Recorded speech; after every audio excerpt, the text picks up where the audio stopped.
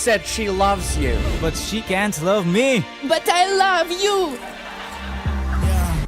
Look, my mind is going crazy. I gotta brag on myself, I amaze me. Like I'm back in the 80s. I won't play window anymore. What's going on? Play your role. 1xBet. On to the next one. YaLLa Compass 2025 season. If anyone peeks through, they're both dead. They're both dead in the smoke. Bomb drops, popped up behind it at the edge of... Away with a kill, but quick trade back from Aerial. Still through the YaLLa Compass 2024 champions. YaLLa, let's go.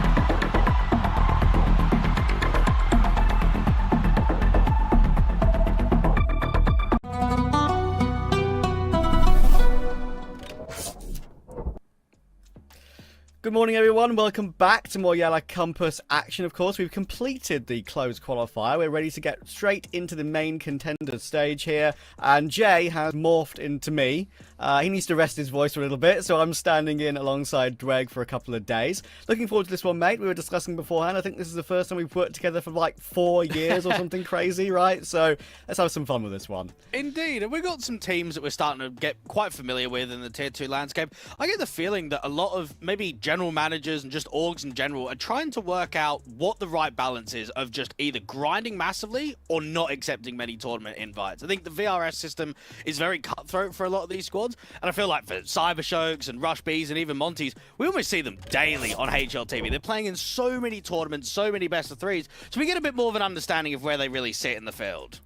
Yeah, well, we will, and of course we're going to be seeing some of those teams today. We've got the schedule to have a look at now. Of course, we've got Cybershock versus Rush B to come up first today. Then Spirit Academy versus Monty. That should be really exciting, of course. There'll be lots of certain watchers of a certain player in that one for sure.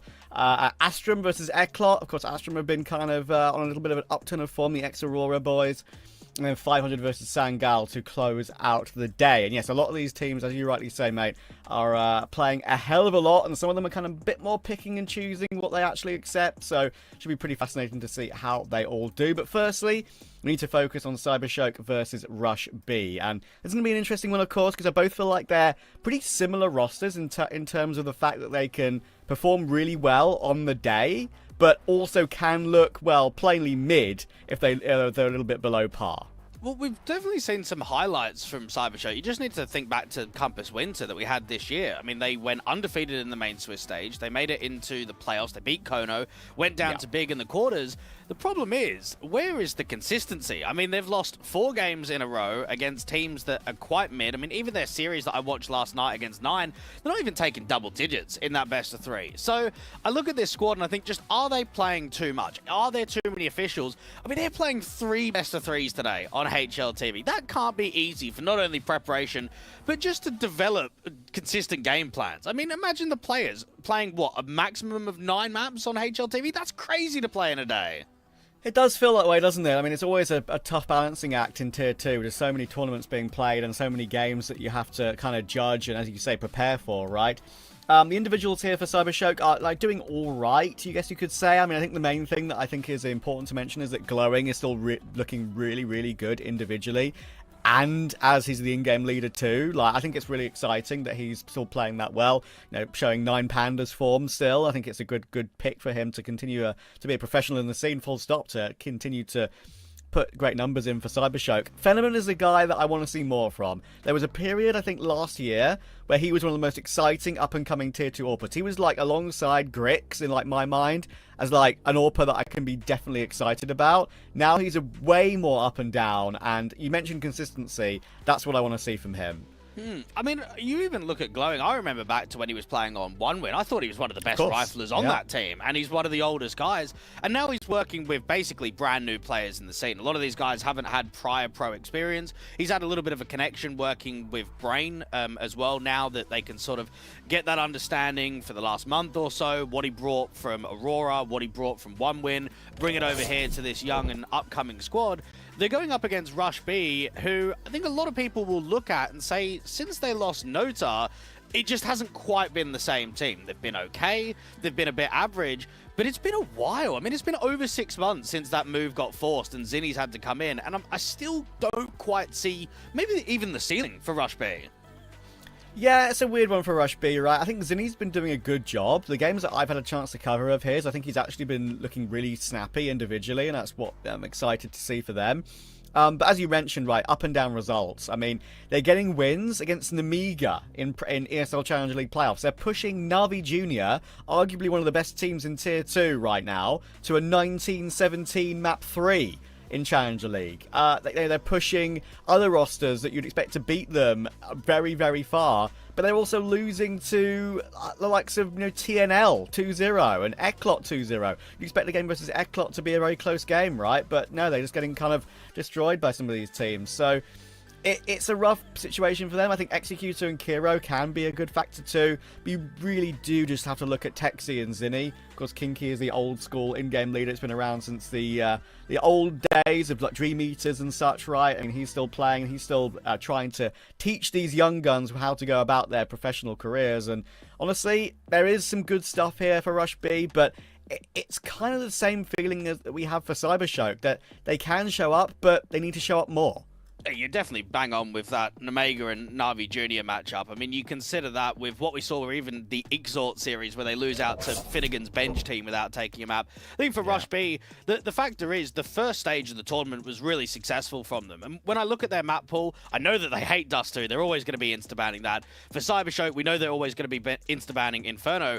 In terms of the picks, I mean, Cybershock have probably got Mirage or Anubis as options. And then for Rush B, they love their Nuke. And for like a little bit of a gimmicky, chaotic team on T side, I'm super surprised how much they play Nuke. You wouldn't expect that to be in their map pool with the way that they play.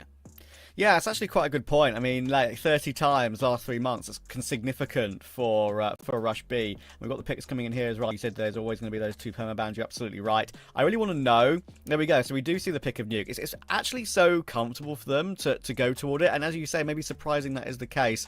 We've got quite a significant middle ground map, of course, of Ancient. I wouldn't be surprised if that's a decider. They both play it a lot. They both, don't actually mind picking into it on occasion if the series will allow it. But actually, we're going to ban it out. I'm going to go for Train as a decider. I actually quite like that. Again, it's a map that they both play, but they've decided, okay, we're going to steer clear, or I guess, decided they're going to steer clear of what is a supposed sort of strength for both and go into which is a bit more of a weakness for both, which is a Train decider. I've seen both teams play on Train recently. It's, all right watch. It's going to Depexy look. If they play well, I don't think Cybershock can live with them. Well, I think for they play a lot of Mirage and they play a lot of Anubis, so you don't want to float that right towards the end. The problem with Train is Rush B are on a big losing streak right now. 6 officials in a row where they're competitive, but they can't get it over the line. So I look at that as a decider, and I think if you are Cybershock, you've got 3 best of 3s to play today. You want to try and see if you can close out as many of these series as 2-0, right? Like, if you get forced to 3-mapper deciders and you get forced into overtimes and long games and regulations, I think you just wreck yourself for the day. You've got to come into this series positive, and you've got to come into this series with the intention of trying to take Rush B down as quickly as possible. Yeah, and of course, I mean, it's a kind of a lazy excuse, right? But sometimes you say, oh, the morning game, when you've got 3 BO3s a day, how much are you going to switch on mentally, right? True. You got to think about that sort of process as well. Yeah, I do wonder how it's going to be for them in that sense, but we'll get into the game in a moment. There's the odds, of course, as well. I mean, I think, as we kind of said, it feels like a very close game in general. And I think the one thing that I want to see from Rush B in particular is that when they did lose Nota, right? I mean, Nota moving on made sense. It was a player that was spoken about a lot at that level of Counter-Strike. Had a number of opportunities, of course. Played in AmCal for a bit. Then, of course, now is on Paravision and doing quite well. They still haven't qualified for Big LAN on Paravision yet, but they're getting there eventually, you'd think. Texi needed to be the guy to step up and take that new sort of new impetus with his fragging. Zinni can do that. He's, of course, as we said, the newest addition, and that duo is exciting. I've seen them play off of each other really well. I've seen them hit some great entries and hit some just good clips in general. But I'm not sure if Texi is sort of ready to do that on a more consistent basis alongside Zinni. I'm happy with the roster. I think it's okay. I'm not sure what like changes they can really make to improve it, because they're not the sort of team that would take in a glowing like Cybershock has, right? Like one of these like older professionals that will now drop down to a lower level after we seen glowing on the 1 wins and 9 pandas of the world. So I do wonder where they go if they think they really need a change, for example. Look, it's a tough one because, I mean, this core four's been together for approaching 18 months now. And you sort of think, in 18 months, I know they don't have the pedigree of the players that some of the higher-end Tier 2 CIS teams do, but can you be satisfied going into the middle portion of the year? I mean, a top 8 on paper looks okay for ECL, but when you nearly beat down Na'Vi Jr., you need to be striving for a little bit more. I look at Rush B with them beating Yano, beating Rage, beating Saber quite easily in the first stage of this competition, and think they've got to be at least attempting the move towards the playoffs. You'd think so. The game is about to get underway, though. Nuke is live, Pistol is live, and yeah, I do agree with that entirely. I think it's a tough one, right? Because those 3 wins you mentioned, those are wins that you expect them to take every day of the week, especially against the 2 lower-tier Kazakh teams, right? So I'll have to see if they can do a bit more work against some higher-tier opposition. Cybershock, of course, will start on the CT side here, and looks like Rush B are going to cross into Secret. You look at Nuke and you go, gee, Cybershock have got a bit of a rough record on it as of late. 4 wins and 12 losses in the last 3 months, and you compare that to the 15 wins and 15 losses for Rush B. Notaneki down here towards a double door. Should get first contact against Zinni, but it's a great shot from the T-side line. Yeah, the P250 are already showing up, recovering it to the 4v4. Notaneki is down to Zinni. I'll hopefully get the audio back for you in a moment. Fenneman is rotated all the way around. He actually knows his presence in toward control room, obviously, but the bomb is still lurking around Squeaky, and Lovicus will stop it. Can't.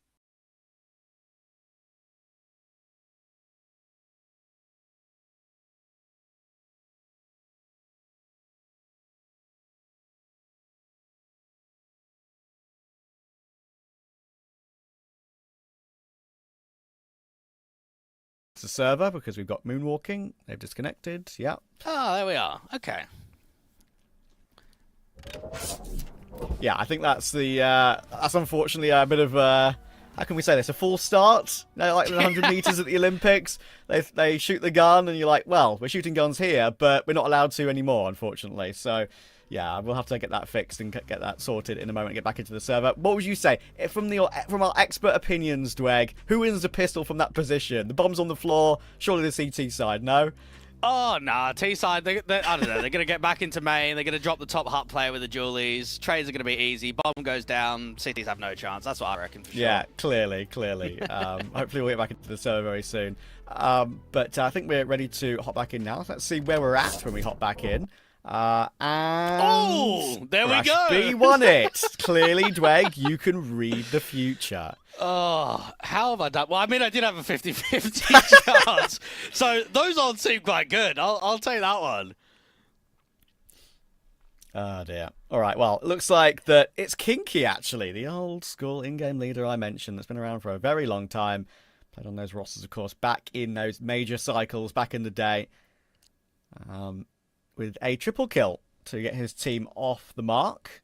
I mean, it's crazy that he's 33, Trav, and yet the other 4 players are all 22 or younger. I mean, it's a massive age gap disparity between him and the rest. Do you think he's got, like, different humour compared to the rest? Oh, 100%. I bet he makes references in pracs all the day. They've just got no idea. The Zoomers just, they don't know. Maybe. Right, we are going for the full eco option here for Cybershock. And they're stacking around the AC vent in heaven. That will allow Rush B to work their way outside of Squeaky. Have a free A bomb site to go for a plant and have a relaxing round here to build up some money. We'll actually get caught Kinky in the end after his heroics on the pistol. We'll find the information to all these players. And Lexi probably shouldn't commit to going down here. He needs to run away and hide because I don't want to lose another rifle.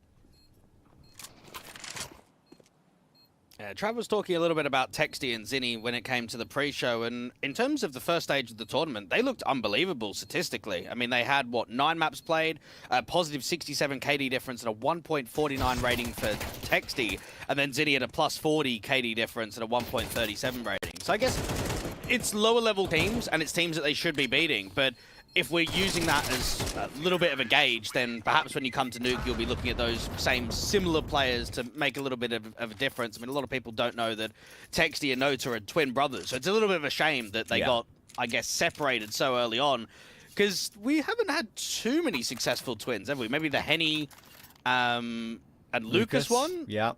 And then what, Relaxer Freddy Frog did okay back in the day in Tier 2 Swedish CS? That's the only two I can think of, yeah. I mean, I was going to bring up Relaxer and Freddy Frog, and then, yeah.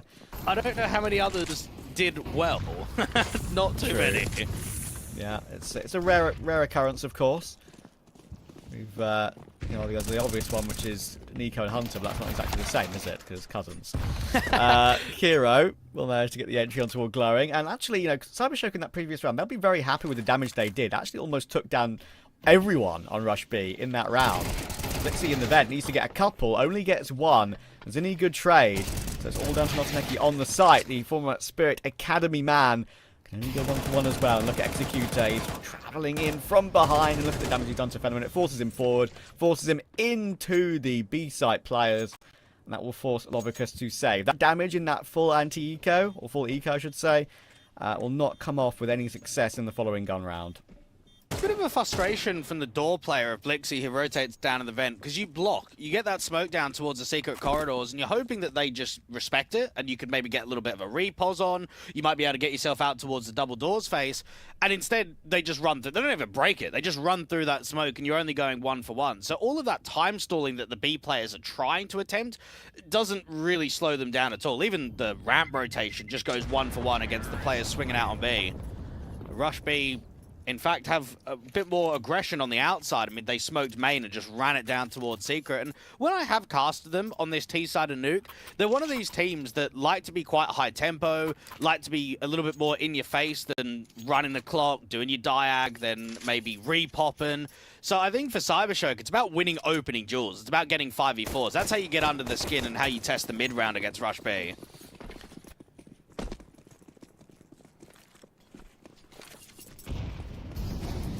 See if they can do that on this round. It's, again, slightly lower investment, obviously. Got pistols and the scout on Venomant. Saved him 4 on Lovicus. And yeah, they'll be frustrated they won't be able to take advantage of that damage in the eco. Oh, but that's damage. Lovely shot from Venomant there. That's Kinky down. The M4 of Lovicus will move forward off the back of that. You can understand why he wants to keep the pressure high on a round like this when you've got that M4 and you want to use it to the best of its effect. Texi will right-click a smoke onto the B bomb site. You'll know that Notaneki is there, utility being used, and A damage will do something, but not that much. Zini down to 30 in the meantime as well. Fenneman will rotate round to help out, but he's missed the important shot. And now they know where the whereabouts of 2 players on B, so they might just not go anywhere near them. But hang on, there's a bit of a crunch coming through Squeaky, and it's worked out for 3 kills overall. Blixie with the pistol gets 2 to add to his tally, and that is just falling apart for Rush B, I'm afraid. Imagine being Texty. You go down lower, you're getting a 1-for-1 trade, you're creating a little bit of space, you're putting some distraction down, observation window, double doors, and just everyone is fumbling on the top side. The teams are struggling to get ramp, they're struggling to get back into lobby, and Texty's like, what's just happened, lads? Well, I'm taking B, just go ramp. Oh no, the scout's there. Okay, we go back into lobby. Oh, there's just pistols pushing door. That was all over the place for Cybershock. That was a fantastic eco from them, and they're going to recover quite a few rifles. Texty has to save, and you wouldn't have thought out of any of the rounds that that was going to be the first one they win. It's a weird one for sure, and I think got to give props to Cybershock for making those proactive moves. I obviously we saw Lovicus go down with the M4, and from then on, I thought, okay, that's going to be a bit harder to recover now, even though Fenneman is doing so much damage. I think he actually gets like the 1 kill he gets, and he gets 2 tags, I think, over the course of the round as well. So good damage from him. And as you say, 2 AKs recovered. Very handy indeed. Fenneman will have enough to obviously go to the AWP now. Dropped over.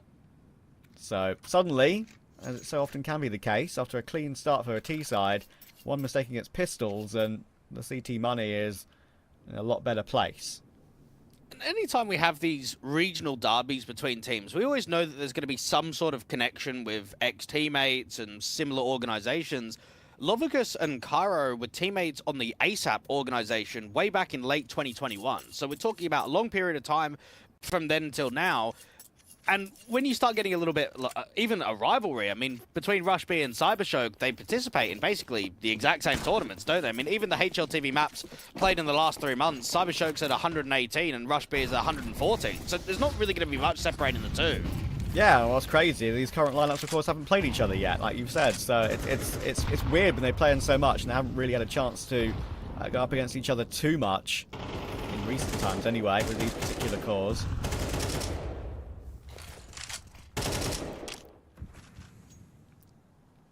Kinky's got very close mini here.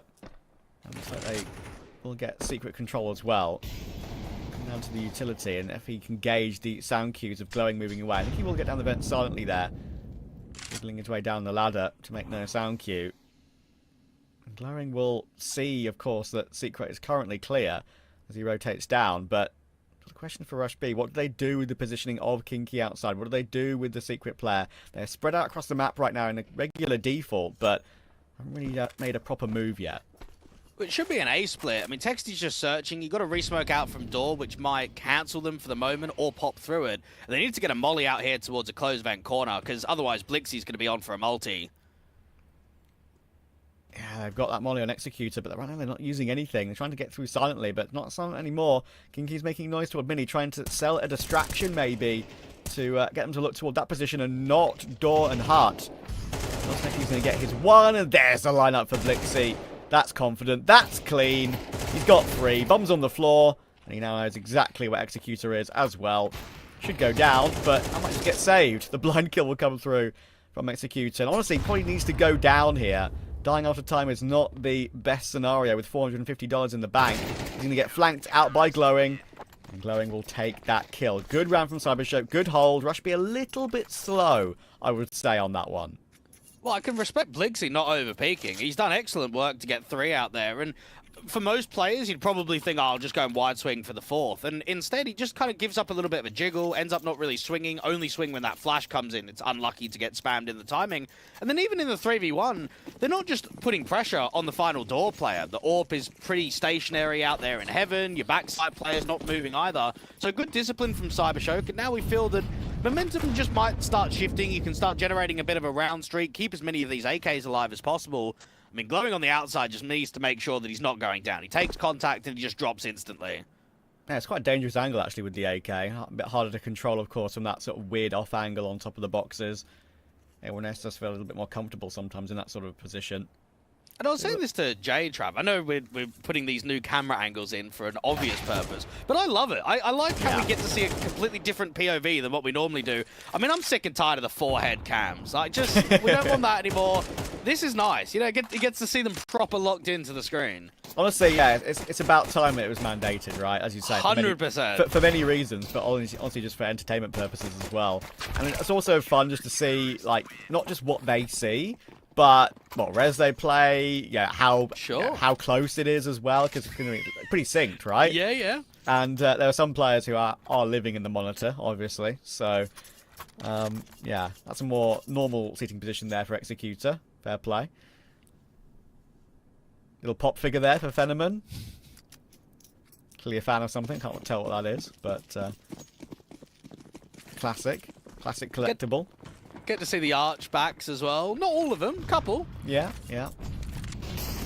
Those prawn sitting positions.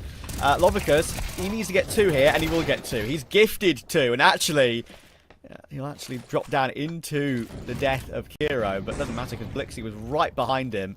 And Rush B tried to, well, rush A, and it didn't work. No. They had the right util. The flash assist, I got to admit, didn't exactly blind off the top hut play. I mean, that's always the factor of mollying top hut, is if you sit on the door, you're just not getting burned. But you expect maybe to go 1 for 1. I mean, to be able to get 2 kills and basically set up the 3rd for Blixie, that's a serious hold.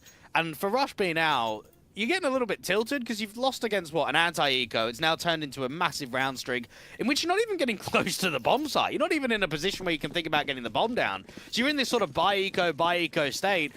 And for Cybershock, I mean, you've got to be thinking about getting 7, 8 CT rounds right now. Yeah, they've got control of the economy and control of the game. They've wrestled it back.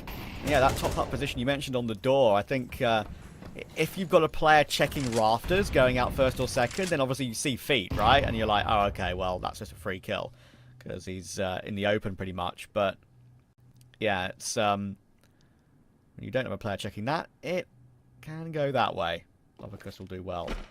Glowing down towards Secret, we're looking to smoke himself off. Knows what's coming. Good positioning of the smoke. If they decide to go through it, the HE will break it. That'll be their cue to go. And actually, Zinni will hit the dig. And with Executor in a good position toward that ramp area, I am wondering how this is going to work out for Notineki. He's in the open. He's good crosshair placement. He gets a 1-for-1. Executor is still ready to put some pressure onto a Venomman. Thankfully for Venomman to hit the shot. But there's the AK recovered for Texi. Now we've got a chance here in a 3v2. They might as well just look for exits. I mean, the money's still strong. They probably don't need to commit for it. If they can get a kill, then maybe they can send themselves in. It's an excellent read from Fenneman to wait for the rotator. The problem is, the lower players just get closed. I mean, Texty fights against Vent very quickly, multi-frags up, and they end up saving.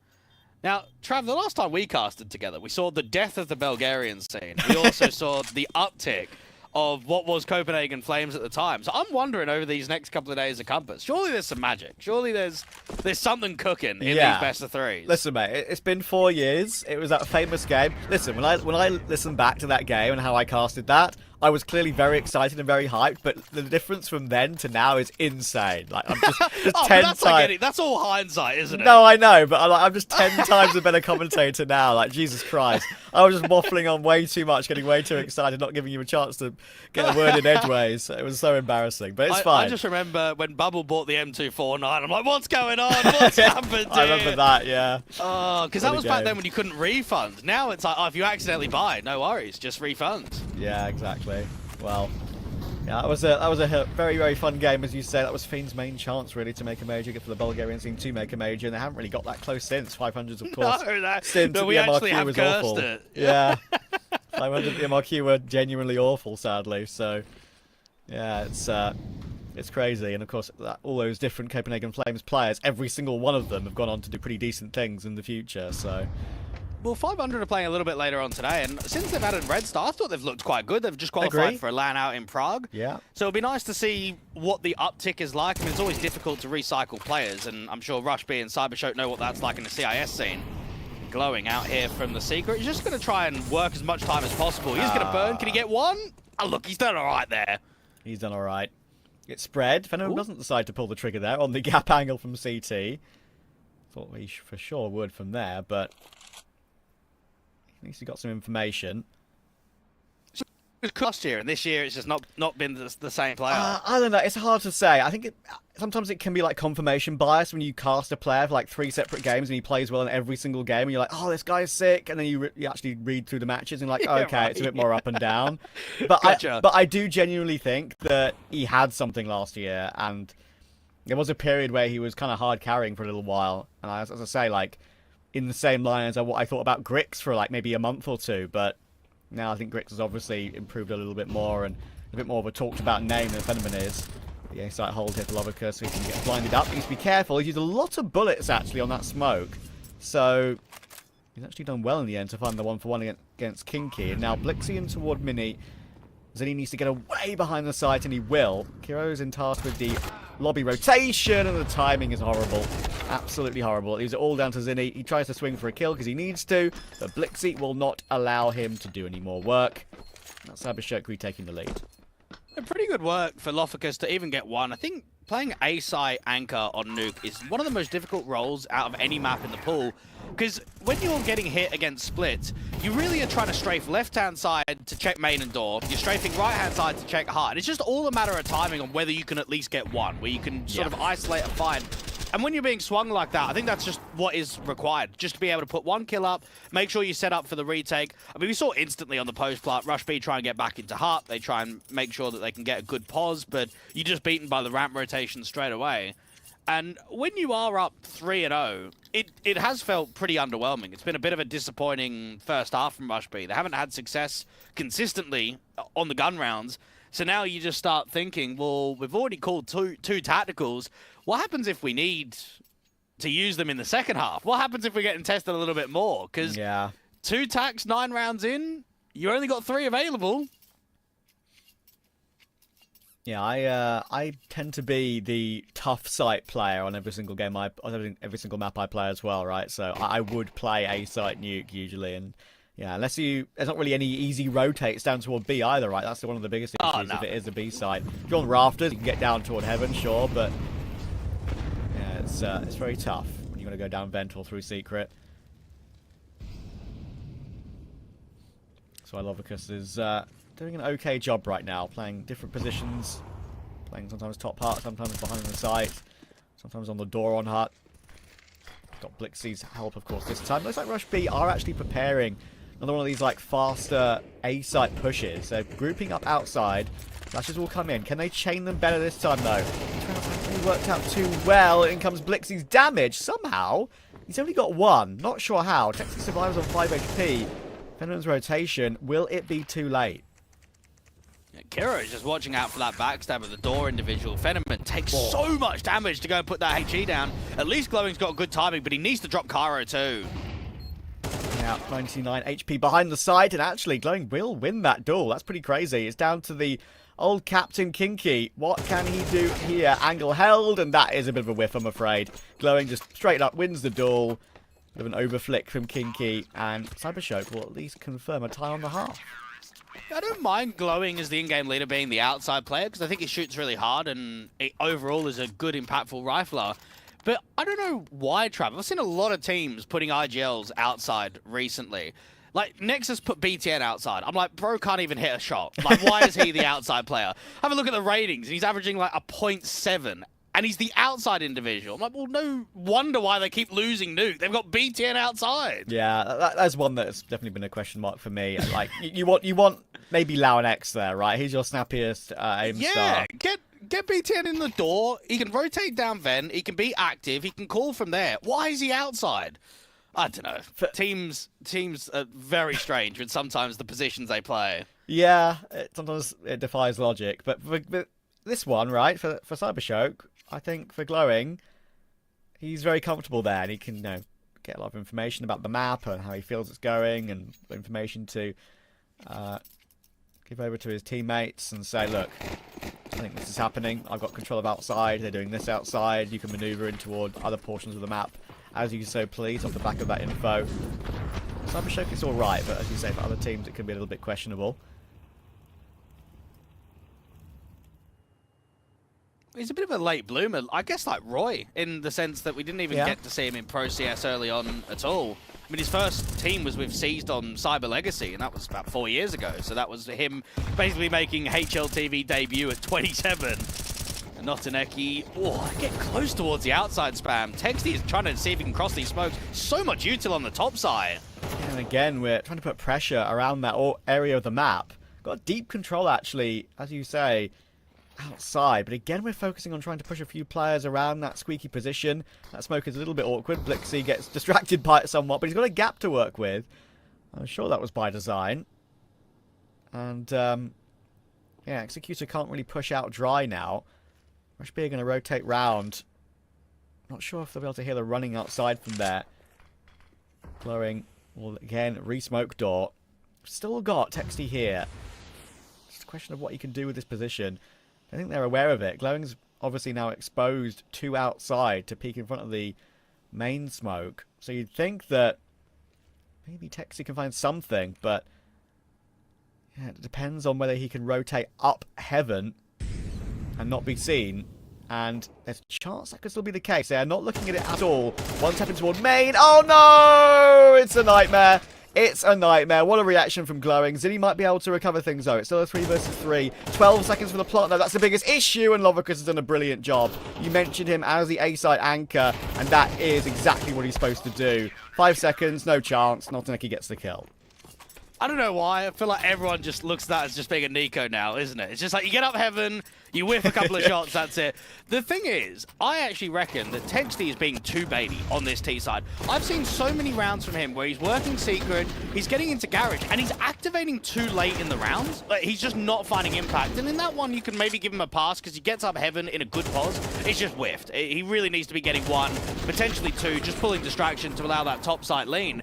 But I feel like if he's meant to be your controlling player on the outside, mate, he's got to be dropping more than 6 kills. Yeah, I do agree. And I think as well, I'm going to give credit to Glowing for reacting the way he did, right? It's actually a pretty instant kill. He was dead in this round, though, to the smoke spam from Kiro. But, yeah, that was a great recovery to get the spray toward heaven. Texty didn't get that first kill. I understand why he picked the mini player first, because obviously you usually take the more difficult kill in that scenario. And as evidently we saw, they were quite difficult. Kinky will drop down, trying to get toward heaven once again, and hell. But Notineki will stop him. Rush B with deep outside control with that opening pick toward Mini, knowing there might not be as much presence there. And with execution toward ramp, they can go for a bit of a split here, actually, if they want to go through outside, down B ramp if they really want to. Could flank Venom, but they're not anywhere near that yet. Yeah, Venom knows that ramp could be compromised, and that's probably why he's not extending any further than the hell entrance. Now, they knew that Notineki was deep on the outside, but they don't know the AWP is here. Down for Rush B, they are taking their sweet time on evaluating their options. They can fake lower, go back towards the top side, the M4 strikes again, and now the bomb could get dropped. Even though they've cut the rotation, Notineki needs to deal with ramp and outside, and that's where the bomb eventually from Cairo wins out that duel. It's quite a convoluted plan, right? But it's working. Like, distraction toward ramp, distraction toward outside, and then eventually when that one player, Notineki, gets... hang to on. pull his attention over as an opportunity. But again, time is low. Again, time is low. 10 seconds for a plant. Blixie is here. He's ready. One to be planted in the open here. Molotov into that position, but it just doesn't matter. That's round over, dude. That is round over. One kill. Lovicus can hide, and that's the end of the half. I'm being funny. I've been ripping into Texty a little bit. Bro, it's just like vent rotation. Like, do you not need someone to cover the bomb site? I realise that you're mollying towards the back at double doors to hopefully siphon off that area. But in a 3v2, when it's a lack of info, I'd rather have someone at lower protecting the plant. Or at least being in a position where you can clear out space. It's almost like tunnel vision. Oh yeah, there's no one to be. So I'm just going to sit here and cut rotation vent. What is going on? This was 3-0, and now it's 4-8 down. Shows the communication then a little bit off at the end. It's so frustrating when you have that opportunity to get the bomb planted. You think, oh, we've got it in time. The molly's into a double door. It's fine. And then, oh, no, Blixie can just peek through it. He knows exactly what to do there, right? Not going to be scared off by the fire and flames. This is the worst map in the pool for Cybershock. I mean, 5 nuke losses in a row. A lot of the time, they're not even competitive on this map. And right now, it's looking as if Cybershock are trying to set up the 2-0 in the series. Yeah. Let's see, though. T-side could be a bit more of an issue for them. Who knows? There's one of the few maps, of course, left that is a little bit more CT than T. Very T-sided meta at the moment. Zinni. He's ready. Velovicus and Glowing. Could be a quick swing coming through here, and there we go. Does he too? He'll get goofed. Has to continue to fight, even though he has been headshot. Velovicus will take advantage of that. Kiro's done well to find his kill. There was a double hold toward ramp here. One hell and one behind the boxes, and they've got help from Executor too. Trades are still decent though. Back into a 3v2 for Cybershock, and they're just going to run Kiro down. There's no way out from that position when you've got the B-site players to help you. And Texty is miles away. Oh, I say miles away. He's in a position where he could do something. The problem is, surely he's going to get overwhelmed. Even if you get one kill, you're going to get traded immediately. What's happening? What? Oh, no! What is this game? What is actually happening in this best of 3? Oh, no. That is funny. I said he was miles away because I thought they might go heaven to A after they cleared out everyone in that position. But he was waiting B. They still go B, and they literally drop into his arms. And the bomb planter for Cybershock is like, oh my goodness, he's right here, guys. Please help. Help, help, help. And in the end, of course, they overrun him. But, yeah, some silly and goofy scenarios coming in the opening map of this BO3. You're 4-9 down, and they're actually double ecoing here. So they're going to buy upgraded Deegs, and then eco again, what I imagine is going to be MP9 armor before going into a gun round. I don't see levels of threat. This has just been really poor from Rush B, and I just don't even think their chances are very good on map 2 either. No, I agree with the buy choice here as well, right? I mean, they can buy with Kiro and Zinni, but it's like you're basically confirming Kinky, Texy, and Executor to have something a little bit less, right? And we see that quite a lot. It's actually quite a common strat coming in from a couple of teams. They do like to do it. Saw it from Fluxo the other day in South America. Fluxo on great form lately regionally. I was going to say, Furia I noticed doing it the most, so it might start becoming like a South American thing envisioned now in Tier 2 Europe CS. Yeah, like just going for the MP9 buy to guarantee more. But listen, you kind of do that. My goodness. Okay, Kiro. I mean, if you want money, that's the way to do it, I suppose. But it's a 4v2 for Cybershoke. They should be okay. Zinni will get the kill, but they've got A-site control. Where is... Okay, I was going to say, where is the gun? They've picked it up. It's all good. But, yeah, like... The MP9 buy is starting to become a little bit more common because it's actually just such a winnable round as well, especially on a map like Nuke. Yeah, do a little lobby crunch, do something aggro with it.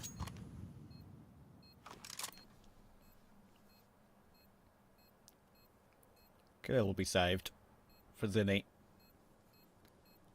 Something they do need.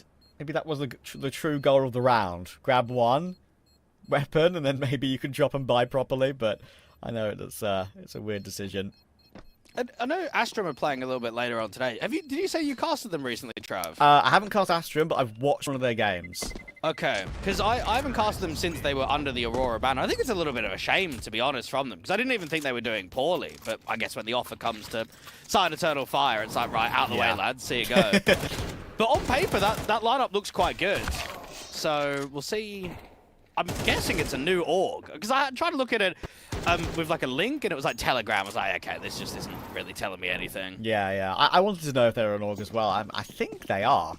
Okay. But I'm not entirely sure. It's one I haven't When seen they don't have a across the Twitter rack. account or anything, I'm like, are they? No, I know. Like, I'm confused too. It does feel like a mixed team name. When you get a proper logo attributed to it, you're like, oh, maybe it's an org. Maybe it's an org. But yeah, I don't know. We'll have to figure that out. Maybe I'll do some digging on that one later. We'll see. Anyway, this is the buy I was talking about, right? The Kiro knife kill has allowed the AWP. So they're going to put Kinky on the MP9. They're going to have saved Galil on Zinni. It's workable for sure, but if Lovicus wants to do stuff like that, maybe it won't be. It's a great pinch. Texi actually will get two. Well played to him. And even though Zinni goes down, Executor delivers until he gets taken by Blixie. So 2v2 coming in here. Resmoke down from May. They got to get on the front side of this. They got to try and put pressure on immediately. Now, Kiro does have a HE to break. Notadeki has to basically be the bait for Blixie. I can't imagine on 2 HP anything's going to happen. I say that.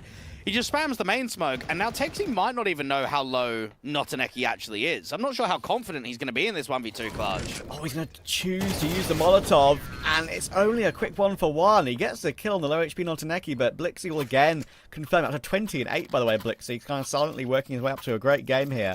And I think they were very aware of the possibility of Heaven, but I do wonder if that would have been any different if he didn't show his presence with the Fire and Flames there. Yeah, it's a round where, I mean, even the Diag smokes, I know they're quite obvious in pro levels of defaults, but we don't see the ace splits through main via them too often. And even Kinky, who had, what, the MP9? He just wasn't ready. Just wasn't even in a position to try and fight against them. And when your main player has an MP9, it tells you that the buy state was a bit chalked off of the back of the upgraded Deagles, even with the AWP. 4-11 down. Rush B are really having a tough time. To just not even put rounds up on the board is the most uncomfortable nature of it. It's funny, right? Before the game, we were saying that both of them feel a little bit on mid-form right now, and if some of the individuals perform, then it's anyone's game. I don't really feel like for Cybershock there's anyone really going truly above and beyond in this game. Rush B are just having a poor map. Like, that's really all it is. Even Executor. I mean, he hasn't even taken contact. He's on 48 HP with the M4. You might think at some point in the round, trying to trade that off to maybe a Heaven player. You've got a secret lurk and quite a lot of heavy lobby. Glowing can potentially get into garage. This is really running the clock for Cybershock up against a weakened buy. It's going to be something to give Rush B some impetus at all in the game. Recovery with the pistol. But look at this. It's just a good take. Just a really good take. The M4 is picked up toward Heaven. They haven't seen Texi yet, but they're going to check it properly. And there's the instant trade, right? Easy trade potential. Going for a double peek together there. Not letting anyone go down for free. Good team play from Cybershock, and that's kind of what we didn't see from Rush B on their T side. And for Cybershock, it definitely feels like a good day, because I'm even looking at some of their recent results. I mean, the 0-2 loss to 9, the 1-2 loss to SASHI, the 1-2 loss to Nexus, not even taking a map versus Astrum. And that's all in the current tournaments of Rainbet, Galaxy Battle, CCT, Y Games. I mean, this is what their 5th tournament that they're concurrently playing in. And yet, their worst map in the pool, the one with the biggest losing streak, they're 12-4 up and about to close immediately. Yeah, well, all bad and good streaks have to come to an end at some point, and yeah, this is their day to make that happen, it seems. Very comfortable game thus far. Rush B have just not really put any pressure on them at all. Early game, somewhat, and then completely fell away. Watch out for the timing that Notaneki might get out towards the door. I was going to say, they haven't re-smoked it in a little while. Texty is now holding main. Now, the classic is main is not a position. When they keep A-splitting so much on T-side, I feel like you almost need a main player from the CT line just to stop those attempts from glowing and the outside walks that are constantly coming in. Lophicus is just peering down towards Secret. You haven't even had a ramp take from Cybershock in this second half. It's legitimately take outside, split A, and that's just been all they're doing. Well, I think he will stop Notaneki on this occasion, and Kyo's done well to find his one. Drop down toward B, as he so should. Executor will show presence from Hell too. So, 3v5. We've got a late Secret player, but Venom trying to force his way through with the bomb is just not going to work. And this is something that I've been talking with Hayes a little bit lately, mate. I know it's a mentality thing. I know this is just quite common, full stop. Nice shot from Kinky. I know it's quite a common thing. It does happen a lot. But I swear to God, nearly every single game I cover in a BO3, one of the maps, or maybe even all of the maps, the team reaches 12. It can be whatever scoreline. 12-3, 12-5, 12-11.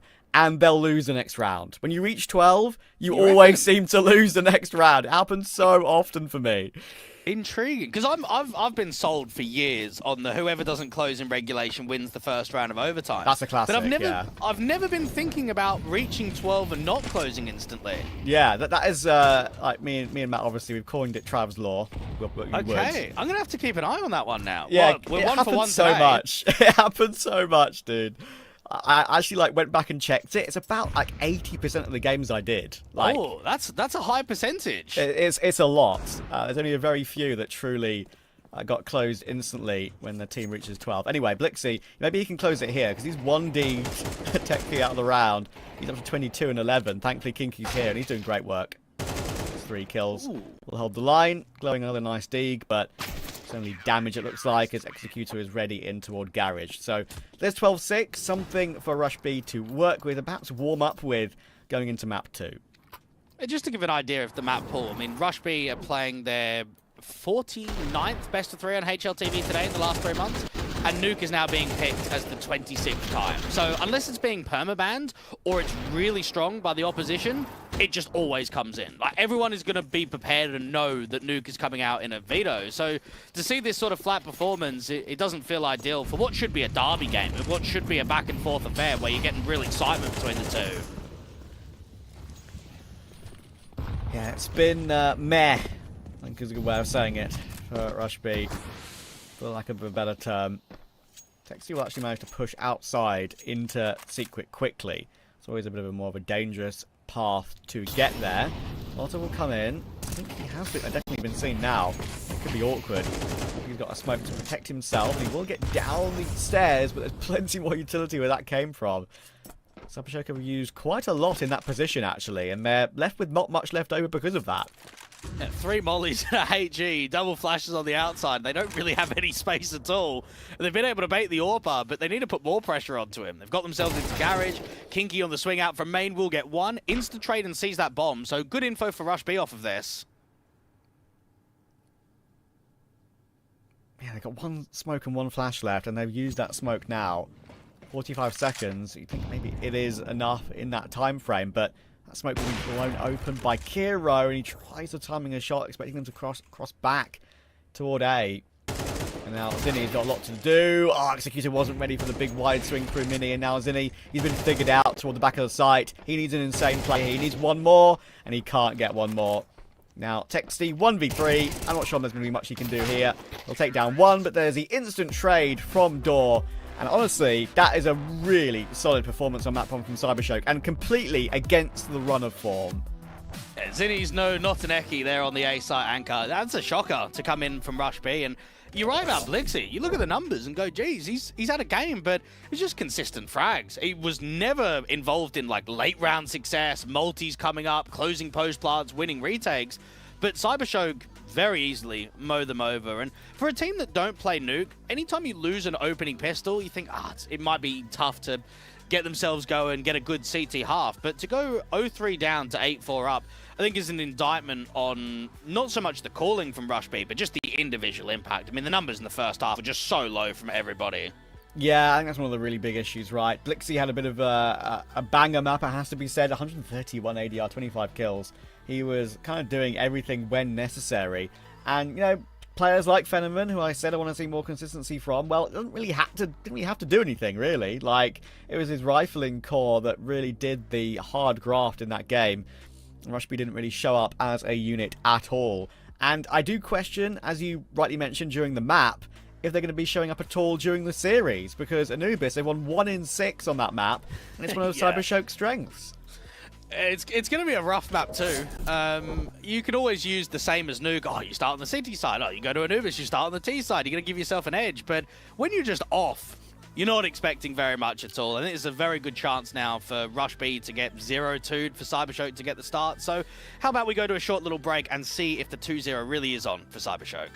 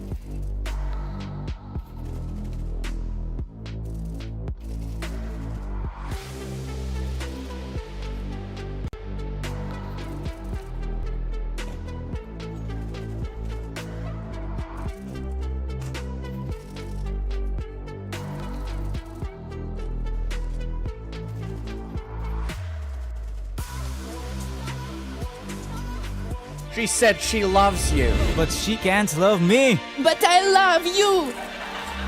Yeah. Look, all of my men's going crazy. I gotta brag on myself, I amaze me. Phase me. I'm seeing Joe like I'm back in the 80s. Who catch my car, don't see. I won't play window anymore. What's going on? Play your role. 1xBet. On to the next one. YaLLa Compass 2025 season. If anyone peeks through, they're both dead. They're both dead in the smoke. Bomb drops, popped up behind it at the edge of.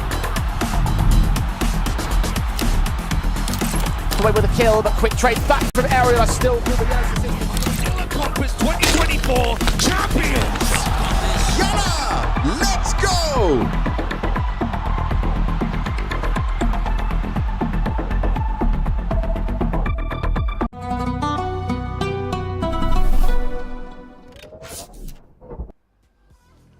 Rush B, Rush A, Rush Mid.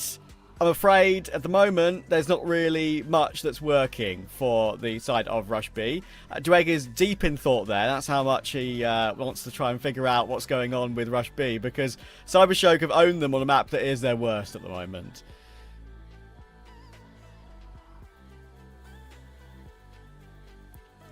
I think Dweg needs a little refresh to get his camera back into play. There we go. He's back. Yeah, no, We're sorry. back. I was just There going we to say, go. Trav, the one thing that's really strange about Anubis is, you mentioned it before we finished up Nuke, like the 1-6 record, right? It's not a great map for them. It's very weak recently. They've had some okay results on it. I mean, they still have taken ends to OT. They've taken double digits over Spirit Academy. My problem is, I don't think those matchups show anything like what I saw on map 1. I saw a Rush B that couldn't even win a gun round on their best map in the pool. Yeah, it's tough, right? It's a map they're so happy to pick into, and we saw absolutely nothing from them. As I said earlier, like, again, lazy reason, but I do wonder, early morning game, is that just them really underperforming? I don't know. They're just not ready for today. Who knows? But yeah, Anubis, you say, Cybershock, it is a really good map for them. They haven't actually lost their last 2 to 9 and Nexus, but they've beaten Ents before on the map, and we know that Ents obviously are a very good team on Anubis. They've got some individuals like SDY and X Kaspersky, who have been amazing individuals on Anubis for a really long time. We know Ents aren't necessarily all that right now, but Cybershock won that game 13-3. Like, that's just an absolute drubbing, right? They've beaten Paravision on the map before in Galaxy Battle. They've beaten Aurora when they were still called Aurora, not Astrum, on that Bet Boom Land to Land event. So, yeah, they've had some really good results, and I do worry for Rush B with the situation they're in, and just, it's not like it was a close game and they lost their map. It's like they got kind of outplayed entirely, and their individuals that we know that can do such great work didn't. Well, hopefully this map at least stops Texty baiting and gets him a little bit more active on the T side. So you kind of want that, because he's meant to be a player that's going to have a lot of mid to late round success, and he just generated nothing out there on the T side of Nuke. So we're hoping for a little bit more. I mean, you've got a P250 raid boss set up to start off. Try and work an opening pick. Notaneki can drive in that crossfire. There is a little flash play, so if they time this right, the CTs could get a lot of damage out of it. Oh, all the information's been gained, though. Goodness gracious. Are they going to be able to get their way in? I'm not so sure. Notaneki's doing good work. And Lovicus will find Texty as well. Executor will get one and get a reload off. Allowed to do that. To actually escape back toward camera for glowing. But he's not allowed to escape any longer as he goes for another re-jiggle. There is a main player. They'll know that. Executor will use his smoke in that position. So that should allow... Yeah, there we go. Should allow the plant to come through backside. And the 2 players remaining are Camera and Main. Shoulder spotted. Now Blixie knows what's ahead of him. It's an awkward angle for the duelies to really entry their way in on those stairs. Headshot angle for the T side. And both teams know everything about their whereabouts right now. But sort of a case of how do you even get in when you've got these crossfires set up. And Kiro with the P250 will take his 1 kill. And Lovicus was, as I said, known for a very long time. There's no kit. Might try to just get 1 tap and save his Kevlar, but no, he won't even be allowed to do that. A good work from Executor. Funny enough, Trav, I was only casting him a couple of weeks ago here in Compass, and he's got a bunk bed behind him, right? He was literally hanging his washing on the bunk bed. And I just thought, and I said it on the broadcast, I was like, this is just tier 2 in a nutshell, isn't it? We don't live in the glamorous lives. If washing needs to be done and it's on camera, then so be it. Rush B, really surprised they got out of that one. I mean, considering the flash play that Glowing had set for the 2 mid players, it looked as if the bomb wasn't even going to get close towards a bomb site. It was, what, a 4 versus 2 at one point? So disappointing that Cybershock don't close out that pistol. Yeah, I do wonder if you could maybe blame Glowing for that a tiny bit. He did, like, manage to get back to camera and escape from that mid-duel, but then goes for another peek. You maybe wonder if he actually falls back onto the site. He's got Lovicus in main for all that time. Could have played off of his contact, maybe. Who knows? A big congratulations to Glowing. As of this moment, Trav, he is playing his 1300th map on HLTV. It's a big number. It is a big one, because everybody else in server doesn't have many maps played. And then the next one down for Blixie is at, what, 480 odd? So, yeah. How many does Kinky have? 921. Okay. That's actually been around for maybe a tiny bit longer than Glowing, because as you kind of mentioned, right? Glowing kind of started his career a little bit later, so that just shows you how much Glowing's been grinding in the Tier 2 space, and not just this team, but previous rosters as well, like 1 win and 9 pandas. Well, I was going to say that Trident Cyber Legacy team, from what I remember back then, they were like first in the world or second in the world for most maps played on HLTV for basically any month of the year. They were just always playing a crazy amount of officials. And I thought that core was going to go on for a really long time. We've Seized, IDB was out on there, and then it was basically the 9 pandas not making, well, qualifying to the major, but not going, that sort of broke that team apart, and then Seized got kicked after that. Yeah, that was a heartbreaking one, wasn't it, really? I mean, that generational performance from Glowing on Overpass, was it? Actually, it wasn't on Overpass. It was on the whole series against Gamer Legion. Yeah, and that obviously qualified them to the major, and then they could never go. That's still pretty heartbreaking for Glowing to this day. Never got the reward for that. Good pick from Glowing in mid, though. He'll be allowed to get work done toward camera this time on the bye in round 3. He'll fall back with that 5v4. Rush B are coming in quickly from camera, and Glowing is faced up against so much util. Notaneki is not helping him at all. He's just gone aggro into A main, and Glowing is doing everything by himself. What a gun round this has been from Cybershock. Rush B have tried to split A, and, well, unfortunately, A main was the only area that was successful. Yeah, Glowing denying all the success elsewhere. Great round from him. It's an easy swing from Heaven as well for Phenomenon to get that trade. 3 kills and an assist for Glowing. Just as we were bigging him up for his maps played and his experience and his incredible individual ability from a couple of years ago. He's once again showing up as what he can do, even as the captain of this Cybershock project. Yeah, I feel in Tier 1, there's sort of like this stigma that you don't really need to frag as in-game leader, where in Tier 2, it's completely the difference. I mean, look at Namada on Z10, look at MPL on Bait. Yeah. We've got some proper high-fragging in-game players. Even Body on 3D Max is a proper rifler. And I look at Glowing and think he's actually one of the more consistent star performers. He puts himself in a lot of active roles on CT side. I think one of the things as well that I've very much noticed is not just like... just the fact that they are fragging more, it's the fact that they're setting themselves up on purpose to frag more. I think MPL said in an interview on HLTV, it's like, times are going to change. I'll get back to that point, because we've got a bit of a duel coming in here. Executive will deal with Notaneki outside A main, and recovers it into a 4v4. Okay, a bit more downtime again here. Yeah, NPL said, like, playmaking in-game leaders is the future, is his opinion. And yeah, I think that's a really good thought process. It just shows that how much good, insane work he's done on Bait as an individual, not just an in-game leader. You know, at this point, with Navi being on questionable form, I might say, PL, come back, mate. We need you for the future. We'll see. Lovicus will get the kill on toward Texty. Kinky's still dancing around here, keeping himself alive. Actually will catch Blixie off guard, and they should find the plat player too. They do. Lovicus will go down. 2v3 suddenly for Cybershock with the bomb down. It's a tough retake, because even Executor's not overswinging. He's not creating a duel out here from Electric. So where do the CTs get their fights from? It's so passive from the T-side line.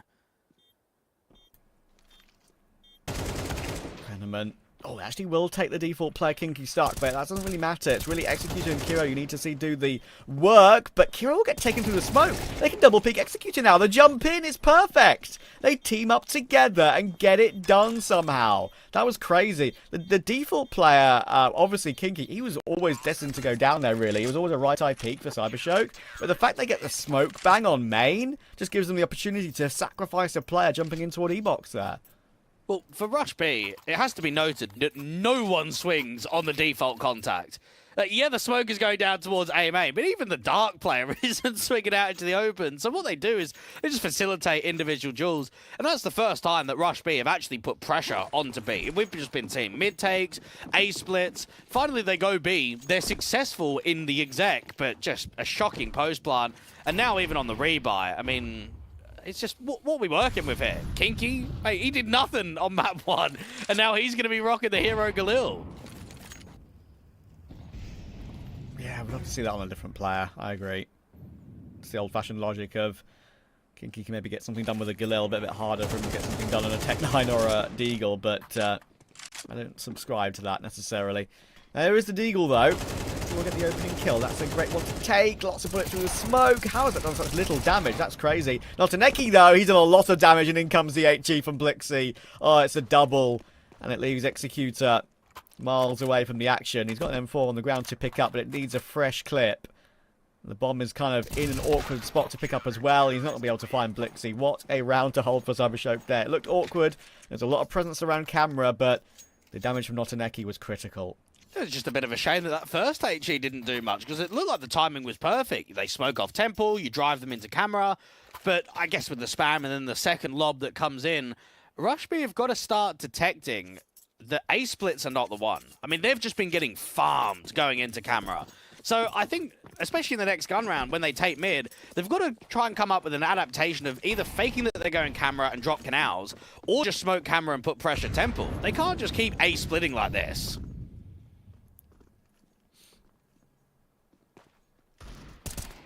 Yeah, and already, right, we're in a situation where Cybershock are putting in a good face on CT Anubis. We are seeing the meta kind of evolve on this map a little bit. We know it's still T-sided. It's a broken record to say that it is.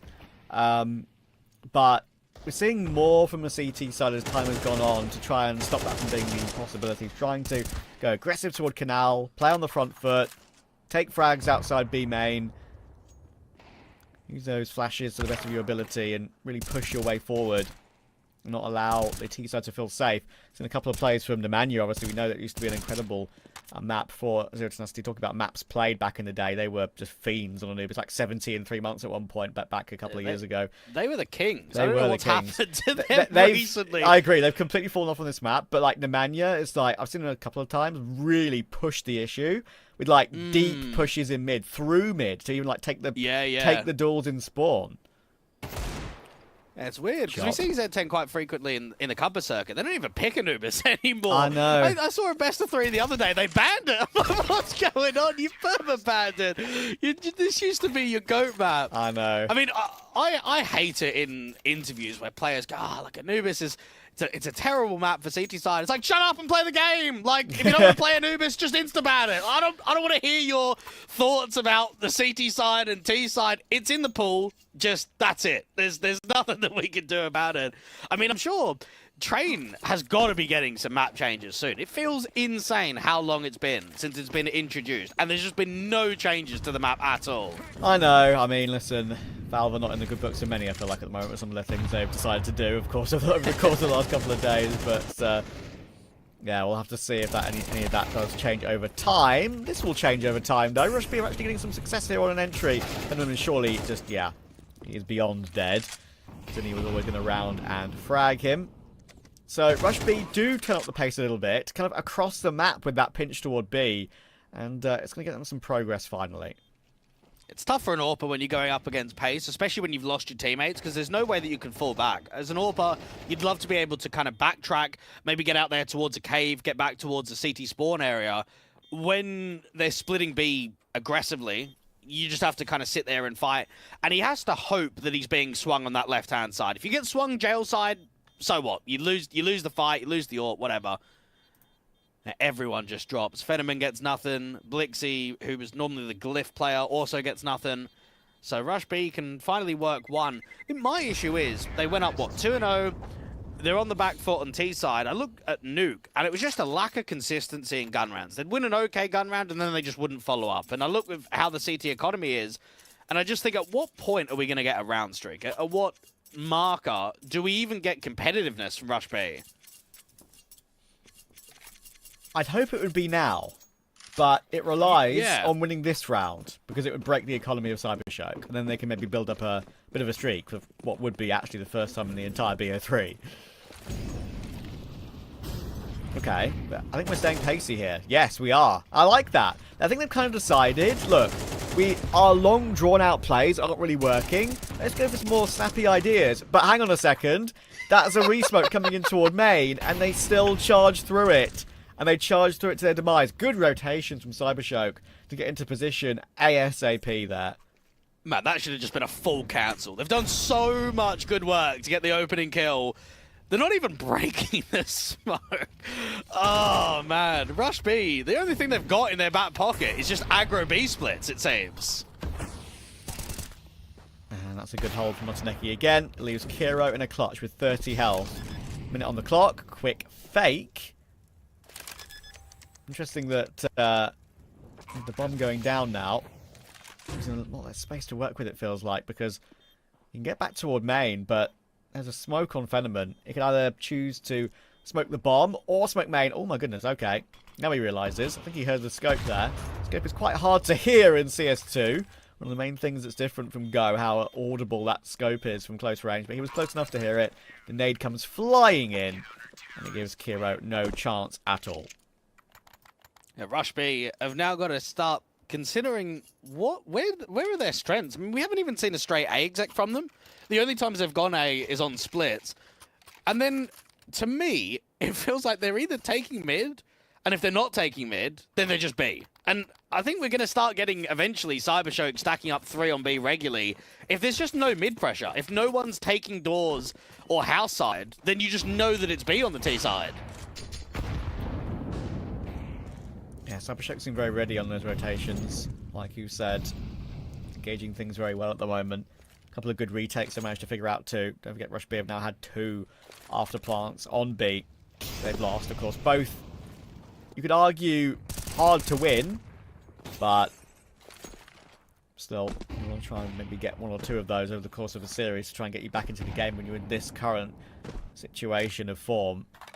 Blixie's done excellent there to not only bait the AWP, but notice how he's not dropping a smoke or an incendiary. He just uses a single flash, and it drives them off with the angle. As a B player, you've got to try and hold onto your util for as long as possible. Lovicus has seen Texty on the other side. I mean, Texty's trying to force something. It feels quite desperate, actually, on this T side now. Yeah, and they're going to go for a walk in mid off the back of that with a couple of players. I think it makes sense, of course. Mid control gives you a lot of options across the map, but it is being watched, and they're not really using much utility to try and face Fenneman here. They've got flashes. They're going to finally use one, but it doesn't matter. Fenneman, while blind, will take that pick, and Notaneki's ready in main. Hang on, though. Now Fenneman is in a very tough situation. Needs a great play. He gets 1. He gets 2. That's the Fenneman I want to see. And look at the rotation, by the way. Goodness gracious. There were 3 players for CyberShock just charging in from behind. And Fenneman, he doesn't even need the help. What a play. Quad kill. That's what I want to see from him. Mate, Zinni might be the biggest baiter I've seen here in Compass. Bro has a flashbang, and he's coming in from camera. They know the AWP is somewhere on A. He just doesn't even use it. Like, how are you meant to be helping your A main individuals get out? No one's jiggling the angle. They're all just trying to wide swing. Where is Zinni? Where's he disappeared to? Yeah, I mean, the fact they all kind of do go 1 by 1 into the AWP as well after they flashed him off the angle, it's like, okay, well, we've actually used our flash to blind him up. He's got the kill anyway. What can we do? And they just kind of run into his scope each time. Fenneman hits the shots, don't get me wrong. They're not easy shots to hit. He's played really well, but yeah, he's kind of gifted the opportunity. And once again, of course, it's a slightly lower investment. Kinky's trying something. There are still 2 players here on the site. Notaneki dancing around. Should get taken down, though. Fumbling that pillar jiggle a little bit, but Glowing is here.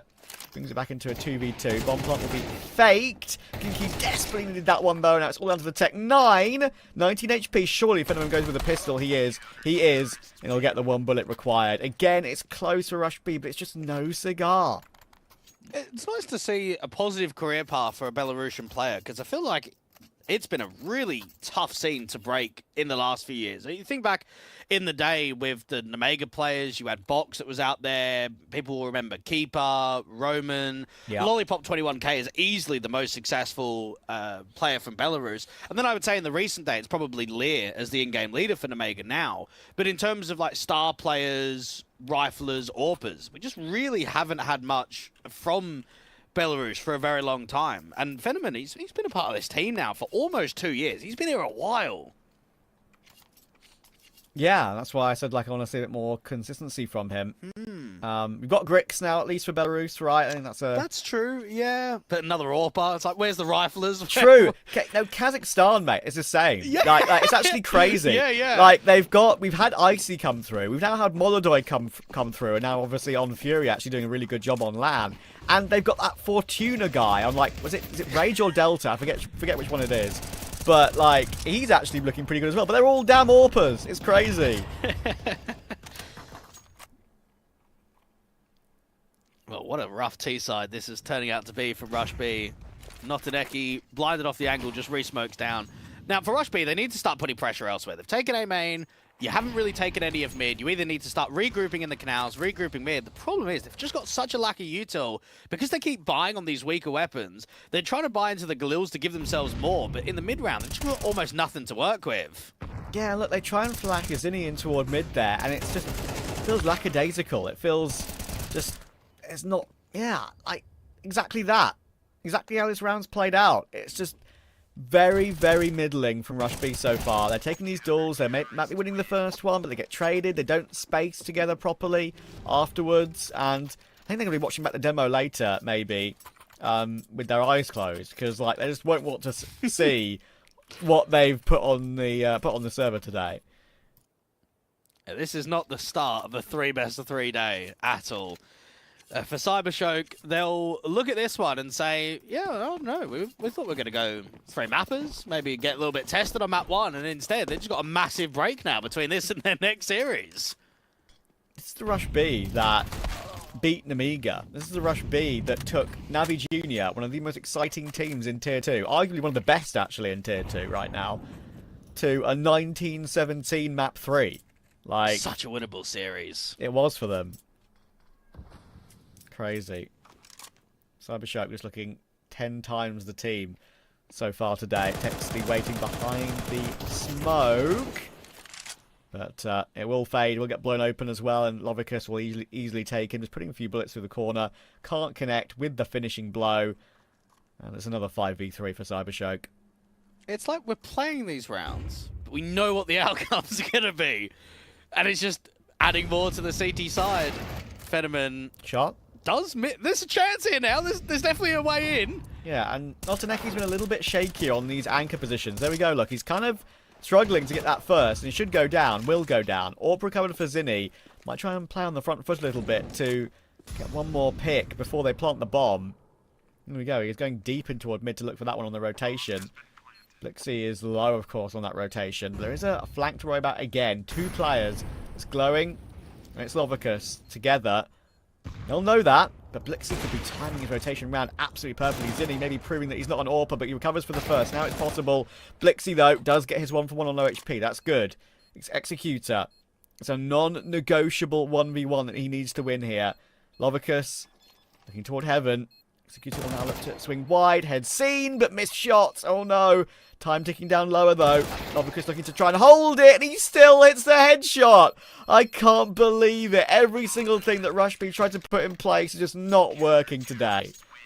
No, not at all. And look, the sample size is going to be limited because it's a weaker map in the pool for them. But I'm looking at some of the higher fragging players. Cairo is the highest rated in the last 3 months. Texty's right behind him. And I'm thinking, other than Cairo spending nearly 5 grand on an AWP, what's he done? I mean, he's just achieved nothing. And it's such a similar outcome to that first half of Nuke, where you get off to a positive start with pistol and conversions, you get into gun rounds, and they're just not showing anything. It's just been a really flat performance today from Rush B. Yeah, very disappointing from them as a whole, and they'll be feeling exactly the same thing. Even those close clutches, right, where they've had an opportunity, just not going their way. Lovicus hitting the all-important headshot, even though he got tagged up at the end, and, you know, of course, we saw Executor had a chance to win it. He saw the head, had a few shots, but couldn't finish his dinner. Or his breakfast, maybe. And now Zinni in the pistol. What can he do? The answer's nothing. Notaneki will clean entry him, and they're about to swarm on toward B. There's more players where that came from, though, but it just doesn't matter. It doesn't matter to Cybershoke today. They'll win all the entries. Kinky, Smoke Kit, sure, could create some havoc, but it's a 4v2. I feel for Zinni, because the round's getting quite silent and quite a bit of time's ticked already, so he just wants to force an info play. Maybe start a walkout of 2 towards B main, and just as he starts moving and he's out of position, that's when they contact in. And that just kind of explains how this whole day's been going down. You've been getting unlucky, you've been just getting farmed, it's just every excuse under the sun. Executor needs to think about holding on to the Kevlar so you can buy the next round. Cybershoke have just been all over them, and even though it's good shots towards the end, it means absolutely nothing. Cybershoke up to double digits now. Yeah, he's getting some money. That's really the only silver lining. It's the thinnest of silver linings, of course, as well. He's going to be able to buy up maybe a FAMAS if he wants to here. But that's not something to really cheer about, is it, when you're 10-3 behind? Yeah, we had this discussion, Jay and I, a little bit. When it's like a 1v4, right, on the city side, and you just think, why save the Kevlar? Like, I know he's got a couple of exits there, so it's helped out the kill bonus. But you're legitimately giving, what, $1,250 for a bomb explosion than an elimination. And you just think all of that extra cash that's going towards the T-side line, like, you kind of do need to get a bit more out of it if you do want to save. Yeah, it's a good point. It's a good point. 4 rifles for Cybershoke. And what's going on here? They're not even buying around the FAMAS, right? Like, no, fair play. He's going to get an ace here. Look, I get it. They can buy full next round, and actually Executor will be able to get an MP9. It's not awful, but, like, you can't expect a solo FAMAS to win you the round or do enough damage to the economy to really...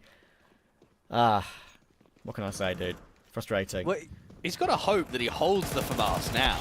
But I'm with you. If there was a little bit around it, maybe there was some upgraded pistols, a little bit of armor, I'd back it. But right now, I'm not seeing it. A Glowin getting a little bit greedy, and Texty is going to attempt to hold their Galil. That's just never going to happen, though. And they've lost the FAMAS. They've got 2 kills. And they're 3-11 down when you need a good economy line to give yourself a good gun round. And it's CT Anubis. It's all piling up, mate. It's all piling up. Oh, dear. Kinky as a USP. Nothing kinky about that, I'm afraid. He'll get taken down by Glowing. Mac 10, farming up all the cash. 3 kills to 14 and 6. Leading by example for Cybershoke today. And yeah, everything they touch right now is turning to gold, it feels like. It's kind of like the game I covered last night with Fluxo. Like, they're just making so many insane moves. They're getting smoke diffusers. They were, you know, owning Team Solid and rounds that you wouldn't think they would actually be able to recover. And sometimes you just have a good day. And so far, Cybershoke are having a great day, and Rush B are clearly having a below-average day. And this just humbled you, Trav. Bring you back to reality of Tier 2 EU and CIS Counter-Strike. That's what you needed. Get a taste of what's happening elsewhere on the market, and then you come back and you get this today. Yeah, a ton of South America that I've been covering recently. You know where your home is when you get Rush B versus Cybershoke. Yeah, hell yeah. Hell yeah. Oh, maybe this is why there aren't been head-to-heads in the past. It's just like, it's not worth it, lads. Let's just play other people. Oh, God. Well, look, we do have Spirit Academy versus Monty next, and that I am excited about. So, a lot to talk about between those two for many different reasons for both rosters. So we'll have to see how that goes. That is an exciting one for sure. But this one has to end first, and I think Cybershoke are a little bit closer to doing that. They got the Mac 10 still on glowing here. The Galils, of course, still in play as well. They're keeping their money intact, and there's a setup here toward A main. Kinky and Executor together. M4, MP9. The flash will try and send them through, but into a smoke never feels like it will be too successful. And even when Rush B are on poor form, it does go the way you will expect.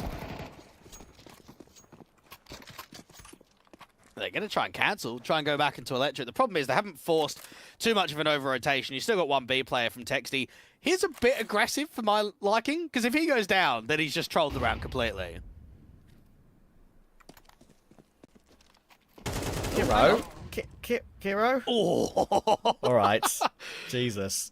How's he won that one then? That put heart in the mouth there for sure for Rush B, but Phenomen's not going to be going for it. He's got 6 seconds for a plant, and he's not close enough. He doesn't want to try it. They've already got 2 players rotated in to try and stop him from doing that anyway. So he'll be keeping the M4. So this Travelor, is it only on 12 or is it on 11 as well? I would say it's only 12. Okay. We don't want to keep too many numbers in No, because if we say, is it 11 or is it 10 as well? Nah, it's we get a bit ridiculous. Yeah. Then you just start like aiding it to just help you every time. I know, it's only 12. It actually might be number 8. So It's only 12. Let's see if they can get to 12 in this round, though. They've got their buy available, of course. They've saving the M4. They can actually get something out with 4 rifles rather than just 3, as it would have been. what happened to Blixie? It's like 25 in the first map, 10 on the second, B-side anchor.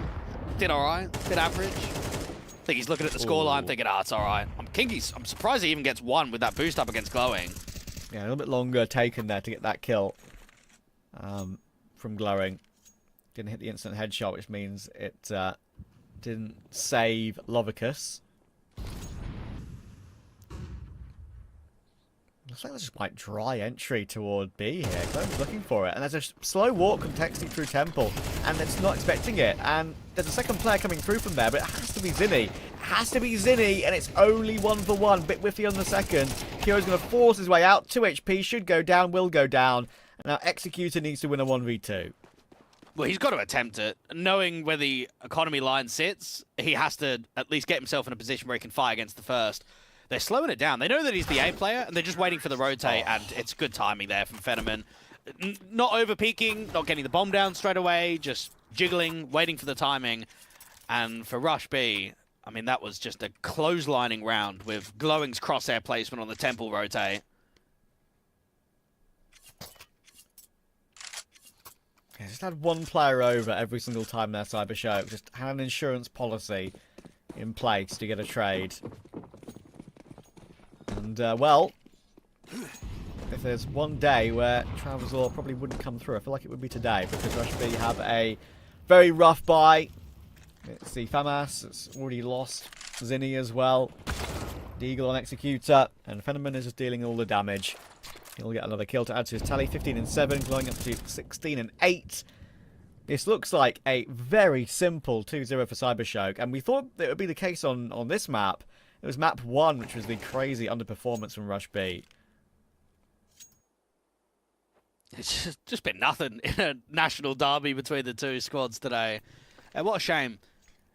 Lovicus might be under a little bit of pressure of an overswing from Texty and Kara. I mean, I guess they need to gamble because there's just no other way that you can win this round. Keep the 3 rifles on B. If they end up going A, then sod it and disconnect. I mean, you're just not going to be able to win that retake, are you? Yeah, I think it was, I can't remember who it was years and years ago, but it was one of those players that, like, disconnected in the 1v1 because he knew he'd won. It was on Ancient, if you remember. It was, like, outside B. It was actually so funny. It's like, oh, I'm going to get killed here, but I'm going to disconnect before you can kill me because I know the bomb's going to explode. I know we've won the game. Pretty funny. And this is actually feels that way, honestly, doesn't it? I mean, it's a 3v5. The bomb's down on A. Once again, Cybershock have parred this one pretty well. And you've got no kit on the retake. This is going to fall apart in a matter of a few seconds here for Rush B. When I say fall apart, it has fallen apart over the course of the series. They're just not turned up here today at all. Cybershock will destroy them 2-0, and they thoroughly deserve it as well. It was almost as if Rush B were using some academy team and just using the same aliases, and that was it. They were there, but they just weren't competing. I don't know. It's a weird series because they, in the Contenders stage, or the first stage of the competition, were just kind of smoking teams, which you would expect. You know, going into a matchup where it's probably quite even. I'd say the run of form maybe even looks slightly better from Rush B on the current last few weeks, and yet you get 10 rounds on map 1 and map 2 combined, in which both Nuke and Anubis started with pistol and conversions. Just a shocker. Just an absolute nightmare for best of 3. Yeah, not a single player finishing positive on the KDI. It's not like I had a single player really putting in the hard graft to try and recover the game. And if you look at Cybershock, every single player doing their job, being as solid as a rock. Blixie had an amazing map 1, did fine on map 2. glowing, and Phenomenon had a great map too. So yeah, I think that Phenomenon 4K around that A-bomb site, that was one of the main back-breaking rounds, I think, for Rush B here. It was like, okay, once Phenomenon made that play, it was like, okay, well, it's not going to be Rush B's day, is it? Because they're just clearly not at the races. Yeah, Cairo on the cams looks a little bit like Electronic, and he actually frad-liked him in that best of 3. It was a rough showing from Rush B, and look, I think they will be able to bounce back. I mean, in a Swiss stage, you've always got quite a lot of lifelines, and there are teams that I would look at and say, yeah, they certainly should be beating them. So I think it's just like, not a red herring, but it might just be a blip on the radar. Focus up in the next game. I mean, they've got another best of 3 later on today. Cybershock got another 2. It's just, yeah, maybe the excuse of first game of the day. Even though I don't accept that excuse, Trav. No. Maybe that's what they're going to use. No, we don't accept those excuses. We're happy to use it as an excuse example, but it's not one that's Yeah. usually acceptable, right? So, yeah, either way, we'll have to see. Anyway, well, the break is ready, of course. And we have, sadly, a bit of an extended break because that game was so quick. But we have got something to look forward to. And it's Spirit Academy versus Monty coming up next. That should be a bit of a banger. We'll see you for that in probably over an hour at this point. So make sure to hop back for a great game.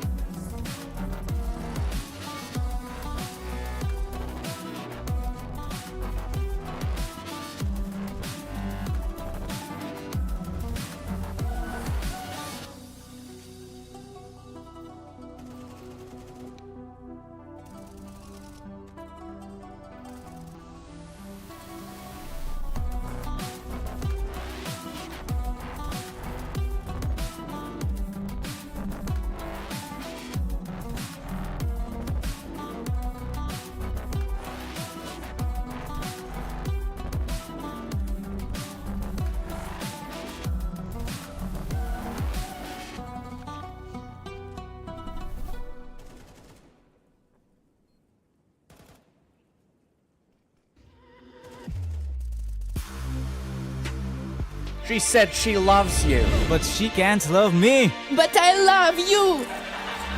Yeah. Look, all of my men's going crazy. I gotta break on myself, I amaze me. Phase me. I'm too dope like I'm back in the 80s. I won't play window anymore. What's going on? Play your role. 1xBet. On to the next one. YaLLa Compass 2025 season. If anyone peeks through, they're both dead. They're both dead in the smoke. Bomb drops, popped up behind it at the edge of. Away with a kill, but quick trade back from Aerial. Still through the YaLLa Compass 2024 champions! YaLLa, let's go!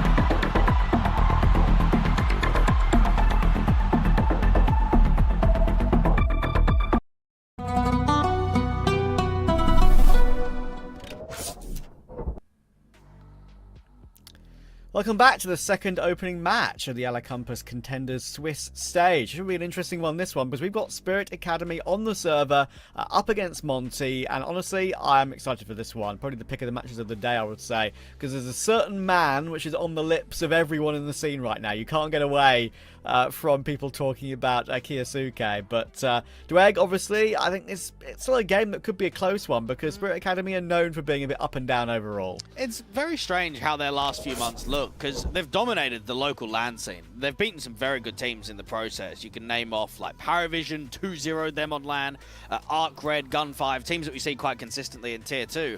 The problem is, online, I feel like they're very shaky, and you even need to look back at Compass Qatar.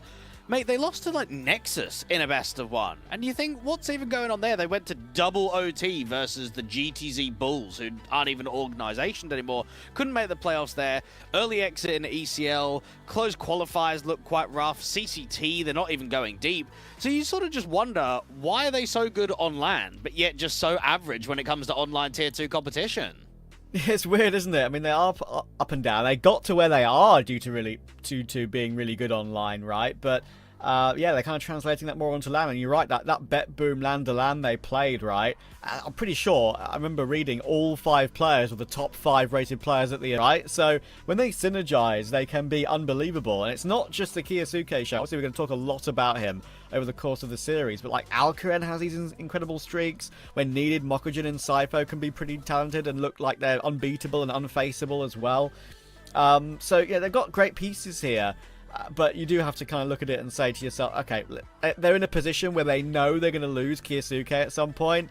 So when they do, I'm sure, as we know, Spirit have a lot of prospects coming up through the lower tiers. They've already said they're going to, put more, make more academy teams for like under 13s and under 14s and stuff like that, like a football team, to sort of gauge where get all this talent ready and raring to go for the future. But still, I do wonder in the near future what they will do once Kiyosuke departs them.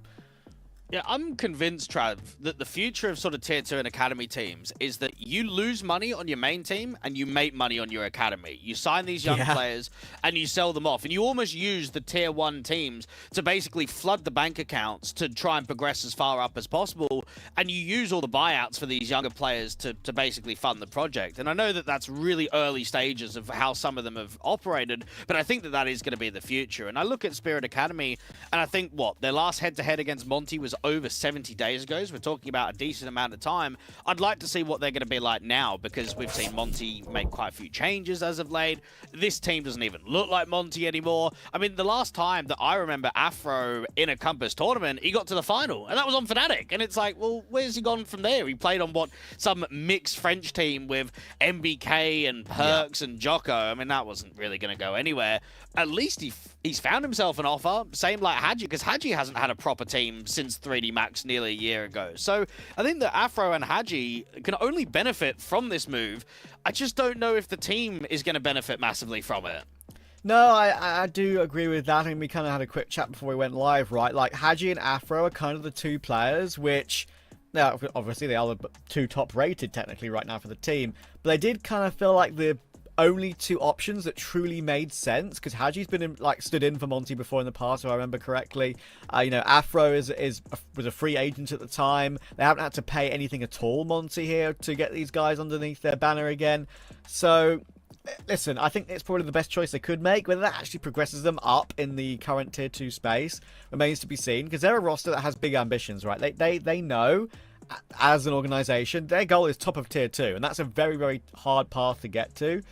And honestly, seeing some of the performances from the likes of Lean and Gizmy, I know Gizmy's the in-game leader, but I'm not sure the in-game leading is necessarily up to scratch all the time. Despite my UK bias, I love Gizmy, but, you gotta say it how it is sometimes.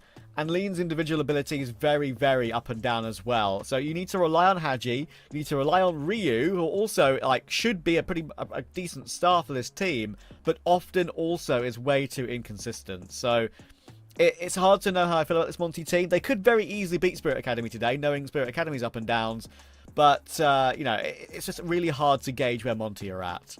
I mean, even Monty were just slamming teams in the first stage of the competition. 2-0ing Favbet, 2-0ing Zero Tenacity. Funny enough, Saber was somehow 2-0, so they had a bit of an easy draw to be able to get that 3-0 and get yourself here. But I look at Monty, and it's been quite difficult to embed both a new AWPer and a new stable rifler into the squad, because there hasn't been a huge amount of time. So they've been trying to get a lot of officials under their belt, try and play a lot of tournaments. And I think for Monty, the results have been a little bit subpar. I mean, the organization was here last year where they placed top 4, and that was when it was Demka and Krasnal and Kai and Hades, Narok coaching. It's a completely different looking team. Now, what we do know from Monty is they're always going to be permabanning Inferno. We know that Spirit Academy also permaban Inferno, so watch out to see if that gets floated towards maybe the tail end of the veto. In terms of the picks, I think Ancient, Dust 2, and Mirage are all good options for Spirit Academy, and for Monty, they just love their nuke. They pick it so frequently in best of 3s. Yeah, what's kind of funny, right, is that actually the one Inferno that Spirit Academy played, I actually got a chance to cast, right? It was a very weird game against Bet Boom where they floated it in the YaLLa Compass tournament at the main event all the way to the end, and they actually ended up playing each other's permaban, which was kind of hilarious, right? It was a great watch in the end. And yeah, I think Monty here, as we've seen already, they're trying their best to kind of avoid some of the good maps, I would say, for Spirit Academy. It's interesting picks, though. A really interesting pick. So actually, with a train pick for Monty, that's one they're actually very comfortable going into at the moment. Got a very good record on it lately. Spirit Academy choose to go to Ancient when they could have gone to Anubis, which is actually maybe a bit of a odd decision, because Spirit Academy are loving Anubis at the moment, but Monty will now have the opportunity to get rid of that later on. They won't play Mirage either, obviously, because Spirit Academy are great there as well, one of Kiyosuke's best maps. So we end up on Dust 2, and I think the veto does favour Spirit Academy for map 2 and 3, but I am surprised they haven't just gone to one of their Anubis strengths here, Spirit Academy. Yeah, well, I mean, they've been picking a lot of Ancient in their previous few series, and they also know that Monty are very shaky on Ancient. It's not been a great map for them in recent history. I think with the nuke ban coming in, you obviously are always going to get punishment if both teams have a same insta and it's being floated, so you try and weigh it up on what actually can be picked. I think for Monty, the difficult nature that they have is they really struggle to press top teams in Tier 2 to victories. And even though I can sit here and say Spirit Academy are quite inconsistent, they still play at quite a high level. They still can go deep in these tournament runs. And I think that's something that Monty have been missing for basically the entirety of this iteration. I mean, look at Ryu. He joined this team at the start of the year. I know they went a little bit in and out, right? They were on Monty, back on Monty Gen, but this is basically a brand new roster. Even though they come from the Academy team, you don't even get any of the OGs. You don't get any of the old guard names that were previously on this org. This is a complete fresh project to this level of competition. Yeah, and that's why, it's hard to really be hugely inspired by this current Monty lineup as well. I think, as I say, got some great individual pieces, but getting them to gel together is probably one of the hardest things that Gizmy will have to try and do, right? As he's been sort of in task now with reforming the entirety of Monty when he was once one of those Academy players, right? Being brought through. So yeah, it's tough for him. When it comes to Spirit Academy, of course, there's going to be one man that we're going to be keeping an eye on for quite a lot of the game. That is Kyosuke. He's on the lips of everyone in the scene right now because of many, many reports that have come through for the possibility of him going to Falcons. I kind of made a tweet the other day, which I was kind of like shocked that Spirit aren't doing their best to try and like mold him into the main roster, because you've got him under your books already. You've got another generational rifling talent seemingly with Kyosuke. Obviously, Drake, you made a very good point. Money to fund the team through the academy by selling a player like that, incredible, huge factor for the state of an organization. But I do think that it would be, at least give it a go, you know? Maybe it would lower his stock if he played poorly, but I feel like still maybe give it a try with Donk. You can adjust those roles. It's not like it's AWPA on AWPA where you only have one per team. You have a rifling role you can mold and change around a little bit to try and fit another incredible player into your main roster. And we've seen it quite frequently in Tier 2. Maybe not so much in Academy teams, but when one player leaves, it's a tough rebuild. We saw it when Neofrag left Sinners all them years ago. We've seen it with even Rush B when Nota leaves. It's going to be not quite a plug and play. So I think a lot of other players need to take responsibility. I think when you look at this Spirit Academy roster, individually, everyone else needs to step up if they know that they're going to be losing their key man. Now, I have no sort of... I'm not going to be surprised if they can fill someone. It just won't be the same player. So I think for Spirit Academy, this is still quite a long-standing core, right? I mean, it's a core 4 that's been together for nearly 18 months. It's a core 5 that's been together for nearly a year. So they're going to have a lot of repertoire and experience around one another. It's now just about making Kyosuke look good in the lead-up, and then also just making sure that the team can stay at a stable level and kind of sit around the top end of Tier 2 if it's possible. Yeah, and making him look good is actually a priority, because as you say, like, they are to eventually sell him, and who knows how good he's played could be in the more recent games, could be a bit of a factor to get even more money for him. And of course that LAN, that is a good sign for Kyosuke, right? Don't get me wrong. You know, we've seen him play incredible online. That already raised his stock to a pretty high level.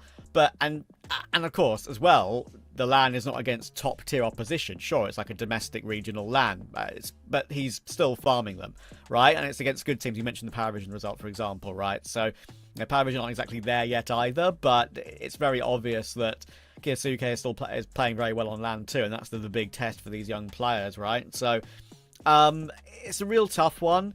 I've got about a couple of minutes before we get underway because the Spirit players are still joining up with their cams and stuff right now, so hopefully it won't be too long. But yeah, it's a tough scenario.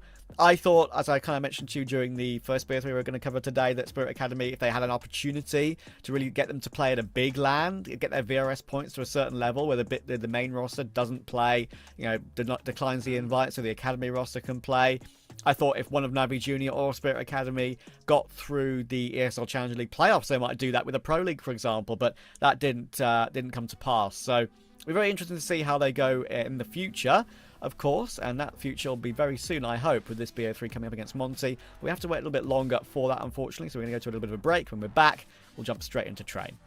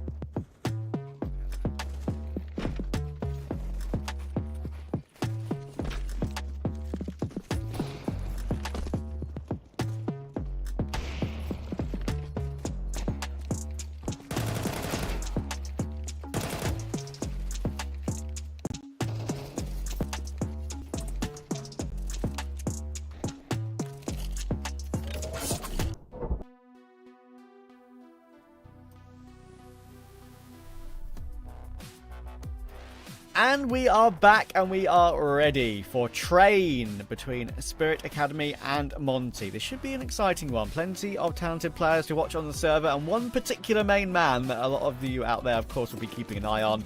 Train is a map that I haven't actually seen much of Spirit Academy on lately. I've been watching them mostly on their much better maps in their pool. So interested to see how they play on this CT side coming in here, with Monty on the T side with Utility on Gizmi and Haji looking to walk Brown Halls. Since adding Afro and Haji, they have been grinding Train Monty. They've been trying to pick it quite frequently and get more officials under their belt.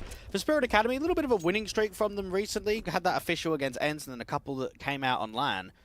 You've got yourself a set exec where it seems like B-bomb site is going to be the target. It's a very defensive CT line, so it could very much well be a 5-on-5 retake with the smokes going down towards Con.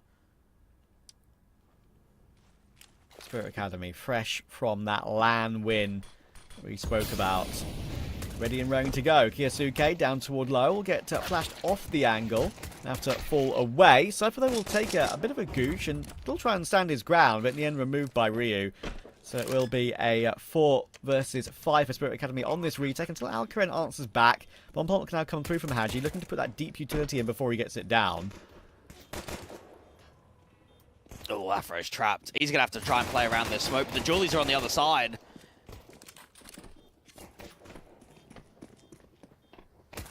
Going to try and get a couple back. But Robo, he's doing his best. And Kiyasuke's run Afro as well. And suddenly, it's all down to Gizmi. Going to peek from heaven here, but he's got 2 players from range to try and deny him from denying the defuse. He's going to try and push forward.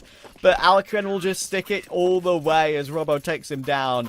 3 kills for Robbo, and that is a great hold for him, considering Monty had quite a good numbers advantage there for a second. Oh, look at that round fundamentally and think Monty have done a lot right. They've tried to take space away and slow down rotates. What you need to do on B-side of Train is just get up close and personal. You can't really allow the CTs a lot of breathing room on retakes. The problem is all of those aggressive duels back in the back lines that Ryu took and even what Afro's trying to do towards Con are just unsuccessful. You might have been able to get the plant down. You may have been able to get a couple of kills, but not even going to go for the force buy into round 2. Gives me with a Glock, a couple of upgraded Deagles. The best that you're hoping for is maybe a pick or 2. Try and make it somewhat expensive.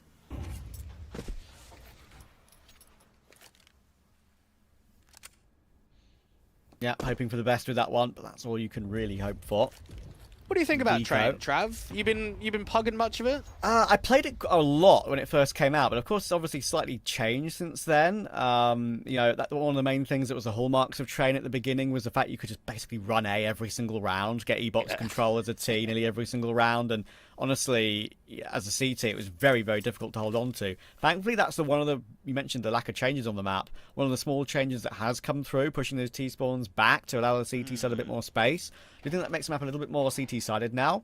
I do enjoy playing it. Watching it, it does feel like it's kind of like not there yet, and it's not really been adopted properly in the scene by many of the top teams. It's getting there. We're seeing like Woxic look incredible on it, of course, on CT side, looking like one of the best players in the world on the map sometimes for Aurora, and more notably when they were under the Eternal Fire banner.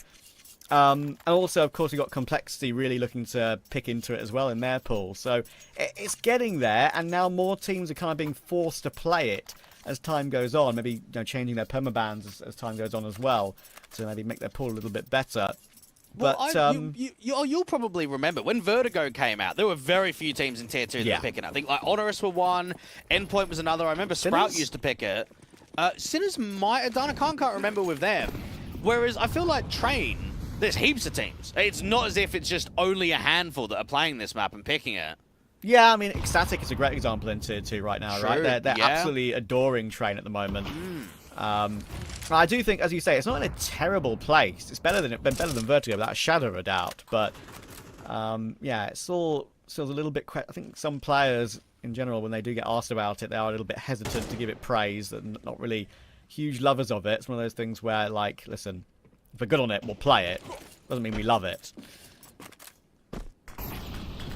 It does make me wonder how many of these new up-and-coming players didn't even play Train and Go. Just have only played the CS2 version. True. And Monty, unfortunately, getting locked out with a lot of space. You got a late lurk in Ivy from Haji, but out towards T-Con, it's just constant barrages of util. You've got constant HGs, smoke's going in deep.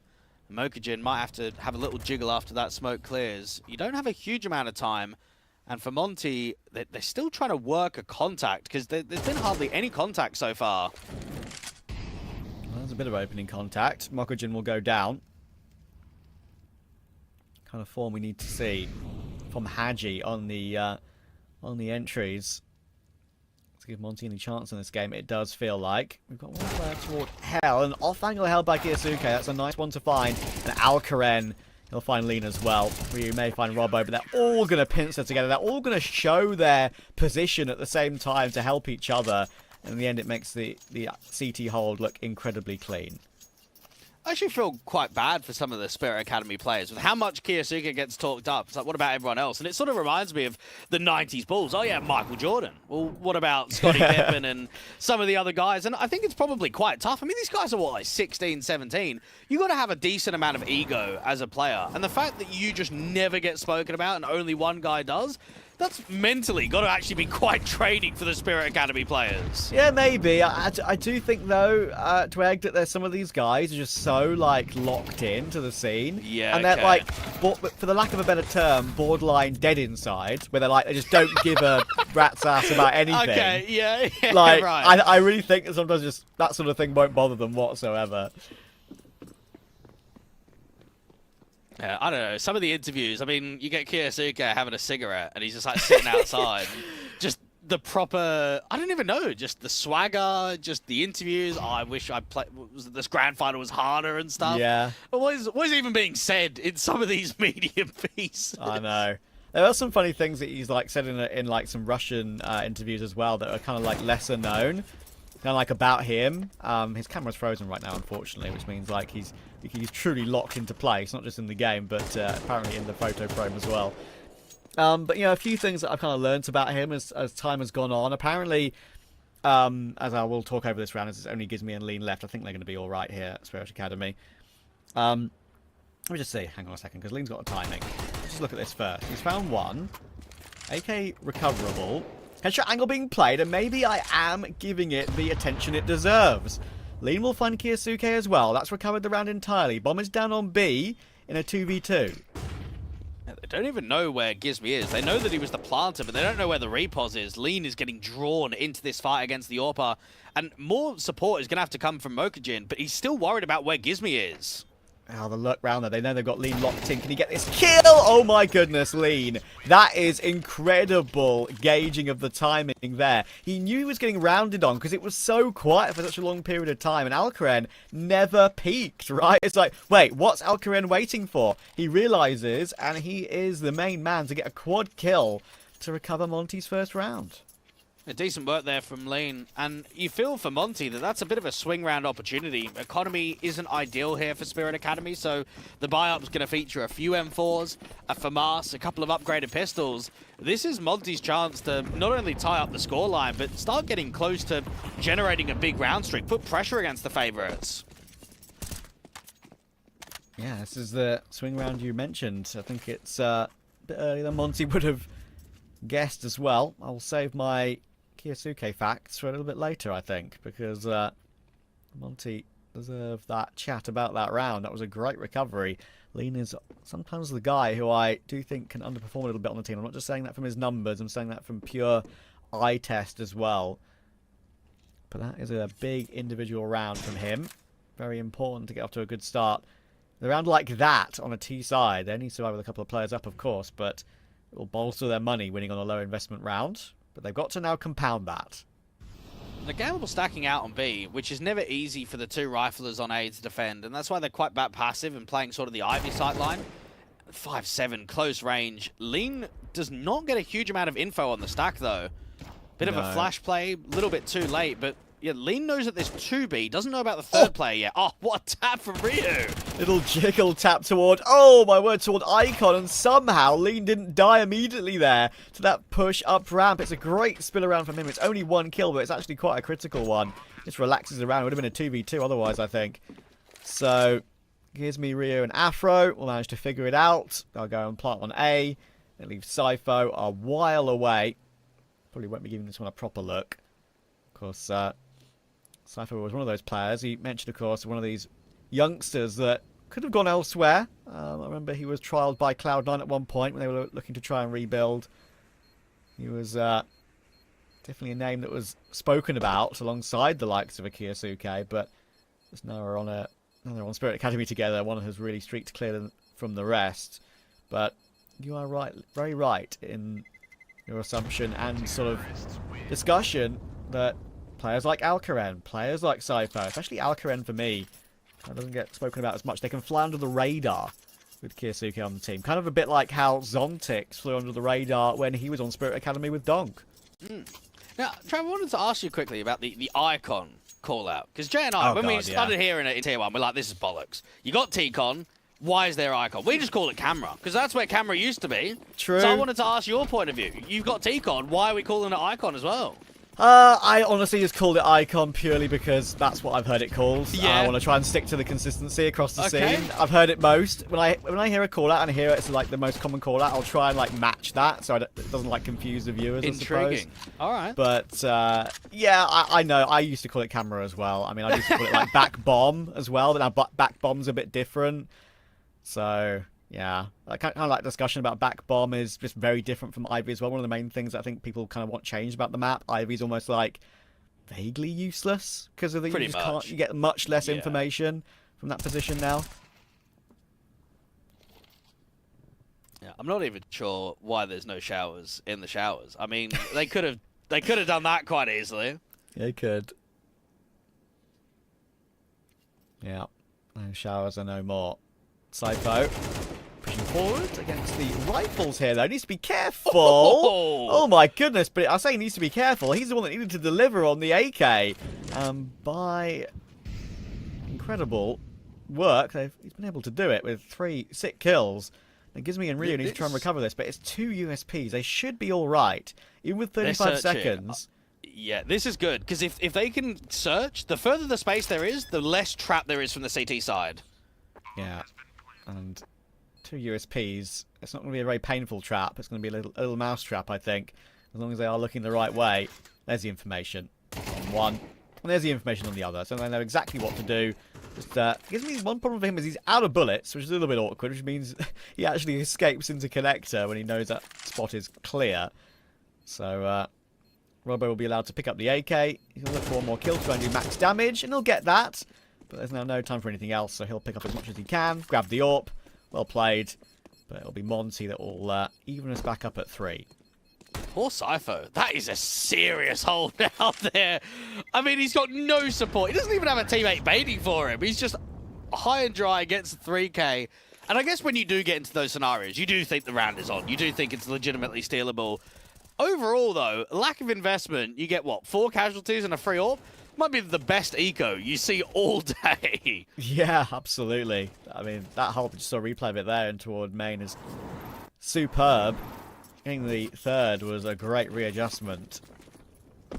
But now is the time to deliver again. Obviously, as I said, saving the AWP is big. It gives Alcaraz a bit more utility to work with. Try and play a bit closer to Team Main as well. That's a serious aggro move from the CT line, both in the brown holes and outside of T-Con. Easy pick. Oh, there's another towards Ivy, and they're trapped behind the smoke. Oh, gives me...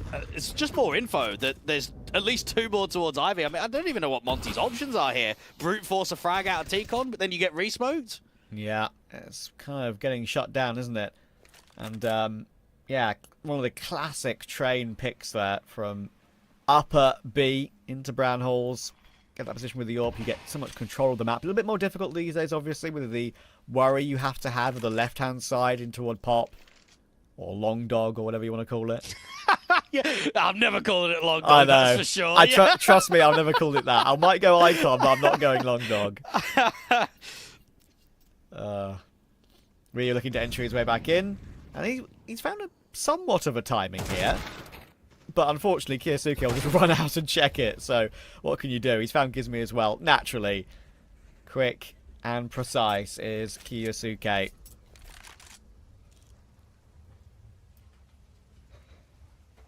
This Spirit Academy roster being led by head coach Sofix, who, funny enough, I remember years ago, I was playing in an open qualifier. I can't remember what it was for. First round, we go up against Espada, and that was him, Dima one shot, Dexter. And I was like, man, how is this the first round? Like, what is going on here to get them? And that was a team back in the day that was quite successful at the top end of Tier 2. They had a top 30, 40 position. And before that, he was on Spirit and probably where he got the majority of his Tier 1 experience. But it's nice to know that he's gone from a fairly average playing career in the general landscape to now being one of the best coaches on one of the best academy teams there are.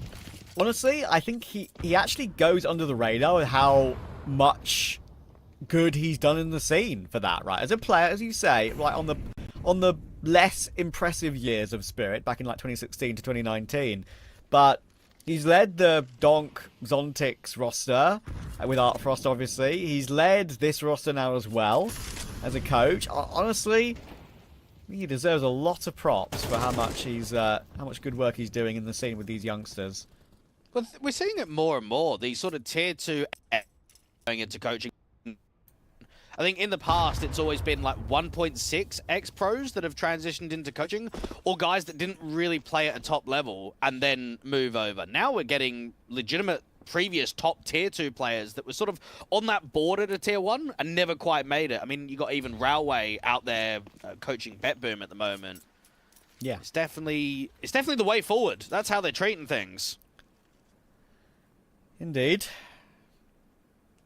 Now, 35 seconds left in this round for Monty. They haven't really got much presence anywhere apart from Team Ain and Pop, and still a bit of counter util available for Spirit Academy. They've used it on that Pop position. They've only got a flash left, but they might just be able to fight their way out, as they always seem to do.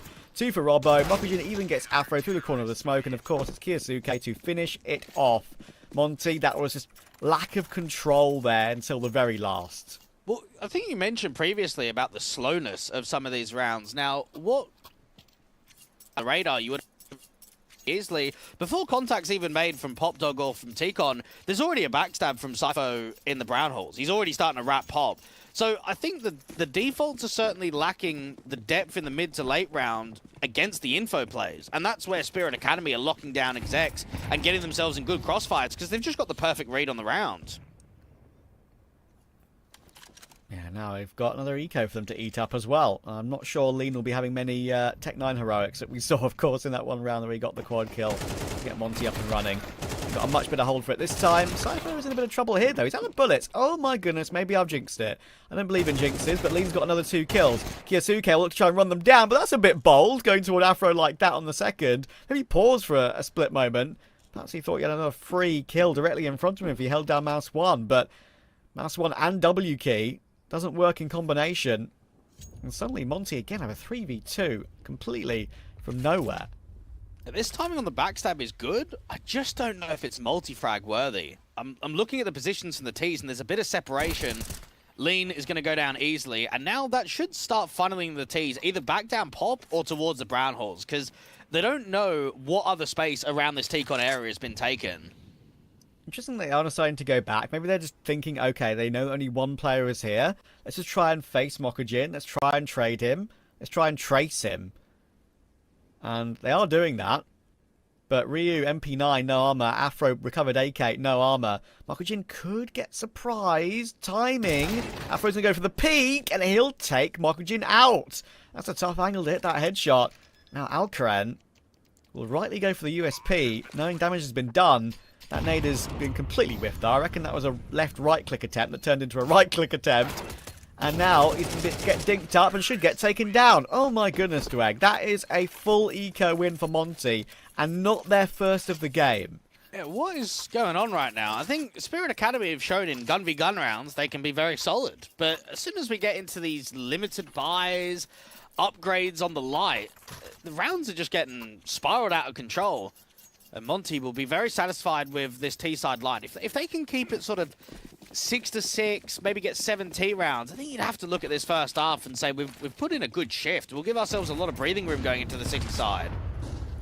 And Spirit Academy have confidence for a reason because of how damn good they are, but sometimes that overconfidence does show in that round right there. They had a great setup in Brown Halls, a really great setup, and Sypho couldn't really get as much damage as he would have wanted. You saw the frustration on the player cams for a split second after the round as well.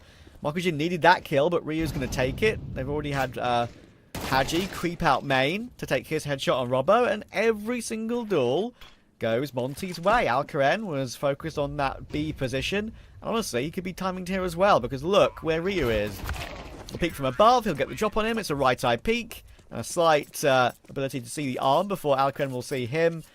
And it's 5-all. It's been quite tough for Monty because of how many tournaments that they're playing in. It definitely tells you that the VRS is so vital for them. And I was sort of talking about it at the beginning of the show. Where is that level? When do you start declining tournament invites? I mean, they're playing in, what, 4 events all at the same time. They're in CCT, they're in Galaxy Battle, they're in Y Games, they're here in Compass. They're just trying to embed Haji and Afro in as quickly as possible, and that's why you're getting really inconsistent results from them. I mean, they've won, what, 4 out of their past 8 best-of-3s? They've beaten Saber, M1, Astrum, Iberian Soul, but then they've also lost to Eklot 2-0, and they've lost to Ruby. And you just think, there's certain teams that you should be beating, and there's definitely teams you shouldn't be losing to. Yeah, without a doubt. Keep that VRS high, and as I said, you know, opportunity for these invites is so critical. Haji managed to find Sypho. Here's a fully here for Spirit Academy. Kyosuke is on the dig, but he's going to get rounded upon by Ryu. 3 kills in the round for him. And Monty could even get a lead out of this first half, and it looked like they were going to be nowhere near. The scoreline is kind of misleading, isn't it? Because you got the 3-0 start from Spirit Academy. You then had what looked to be dominance in the gun rounds, but the trolling on the anti-ecos and anti-half-buys have now led Monty into a bit of a dominating position. Alcaren can get the AWP back out, but I'm very satisfied with what Gizmi's brought to the table on this T side. Oh, look at the damage done to Ryu here, though. Again, forcing his way out main, sees a pot player. Well, only will know of one. Unfortunately, I think they'll now know of both because they've seen them push into that position from the other side. But Haji's burnt out Mokujin. Kyosuke will get a second as he picks up the AWP. Robbo trying to rotate round. Timing for Ryu. Oh, he recovers. That did not look likely. And that forces Kyosuke to try and make a move, but he cannot hit the flick. Maybe not an AWPer. It's down to Sypho. Gets the first duel, but he's 20 HP, and Afro will react in time. Very solid C-half for Monty. They won those weird low-buy rounds. They've actually won the final 2 most important rounds as well of that half to get a 7-5. And they'll even manage to revel in the madness out on the outside bomb site there. Ryu individually is sharp. We've seen some of his opening attempts in Ivy and just sort of brute forcing that T-Con sandwich area, trying to get up close and personal. Now, statistically, he's the highest rated player for Monty in the last 3 months on this map, averaging a 1.29 rating. He likes to be put in those star roles, especially on City side, being constantly moving around sort of the electric position, always being on the front foot of pressurizing T-Con, pressurizing into pop. I'll be looking at him to make a big difference when it comes to this second half and try and get Monty closer towards map number 1 win. Afro playing up a B. Sypho, big swing! Oh, Ryu and Gizmi go searching for something, but they get met with a bullet apiece. That's a shame. I understand why they wanted information at that point of the pistol. They were together, playing as a duo, trying to play a buddy system, but doesn't work. What do you do now if you're the CTs? Gamble stack? I mean, you're basically on a 2v5. Afro's just going to be a running decoy, isn't he? Headshot angle being played by Haji, but he's been headshot twice anyway, so it doesn't damn matter. Sypho, even with the recovered duelers as well, will find Afro on that back bomb position. Leaves lean on the wrong bomb site, looking to maybe save his Kevlar to get a 350 helmet upgrade in the next round if he avoids that bomb explosion.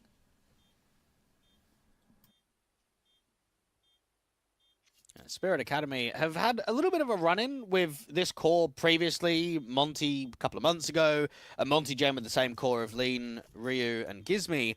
And they've always had the one-up. I'd say they're competitive maps. I mean, some of them have gone into overtime. Most have gone all rounds of regulation. It's now up to Gizmi and the international side to finally get a map up on the board. Even if you don't win the series, to show that against one of the best Academy teams, we can convert chances. We can make sure that we can press on. Now, that pistol round probably doesn't give you the best of confidence, but I've got confidence in their CT line. I mean, there's a very good reason why it's, what, 9 wins and 4 losses in the last 3 months for them. It's a strong map in the pool. Yeah, absolutely. Actually one they're very happy to go toward. I've seen them actually play it a couple of times, I think. At one point, Train completely dodged me. It was so frustrating. It came out. There were some teams playing it, like Static, like I mentioned in Tier 2, trying to get all these opportunities to cast them, but or cast a Train. But I swear, I kept losing the opportunities. It was a bit more of an expensive round than maybe Spirit Academy would have wanted. Kinsuke will get 3 kills on the anti-eco, but they do lose 3 players, so not the most money built up in the world they would have liked. I don't know what I think about the logo as well for Spirit Academy. It's a bit odd. It's just like an A, and then a bit of a dragon going through it. Yeah, I guess that's like the dragon, like, is meant to be the gap in the A, but... Oh yeah, no, I get it. I'm just not sold on it. You're just not sold on it, fair enough. I'm sold on the players. I'm not sold on the logo design. Well, thankfully that's not the thing that hits the headshots on the server, right? So True. Don't have to worry about that. But yeah, I get you. Well, finally Afro's got the big green out, and I think he can be a takeover player. He reminds me a little bit of Nikodos, in which he's had Tier 1 experience, but he only really farms in Tier 2. We saw that on the 3D Max lineup, the Heat, LDLC. When you drop down in the divisions, you can go on attack if you've got the right teammates around you. And I think knowing that him and Haji were teammates in the past, knowing that they're now the more experienced and veteran players, he can ask for a lot more resources than maybe what he could on other projects like Fnatic. And I kind of see Afro in these next few months as potentially a top AWPer in Tier 2. I think he's just got to try and prove these next few tournaments and these next few months that he's got what it takes to do it outside of a French lineup. Yeah, I agree with your point about Nikodos, right? And Nikodos seems to be a bit of a... how can I say this? Like a good luck charm for major qualifiers. Like, he's made it with Copenhagen Flames. He's made it now with OG in the modern day. He made it with Fnatic, of course, back in the day as well. Somehow made major playoffs in, I think it was Rio, right? With Fnatic, and that was sort of weird mishmash of a Fnatic team, but it seemed to work at the time. So, kind of amusing.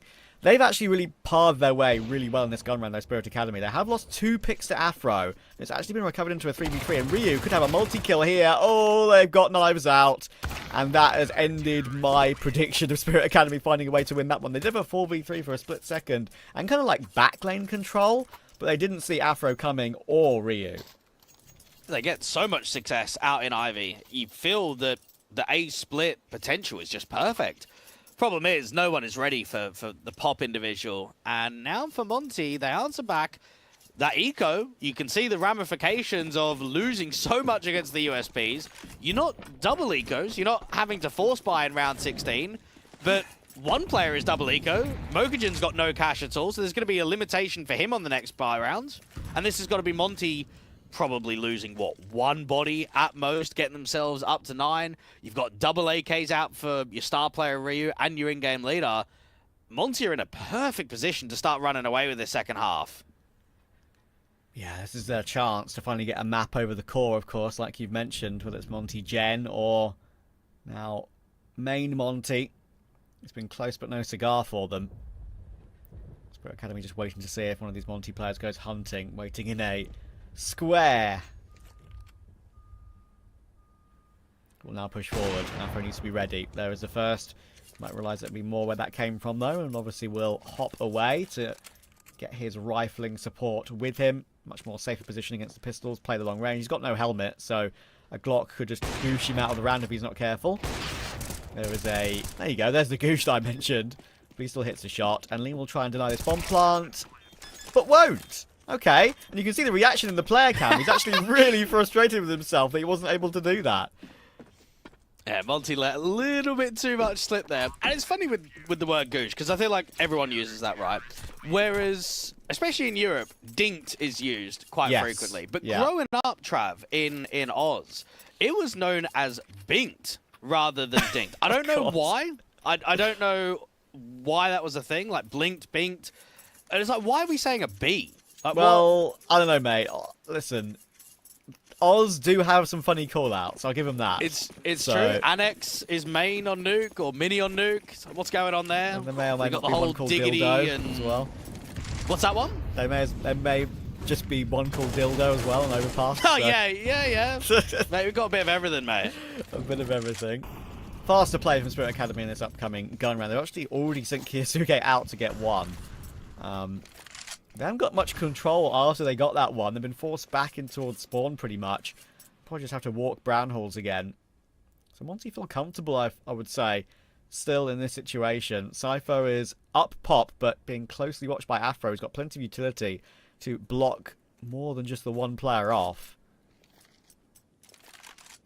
Yeah, Gizmy is keeping that control. Re-smoke down, take it away from the T's. Afro can basically hold this sightline as long as Gizmy has T-Con. As long as they've got that crossfire, he doesn't need to move. Spirit Academy are putting no pressure on the B anchor at all. They're not jiggling down ramp. They haven't sent out any util. So your back lane's player of Lean is just holding defensively with a crit rotation out to Con if necessary.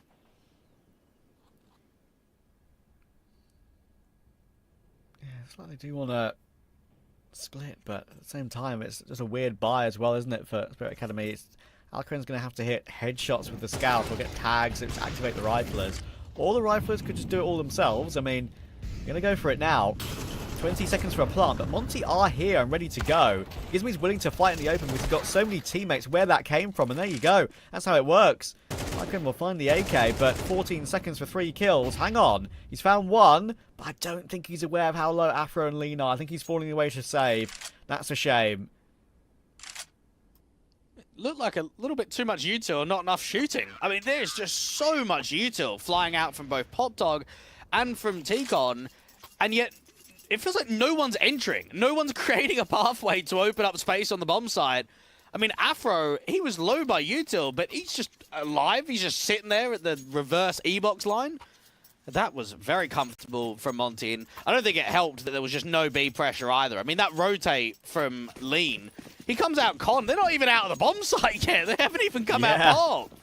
Yeah, I mean, it was very telegraphed, wasn't it? That's not the only way in. They'll avoid the early left-right click jump nade to stop them running out T-main quickly. But they've got only that one AK on Alcaran, obviously, saved over. Haji toward Ivy. Be wary of that boost coming through. There is presence being shown in main. Hasn't seen it, has seen it now. He's gauging it. There we go. He'll tap down Kyosuke. Could some people say Kyosuke? Apparently that's accurate, but I prefer Kyosuke. I'm not doing that one. No. No chance. Oh, this AK needs to maybe get Gizmy. I mean, Gizmy's had a couple of rounds back-to-back now where he's taken quite a bit of space towards this area. Get the incendiary down, can also do a little re-smoke. While his numbers might not be the highest, he is making it uncomfortable for this T-side line. Another boost will come through. Sometimes, of course, you can play on top of red train and see that above that box angle as a CT. The counter coming through from Spirit Academy, but there's Monty doing the right thing here. They're not giving them anything at all. Just staying stock solid in their default hold. Not going aggressive for no reason. Well, I mean, that might be the only way Spirit Academy can get into the round here. Hit ridiculous digs. One will be found, but in comes Haji. Very calm tapping on those two against Cypher and Mokujin. Alcaran needs to try and get one more kill with the AK. If he saves again, he's got obviously barely any money in the bank, so he'll take the loss bonus. He'll go down to Ryu. But it's Monty, 11-7 in full control here. I remember only even a few months ago, I was playing UKIC, which is like a local division that we have in the UK scene. And Gizmy was playing there with Leaf. I'm like, what's going on here? Like, why have we got actual pros playing? And then last weekend, Azuru was playing a UK Cash Cup. So even though they've gone on and they've had their little international pathways, they've got themselves proper pro contracts, I like that they still keep it real, keep it to the home. I've seen even Smooya has been playing with like Bevy and Thomas and MMS recently with Robin. They've been streaming their officials too. I think that's what we need for a local scene. Even the expats, even the imports, bring them back in every so often. Don't need them all the time. Yeah, I mean, if there's one man who would be a big proponent of the UK scene, it is Mr. Dweck. I know for a fact he's keeping in touch with all of it. Yeah, the grassroots scene has certainly not been as successful as the CIS scene in the recent years. I'll put it that way. Yeah, that's a bit of an understatement, maybe, unfortunately for us, but it's okay. We've got a UK player on the best team in the world, so it's all good. Oh, heard that one. Nice shot from Afro, but he'll lose his mate. He'll lose Lean. And Afro now is going to try and reposition, actually up toward upper. I like this, but it's very awkward, obviously, as a battle AWPer here, but it's a great flick up. He's got extra support with him on site as well. Honestly, Monty have been quite dynamic with their CT holds here. Afro is all over the map. 18 and 11. He's also not being blinded. Like, I know in that situation, you wouldn't really throw a flashbang, but there are so many rounds on defense where I feel like he's just getting a dry kill. That there's just no util against him, and that's why he's farming right now. That's why he's putting up so many numbers. And again, Spirit Academy have to recover a round where they've got kind of no control. They're forced into making moves like this, just jumping down, and Gizmi's done really well. He's found two. He's found both of them. Just takes all the pressure off of Afro. He missed the shot, but it's only Alcaren left. Hasn't got the bomb close to him, or bomb close to the site to plant it just yet. He's wandering back away to try and find a kill first. I understand why, because I kind of know where he is, but talking about knowing where he is, he's made a lot of noise. He's about to walk into his death. Had no clue at all that Ryu was there. Monty, comfort, 12-7. One round from taking their first map against this core. What a shocker. Second map, or second half performance, I should say, from Spirit Academy. I mean, even the first half, if we're going to be honest with ourselves, they've had 5 rounds from opening halves. The 3-0 in the beginning and the 2-0 in the second half.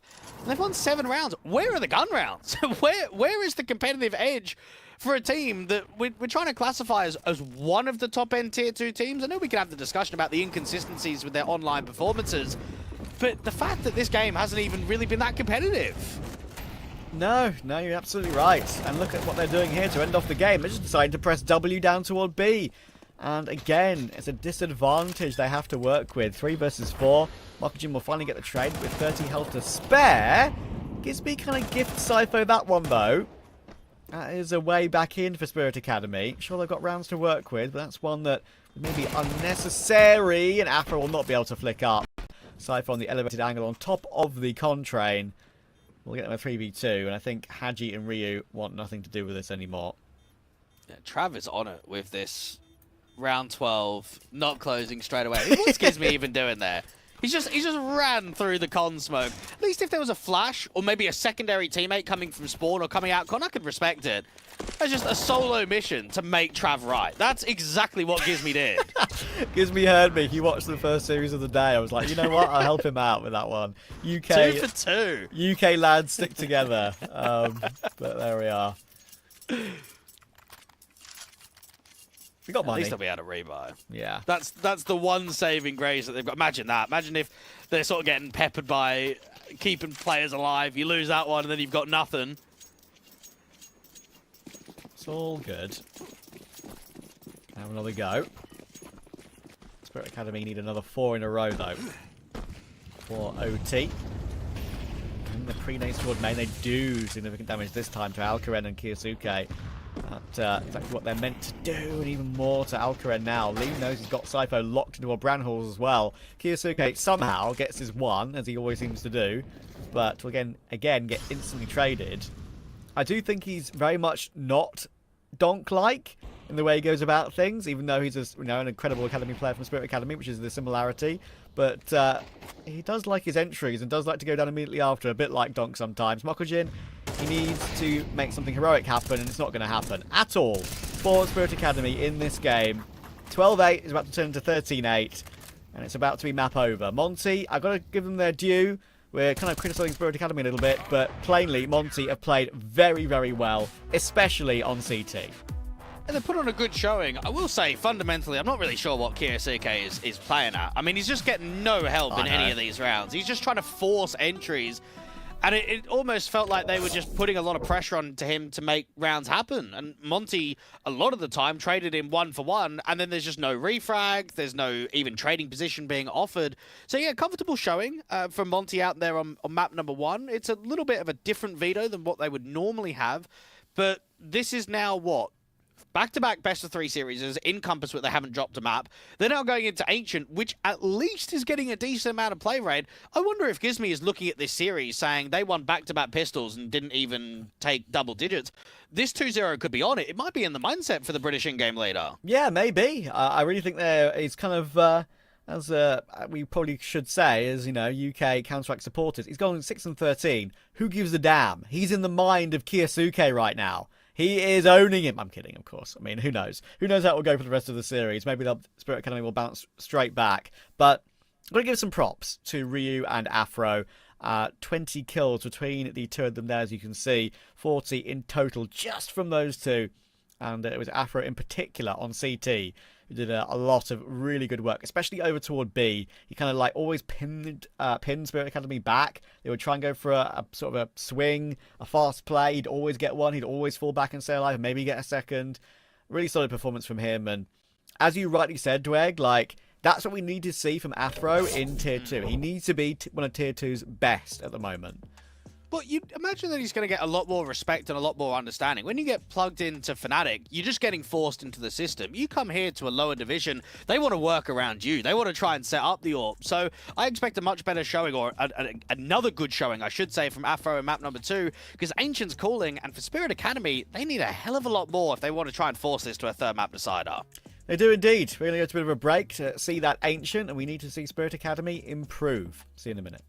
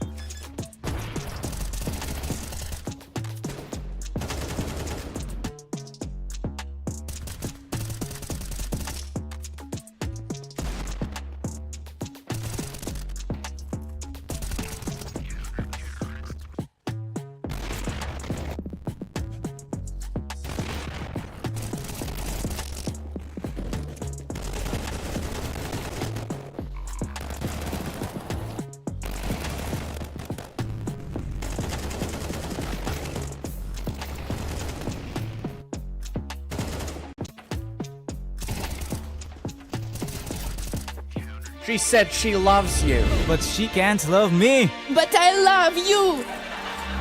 Yeah. Look, all of my friends going crazy. I gotta brag on myself, I amaze me. Phase me. I'm seeing Joe like I'm back in the 80s.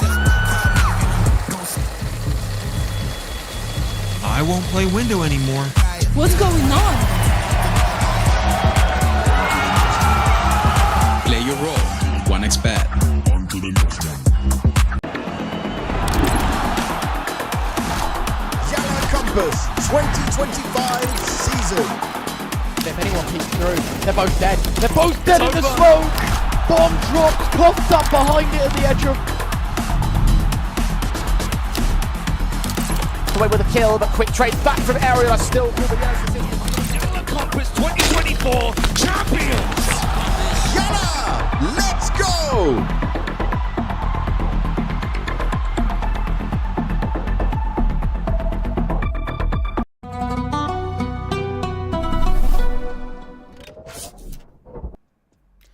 Spirit Academy kind of going a little bit missing there on train, especially on that T side. Monty took advantage of that and played very, very well, especially with Afro on that AWP, kind of nullifying all of the Spirit Academy threats. And that needs to change going into Ancient. I feel like sometimes, Trav, can you hear me properly? Is Yes. that coming out all right? Yes, it's all right. Yeah, okay. No, I was just going to say, I feel like sometimes I'm getting sold on Spirit Academy in the wrong direction, in the sense that, oh, they got Kyosuke, they're on Real on LAN. What about the result that took them out of ECL? What about that best of 3 against Z10, where they're not even taking double digits on either map? And then I see that performance on Train.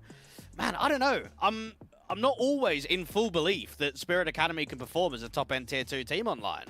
It's actually a very good point. I mean, like, if you look at Navi Junior, they have had a lot more respectable results when it comes to online consistency, right? They've won 2, I think, online events relatively recently, including one of the ones, of course, at Compass, and I think it's Thunderpick as well, right? So, yeah, I think they're absolutely a tier above Spirit Academy right now, and a lot of Spirit Academy's main focus is just the fact they've got this one guy on the team that's like, you know, that might be playing with Nico and Munazi in like a few months. So, yeah, it's pretty crazy. We'll see if they can bounce back on Ancient. You rightly mentioned before, it's a map that Monty have a lot of reps on, but no, don't have amazing results on. It's kind of 50-50 for both, I would say. Let's see how it goes. Right now, Monty are looking like they're on the better form of the two today. They've got a very intriguing pistol. I mean, it's AAA, single donut, and then B-spotter. So I guess if Lean sees any util, if he sees any heavy contact, he'll just have to try and fall back and play a 5-on-5 retake. How do they drive them into this A stack? The expectation, I guess, is hope, because no one's making an info play. No one is on the front foot from this CT line at all from Monty. Almost feels like a read, right? Like some sort of hard read. Like, this is what Spirit Academy like to do on this map. We're going to gamble for it. But, yeah, I think Alcaran has got the utility to basically give Lean no chance if they do go toward B. Monty are not budging from that setup. Gizmi will now finally look to shift away, but it was only for a split second. He was worried about, obviously, the mid-push. Maybe that Haji had been timing on that donut jiggle. But no, it will be B.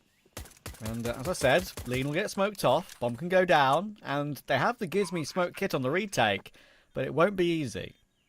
You'd imagine one smoke to go down to cave, one smoke to go down towards ramp, and then just use the Julies and the tap on the bomb to draw those fights out in the open. Deeper molly out towards long. Keep an eye on the 2 T flashes towards long too. Oh, Lean can't connect with anything called Kyosuke. Quick trade from Ryu though, and in come the Dualies. Thankfully for Spirit Academy, it's a quick pinch from Mokujin. Haji's tapping away though, he's got 1 bullet. He tried to judge it on toward Robbo, but it's so unfortunate. He was so close. But yet so far, it will be Robbo to take the pistol for Spirit Academy, and Monty almost found a way there. Yeah, Haji looked so sharp on that retake, and I guess he's a guy, a lot of people probably don't really recognize the talent that he had. He was on that 3D Max roster that was basically struggling with the hurdle that they were a top-end Tier 2 team, but they couldn't go any further, and he ended up standing down in place of what was eventually a great move to bring Gravity in. But this is a guy that has played at the top end of Tier 2 for many different iterations of teams. I mean, you think back to when he was playing on Envy early on in his career. He was playing with Bubble on Wendigo for quite a bit. He was playing on the French Falcons team. this is a really staple, consistent rifler. And I think now, with just even leadership qualities that he can offer, he can probably offer a lot more to Monty than just individual fragging. Yeah, I've been convinced that Haji has been a great option for many teams for ages as well, right? Like, I really do think he's got something about him. I think it's a bit of a shame for him that he's not really had the true chance that maybe he deserves. Remember that, was he on that Envious team with Scream and RPK way back when? Or was I thinking of someone else? I can't remember, but... He was definitely on it. I remember Sixer was on the team. I can't remember if Scream and RBK were there as well. Yeah, it was definitely XMS was involved in that one too. Yeah, definitely. 100%. But yeah, I think, you know, he's had some great opportunities in the past, and he's had quite a storied career, like you've mentioned. So, yeah, he's still a good player for this sort of roster in Tier 2, which is why I was quite happy to see Monty go toward picking him up. I think it was quite an obvious choice if he's a free agent ready to go. And with experience with Afro in the past, like you've mentioned, kind of an obvious choice. But it's all about getting the results, and they're slowly starting to get back to what they know they should be at. Spirit Academy, though, will get the anti-eco all sorted, no worries. Survive with a good number of players alive. And Monty, on their bye, will have lean on an MP9 to afford full util. Well, it's a chance for Afro and Haji to prove that they could be successful outside of the French scene. Because I think very few Tier 2 players have been able to do that. Body had to go back to 3D Max to be able to prove it. True. Gizby waiting to see if there's any aggro util of the smoke towards Donut. It's going to be distraction from elbow, but a walk contact from 3 in the bomb towards A main. We're walking the Jag smoke. Just getting his way through. Ryu needs to be ready. It's a walk out A main. It's not really a huge W key push there from Spirit Academy, but it is working for Kyosuke in mid. And now Ryu picking up another M4. He's kind of scrambling with that M4, but he's found one more. Considering the situation he was in, fair play to get another. But bomb will be planted on A. Kyosuke's got control of Donut. He's watching that CT push smoke, and that's going to allow Sypho to walk back into Donut with him. And this should be a pretty much impenetrable retake now. The Donut smokes just slowed the CTs down massively. They can't get themselves into retaking position. So look for exit. Try and maybe trap the last couple of T-side players. See if you can drop a few more with them. Great effort from Ryu, because he is being sandwiched from both sides. And I think it doesn't help that Gizby just loses that straight 1v1 fight against Kyosuke, and then you've got to look in 2 different directions at the same point. And Spirit Academy get into the first gun round and don't tactically do anything special. They just default their way into success. Yeah, moved through A at the right time as well. He had movement on the Kyosuke cam for a little bit. Unfortunately, it has frozen again. I saw finger movement, but again, we've lost him sadly. But it's a good round again. Robbo, go on. Trav. I don't know if you remember. It might have been a bit before your time, but there was a Belarusian player called Robbo that played on Omega. And I remember back when we had the minors, he won the CIS minor, I think it was like 2016, and it didn't get you to the major. You had to like win it and then go to a qualifier. And it's like, bro, I've just won the minor and I'm not in the major. That's crazy.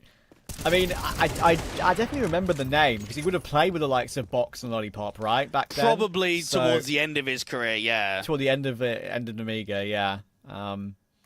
Would Gio been on the team as well? That Estonian player? Nah, he didn't join until a little bit later on. Okay. This round's getting a little bit dangerous for Spirit Academy here. They got the MP9 of lead and the Gizmy Deagle still in play. And Sypho is somewhat alone here. There's a chance that Lean could be rounded on by the main player if Robbo does decide to move up all the way through to the site. But they are kind of, as I say, doing it. If they'd be doing it alone, there's no real buddy system right now for Spirit Academy set up. So the MP9 has a chance to deliver. And I'll go for a jiggle, gets the information, gets the opening kill, and no damage taken. Robbo needs to trade that one somehow, but he's going in a little bit tentatively. Thankfully, he pre-fires it well, so it leaves it down to Gizmy in a Deagle 1v2. The problem that him and the teammate of Lean had was that there's just no bait and switch. There's no way that they can play off of each other there. They're almost tempting and hoping that we can drive them into B. First contact cave, second contact into ramp. But as soon as there's a mid-round call to take space towards mid, it means that Gizmi's chances aren't really that good. He needs to win this donut fight straight away, which he does do, and now set himself up for the 1v1. Oh, he's trying to jiggle it. He's managed to force Alcaren to miss the shot. He's got a free AK to change to. Oh, and that's won him the round. The second AK directly underneath him with a fresh clip inside of it. And he'll put one of those bullets in the head of Alcaren. Gizmi with a bit of an expert clutch there. And if you remember right, that's kind of what hurt Spirit Academy on map 1. They got off to a good start. It was Monty on the low buys that kept the pressure up, and it got them back into the game. Spirit Academy will just not be satisfied with losing such a rough round to such a rough buy. And Gizmi individually didn't show a huge amount on map number 1, but you think back to when he was playing in the UK scene, the Heaven and Hell roster with Leaf and Docs, the Artist and Extinct roster that he had on Viperio, basically kept getting kicked, basically saying that he just wasn't good enough for this level of competition. And now he's, what, in-game leading vets in the Tier 2 scene of Afro and Haji. Yeah, and clearly showing he can deliver when absolutely necessary as well there in that 1 versus 2. Great one for Gizmi to win out. And Spirit Academy not fixing some of their mistakes from map 1. If they walk through this smoke with a flash, it should be dodged by Gizmi, and Ryu's there to help out as well. But now they know where Gizmi is. Doesn't matter. He's bested Kiyosuke. Kiyosuke who? Well, they've got the walkout on A. The problem is, how do you get the bomb down? You need to fight against the rotators in CT and against the donut player. And while they're fighting against them, they're not winning any of the duels. Spirit Academy, I think they're quite gimmicky on T side. We saw it on Train with how they were trying to utilize Kiyosuke as basically a one-man army in the early round. I'm now looking at what they're doing on T side Ancient, but they're just like popping through a donut smoke. They're not waiting for the smoke to clear, to then molly on the back wall, then with a flash.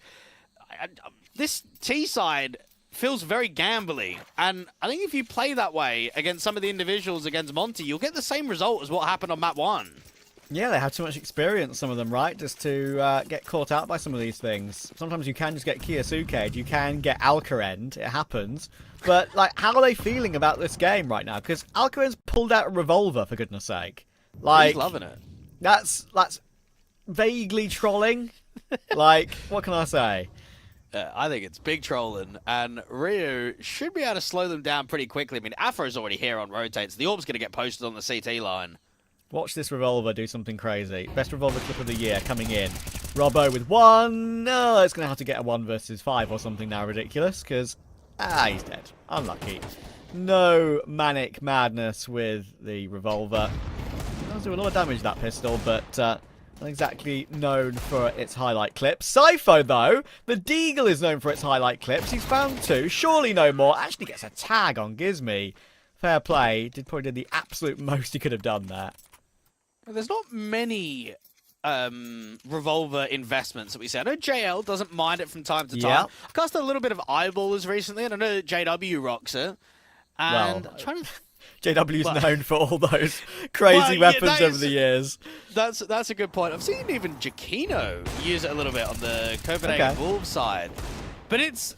If we're weighing it up in a percentage, I feel like I've never actually seen it worth the investment. Just get the Deeg, get the Tech 9, you're going to get more out of it.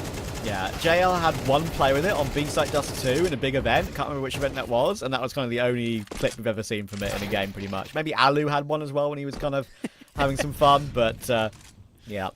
This round has started pretty quick again for Spirit Academy. They've gone out mid pretty quick. They've got full control of that position.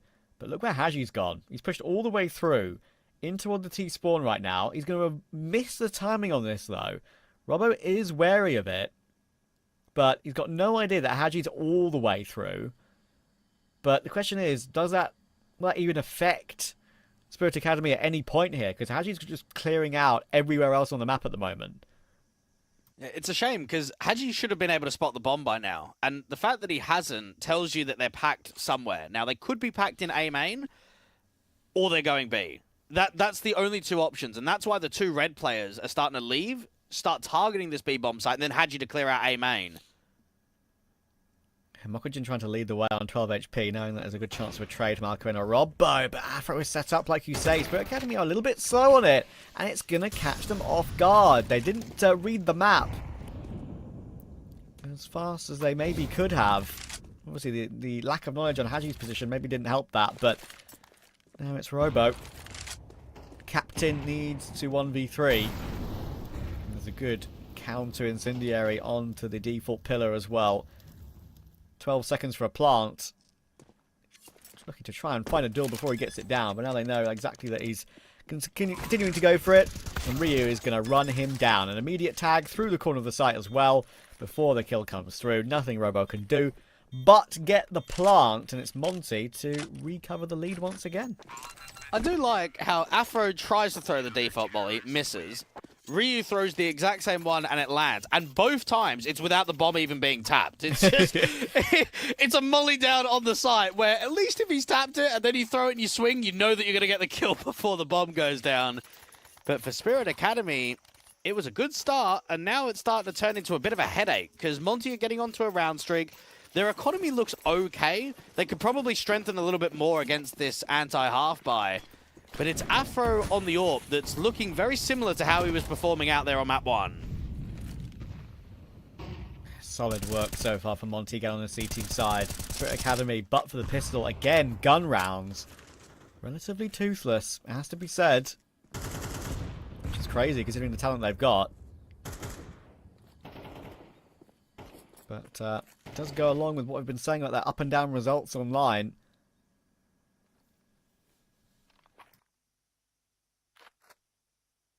Yeah, they're just trapped completely. Shells being taken. Gizmi's making an info. He's seen so many players out there towards Cheetah. And Afro can just support with util to try and funnel them into B. And that's why Haji and Lean have got this double ramp set up. We'll hear the utility being thrown will Lean. He does slightly connect with that player. That is Haji on the corner. But Lean is not being checked. Gauges the first one nicely, and the second could get more, but it's a little jiggle tap from Sypho to be able to pick up the M4A4 as well. There's Alcren recovering the Galil. 2v3. Spirit Academy have lost quite a lot of low investment rounds to Monty, but they're not able to win one themselves. They're not able to get one of those injections of cash into their back pocket by winning a half buy. Again, it's a Monty recovery, and it's 5-3.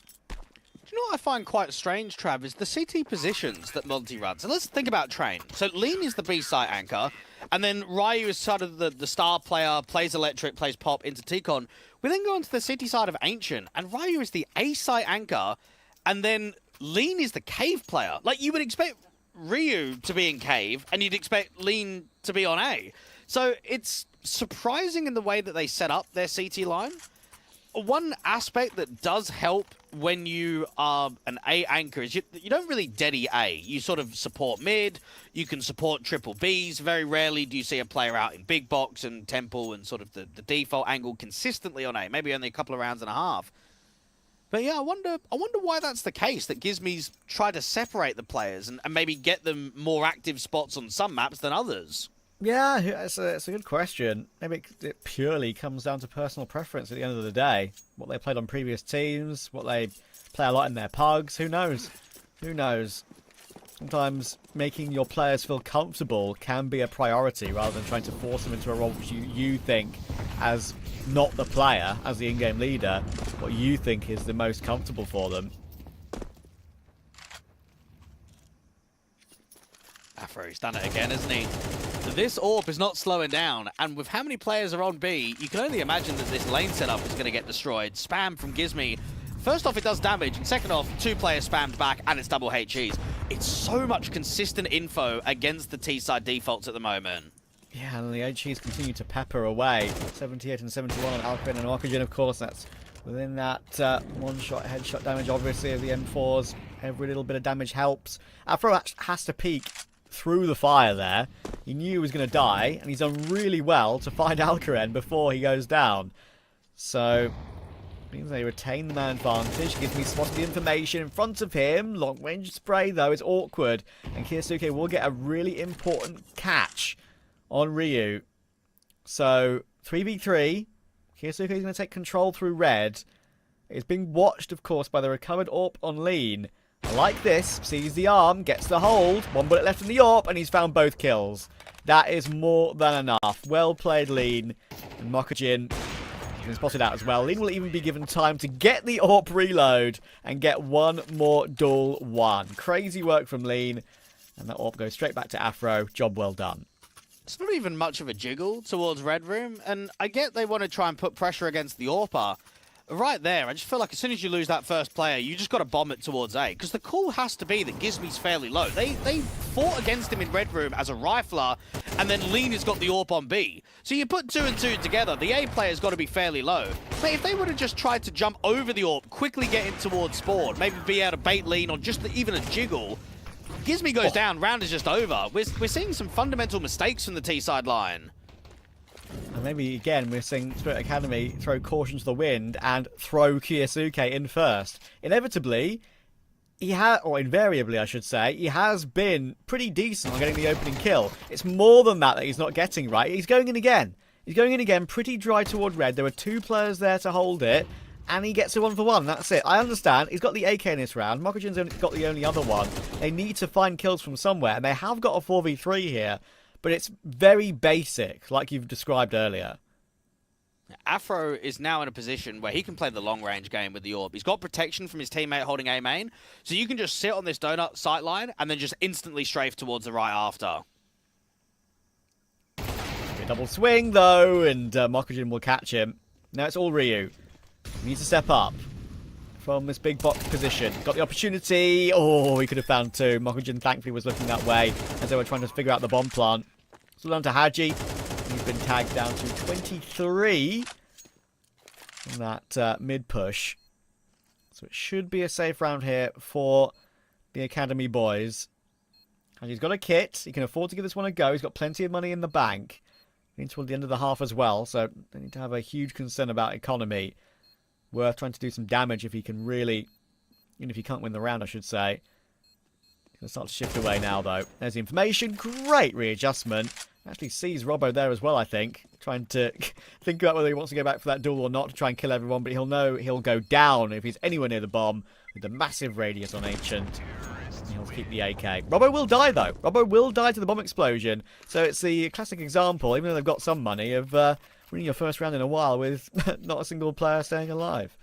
And you could basically say that the only reason that round is won, it's just an awful timing for Afro. He's thinking about making a slight info play and walking the angle into Donut. If he would have just sat there stationary, he wins at least 1. And then maybe you can set up a little bit of a bait and switch. Maybe the AWP can take an attention away. And then that's when Ryu can kind of swing out in the open and line up a couple. You got to take your moments, and for Spirit Academy, unfortunately, I just don't think they really have in this first half. There's been very few conversions. That's now basically the first gun round that's being won from them. Can they make it 6-6? Well, you hope with some of these hero positions that they're putting Kyosuke in, that he's going to consistently go 1-for-1. I mean, personally, I'm not a massive fan on how they're utilizing him, because I feel like you're just not getting impact, are you? He's getting 1 kill and then being dropped rather than working the mid to even post-plant situations. That's why people often say, oh, look, Kyosuke is the next Donk guy. He's coming from Spirit Academy. Oh, my God. But they are a very different type of player. Like, Donk can crack open anywhere on the map and get 2 incredible kills. I feel like Kyosuke gets his 1 very often, then pauses, then takes a bit of a gap before looking for something else. More of a late round, more cerebral type of player, whereas Donk is more of a brutal type of player, right? So, yeah, I'll have to see how it goes in this round, though. And they try to get out mid, and Gizmy says, no thank you. Spirit Academy, you just have to look at their last few tournament runs and go, before the losses against Z10 and against ENT, they were on a 7 best-of-3 winning streak. Where's that for? Where's that Spirit Academy? This has been a disaster of a best-of-3 from them. Now, they've got to hope that Sypho can do something out on the A-Lurk. Problem is, he's up against the AWPer, and now for Alcaran, you're probably thinking in the back of your mind, well, I want to save this AWP because our economy's not great, but I've got a minute on the clock, and they could be anywhere. There's just no way that you're going to be able to save it. You might as well at least attempt to keep fighting. Yeah, it's rough for Alcaran. 2-8 in this game so far as well. It's not a piece of cake for him at the moment. I think he sees a leg and a shadow of Afro, so he'll finally get the kill, but he needs to find plenty more where that came from, and Lean will not allow him to do that. And Dweg, right, I could forgive Spirit Academy for looking really, like, stagnant and static today if their BO5 final win, even though it was an easy BO5, if their BO5 final win was like yesterday, but it was like 4 days ago, they've had time to recover from playing on LAN and then going back to their home setup again. Yeah, if that's what they're putting it down to, then it's just a pure excuse again, isn't it? Yeah. This is just a really flat performance. And it's a bit strange that we've got 2 best-of-3s back-to-back in which teams are just not even competing. Teams just aren't showing us anything. I mean, I'd love to know what the scoreline would be like on Train and Ancient if Monty win both pistols. How different this entire best-of-3 could have looked. That's a very good point. Afro will get an opening, but he has lost his mate Ryu. There's more duels coming through. Again, these are kind of just dry duels, right? It's all Spirit Academy are really putting into place, but sometimes they can just destroy you. It's as simple as that. And Alcaraz is going to get 2 quick headshots. Kyosuke got his 1 as well. Lean needs to find a response, but he's been smoked off towards CT. And Cypher is just waiting here. He's waiting to see if Monty go aggressive to look for information. The thing is, I know Robbo is where he is, so they are pinching, but it's allowed Monty to get into position somewhat, so they still go toward A, and now they're looking. Now they're going looking for Robbo, but I think it's okay. It is okay. Fair play, Robbo. He's got both with the Galil. Again, it's a simple approach, but it was effective this time. Monty have got to look at this best-of-3 series and say, we're going to get 2-0 today. We're going to give ourselves a good main Swiss stage. We're going to try and see if we can advance ourselves into the playoffs. I'm just looking at how Spirit Academy are right now, and I'm just not getting the feeling of threat. Even in that last round, you could tell that the read was on for Monty. Why have they not planted the bomb straight away? Well, there's got to be some level of backstab. There's got to be some flank that we're not wary of, and that's why they both clean out Red Room. It's just an unlucky timing that they get caught there. 7 rounds in the first half. They just need to win a pistol. I think that's been their struggle in the best-of-3, is not converting pistol rounds. Yeah, true. Because if we look at the teams involved in this tournament as well, I think it's fair to say that Spirit Academy and Monty, they're probably 2 teams that have aspirations of a deep playoff run. Like, they've got good name value if you look at the rest of the teams in the tournament. So, it's the opening game in the Swiss, but yeah, it's not a good look for Spirit Academy so far. Good recovery at the end of the half. 5 on T is workable, but they need a pistol, and they're just not getting the success on these rounds. Haji has owned the first 2. Lean's found Mokujin. And sure, Robbo and Alcaraz are here, and they are fighting. It could recover things. Gizmy's hopped away. He's got away with the bomb in toward Cave. He can rotate all the way around because look where Ryu is. 1 bullet, 1 kill. Comfortable read of the map there from Ryu. And now Alcaraz has to fight through both these remaining 2. It needs to try and get Ryu straight away, and Gizmy's got another smoke that he could put down towards Sport if Ryu ends up losing this fight. So just slow down the rotate, make it more uncomfortable, trying to even maybe try and drive him through that smoke. Problem is, though, Alcaraz picked up that kit that was dropped, so he can afford to take a little bit more time here and afford to figure out where Gizmy's playing from. And there we go. He's got the information. It's big box. It's a standoff now. It's a jiggle from left to right, and Gizmy's going to win it. There's been 1 man for Monty that has won 2 of the most important clutches for them so far in the game, and that man is Gizmy.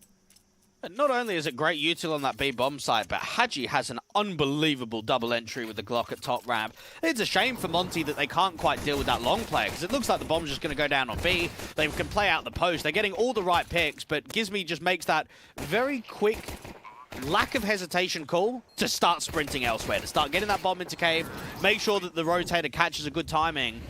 And Spirit Academy are not going to be force buying, so Monty are going to get closer to double digits now.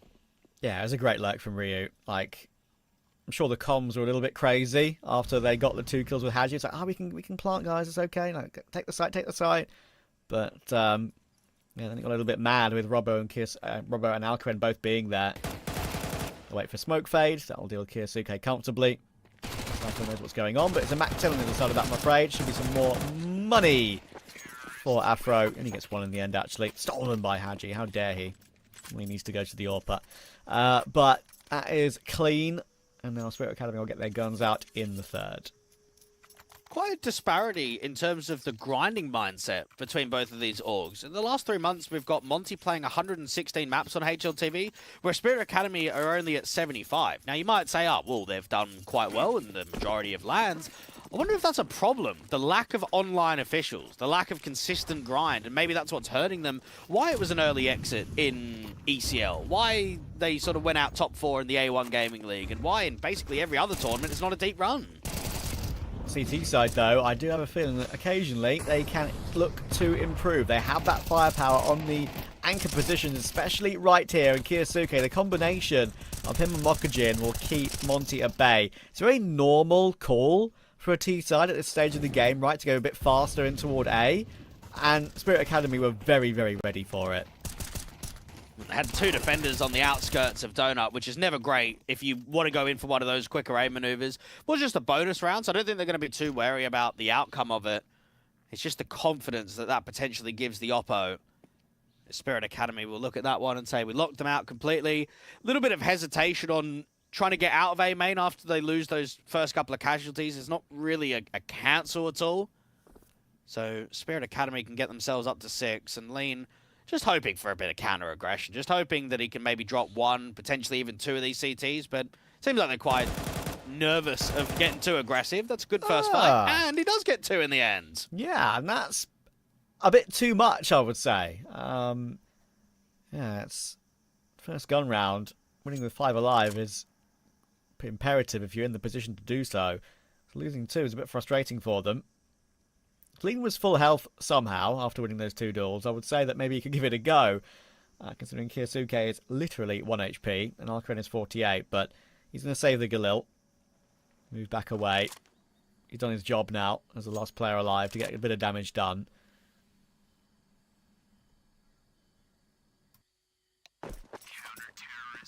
I do wonder at what point Lean maybe thinks about going back into the local scene and striving off some of the successes they've had recently. I mean, this new Passion UA roster, I've said it to Jay many times, Trav, that I think on paper it's better than the last one. Even if the last one made the major, I think Waro, Demka, and Kavem easily better. But then you look at how good Bait's looking right now, and I know that there's been some lower division teams that are struggling, Kono, Favbet, etc. I wonder at some point whether Lean looks back at those successes and think, yeah, I kind of do want to get back into the Ukrainian scene. Yeah, it's interesting, right? I mean, I'm actually completely on board with that one. I think Passion UA, in a bit more time, they are losing a couple of games they probably should be winning. They could be one of the main teams to qualify for the next major, the second major of the year, right? I think they've got a great opportunity for that. They should be at that level. We'll get back into that in a moment, though, because we're going fast in toward B, and Cypher and Robbo between them, including a bit of team damage in the mix as well, will go 2 for 2, but it's a very quick peek coming through long from both Mokujin and Alkaren. Is Kyosuke in the clutch, looking for where Afro's coming from, and he was ready for it, but Monty brute force a 10th round. Oh, what a round from Ryu. Great spray control to be able to transfer that over to the long players, especially with a Galil and not an AK. And this is a guy that spent a little bit of time in the Benelux scene and the Lowland Lions roster, Gank. I've always felt that the players that played in Benelux are just paycheck stealers, you know, your Stevos and Nodus and Simics and those kind of boys from EC Brugge. But he's done himself all right. He's been a part of the whole Monty and Monty Gen system for quite a while now. Yeah, I kind of started my casting career in the Benelux scene, pretty much, doing some, like, friends who were playing ESEA Advanced back then, maybe including that Lowland Lions team back in, like, 2020, end of 2019. And I agree, unfortunately, that was one of the deader scenes out there, which was a shame, but it is what it is. Didn't want to throw you under the bus with that now, but that's the way I look at things. It's reality, mate. It's reality, I'm afraid. But yeah, Ryu was one of those players that obviously was involved with that in a while. They could never get like a full Dutch team that would actually do well because they didn't really have enough talent out there. And he would be one of the players like thrown in, and it would actually look decent, right? So yeah, I want to see more of that form from him as we move on in his career. He's kind of meant to be one of the point men of Monty, it feels like right now, and it's in a good game here. Good to see. Now, they're going up against a B stack with what is an info play in A main. I'm a little bit worried about the M4 from Robbo. Everybody else, though, I'm not really too concerned about. Spirit Academy needs to try and get as much damage out of this M4. 2 picks, at least, I would say.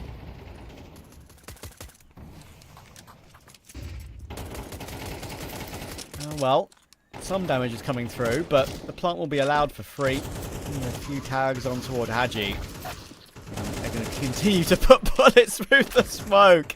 And Haji, listen, I know it's an eco, but goodness gracious. 3 through that right side smoke. They're going to survive this round with all 5 alive by the looks of things. Montage is fighting for his life, but Gizmy's ready. And Monty just full dominating this series right now. And if we were to talk about lower divisions or even pugging, I mean, it's very well known on T-side Ancient that if you're taking B, you need space. You need to take long or you need to take cave. You need something for a post plant. You don't always need that, though. And when you're up against anti-eco, I think the worst thing that you can do is try and take space in case it's a counter-flash play, in case there's maybe 3 or 4 CTs defensively long with a flash at the ready. So right there for Monty, I mean, all they do is just smoke off short and long and play out the post. Just start spamming those smokes. That's where they get all the individual success from. We could be in for a surprisingly quick day. Obviously, I'm just hopping in for Jay today. Maybe his voice could have coped with these 2 BO3s at this rate. Goodness gracious. You're right. Gizmy playing with the smoke. Robbo looking the wrong way. Who sees who first? It's going to be Gizmy. Everything is coming up Monty right now. Every timing is going their way. They're 3 kills away from a 12-6 lead. Kiyasuke needs to be ready, gets 1, and he sees Haji as well. Good pre-fire. Looking for the last, hits the dink. Fair play. He does the absolute maximum there, does the Spirit Academy star boy. Well, unfortunately for Gizmy, it was so boneheaded to walk through that lane smoke. I mean, he's caught a great timing, but that is ridiculous that he's been able to win that fight and get out on top. I think the uncomfortable nature is that Monty haven't even done poorly with spacing. They've double donut and 1A main, and they've just hit a life round against Kiyasuke. Gizmy is going to clutch again, though, and he's now seen the A-main individual. Come on! Give it to him! That is 3 clutches in 1 map from the in-game leader that was 6 and 13 on map 1. He's in the heads of Spirit Academy. The first one was with a Deagle, when of course he found an AK to win a 1v2 over on A. The other one was just a pretty easy, in the end, pistol win when he was dancing on Big Box. That won another pistol in Monty's favour, and this one should have never come through. Sypho there is in the end. I don't know what he's doing. He's looking for a weapon on the floor to upgrade to, maybe? Looking for something with bullets in? I don't know. Either way, it's Gizmy's map right now, and we are just watching and living in it. Lean has got to hope for an aggro timing. Now, he's been seen by the jump spotter, but he's pre-aiming this left-hand side. MP9 is good there. Haji gets a trade back. They need to cancel. They just need to relax for a little bit, because there's even a shelf player getting up there from Kiyasuke. And Monty have just been hit by aggression. I mean, the CTs are taking mid. They're taking lane. They're trying to pressurize top ramp. They're just trying to take all the space away. I'm going to be ultra critical here, because Monty have had a great series so far. After a clutch like that in the previous round, I do think it's worth chucking a pause in, honestly. I know there's a thought process in terms of, whether that actually would help Spirit Academy or not. Like, Ash has talked about that on his YouTube channel, about the timing of pauses. But I do think it would have been a good call, purely because it's 12-6, right? Like, just take the moment. Spirit Academy, maybe they go for the same call after a pause as they would if without a pause. But either way, I think it would be a good timing to go for something like that. Well, you got to remember that Gizmy's going to win the 1v3 here after baiting Afro. So he's going to go and get his 4th clutch of the map now. Oh, this time we might be setting up Afro. We switched to the M4, obviously. Mokujin jiggling. Information. There's the first, and Afro hasn't hit the trade immediately, I'm afraid. We'll finally get it, but guess what? If he wins this duel on B, and Robbo is 1 bullet from death, there's a chance, but no, doesn't check the left, he checks the right first. Understandably so, you would tend to look cave first. It's a good off angle from Robbo. Spirit Academy will keep themselves alive for now. Yeah, Spirit Academy have got themselves some winning streaks on quite a lot of maps. Mirage being 7 in a row, Anubis being 4, Train was 3 before the first map of the series. Ancient, even though it gets quite a bit of pick rate, you look at 8 wins, 6 losses last 3 months, you think, oh, have we made a little bit of a mistake in this Veto? Resmoke down towards the doors, but Monty completely disrespects and try and take lane. Oh, pacey. Lean should have got that one, though. Robbo had a bit of a whiff, and you can see Lean's reaction. He knows that was an opportunity to get a really important opening kill in the round. That would have obviously been a free rifle to pick up too. And Sypho's going to compound that now. Good kill on Haji. You've got one player stuck in the cubby on B ramp, and Gizmy may be here, but he's shown his presence now. And he's walking. Gizmy's walking his own smoke. Oh my god, dude. He's loving it. He's locked in so hard that he's just trolling. What a guy. Yeah, Spirit Academy starting to get a little bit of survival, because I'm looking at where the economy sits. I'm thinking, the buy's going to be rubbish for round 21. So then you have a good gun round in 22, Eco 23, gun round in 24. There's not that many good opportunities left for Monty to close out this game. I do say that, but you can still have the lower investment weapons doing quite a bit of damage and causing a bit of threat. The Spirit Academy get up to 8, and I think step by step, they've just got to try and work the positives in this series. First off is getting to double digits, and then secondly is to try and contest your map pick and send it to that decider of Dust 2. Yeah, I'm not sure they necessarily feel pressure, Spirit Academy. I think they're just like playing in a way with how we've seen their style today, almost without a care in the world, it feels like. But of course, here they can play with nothing to lose, right? I mean, they're 12-7 down. Just play with freedom, play as you would on CT, and so far that's working. But it needs to, as you mentioned, work for another 4 more rounds. So we'll see. Ryu and Afro saving, of course, means that they're going to have nothing to buy up other than 1 smoke on Afro. And it's a full eco for Lean, Haji, and Gizmi. So money will be split. It's how they activate those 2 rifles. And it looks like they're going to commit to a force around them. Now, they've only got a few options here. They can bomb it into cave, bomb it up ramp. I think whatever you do, you need to try and bring a little bit of pace. We haven't seen the Brolin molly too frequently from the T side. It's been Lean throwing it from the front side of lane. Anti-rush util and a boost up behind the elbow smoke.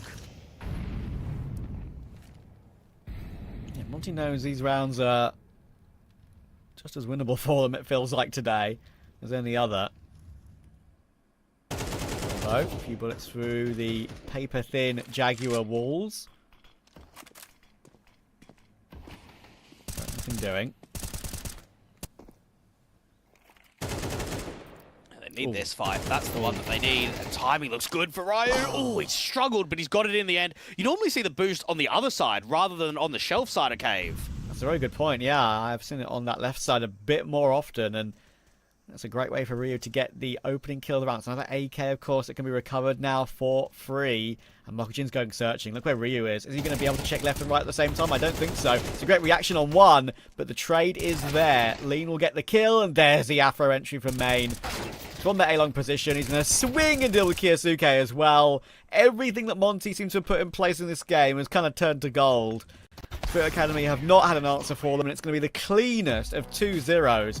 We mentioned going into the game that Spirit Academy have been very up and down online. Just because of the fact that they've got one of the most talked about players in the scene on the roster doesn't mean we should be counting out Monty, and we were proved right. I think we also need to take stock in, we can't always look at the VRS as a statement of where teams sit. I mean, you have a look at the ranking, Spirit Academy are up and around the top 30, whereas Monty are outside of basically the top 70. The difference is Spirit Academy just can't hang online. And this is basically the exact same series that we saw from them against Z10 in ECL playoffs, where they're just not showing much of a fight. They're not really holding weight. They're not taking double digits. And for Monty, I think a lot of the players were quite consistent. I mean, for Ryu, it's tough from map 1 and map 2, depending on the positions that you play, to generate a lot of impact. But I thought that Afro performed very well on the AWP. I thought we certainly had a step up from Gizmi, because let's be honest, if he even loses 1 or 2 of those clutches, I think we do get double digits, at a bare minimum for Spirit Academy. Yeah, it's a very good point, right? I mean, Gizmi's had a bit of a masterclass on Ancient there with the one on the pistol, of course, the one with the on the eco. He finds the AK on the ground, and then finds the second AK on the ground to deal with Alcaren, and then that final one that really put the cherry on the top of his map. But yeah, as you can see, I mean, it's one of those games where you kind of really only have Kyosuke and a bit of Sypho showing up for the Spirit Academy boys, and Afro had a really, really solid series, especially CT on train. He and Ryu really pulled away in the fragging department on that side of the map, and yeah, 13-8, it's a good day's work for Monty, and that will get them off to the best start possible in this Swiss stage, which of course is a pretty packed and stacked Swiss stage. I think Sophic needs to give him a bit of a bollocking after that best of 3, because I just felt with the way that they played, they just don't really care, right? Maybe there's not the same motivation with some of these LAN performances to some of these online ones, Trav. So yeah, I'm certainly not sold on that one. For Monty, look, it's a good sign. This is now, what, 4 best of 3s in the Compass event so far that they've won 2-0. When is the streak going to end from them? Yeah, they're loving this event so far, aren't they? Of course, we've got 2 more matches to come today. We're going to hand over the casting baton for those 2 BO3s, but it's Astrum versus Eklot and 500 versus Sangal. Make sure you stick around for those, but for now, we'll see you soon.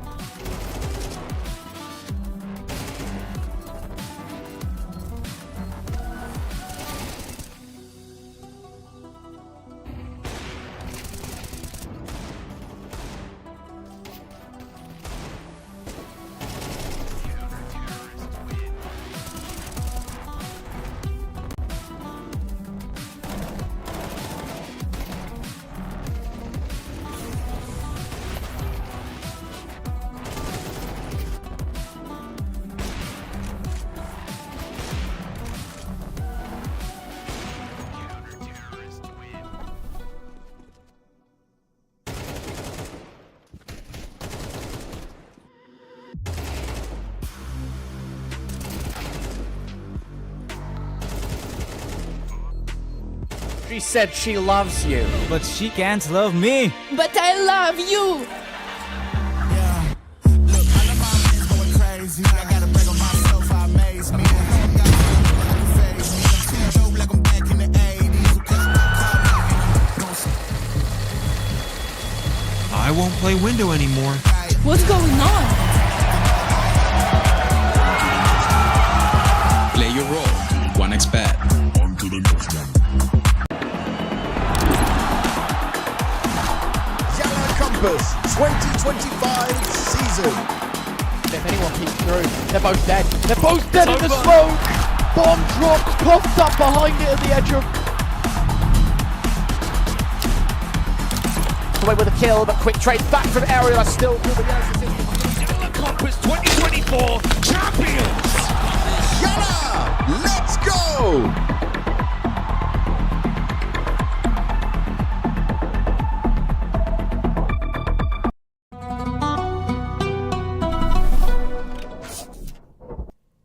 Hello and welcome back to the YaLLa Compass Contenders. We've already seen 2 games in our opening day of the main Swiss, and to be honest, they were both extremely quick. We've actually had a very disappointing day, I'd say, for the fans. It's been just 2-0s out the gate, but we've got our final 2 games on offer. But before we get going, my name is Freddie Runner, and I'm joined by Zerfa today. How you doing, sir?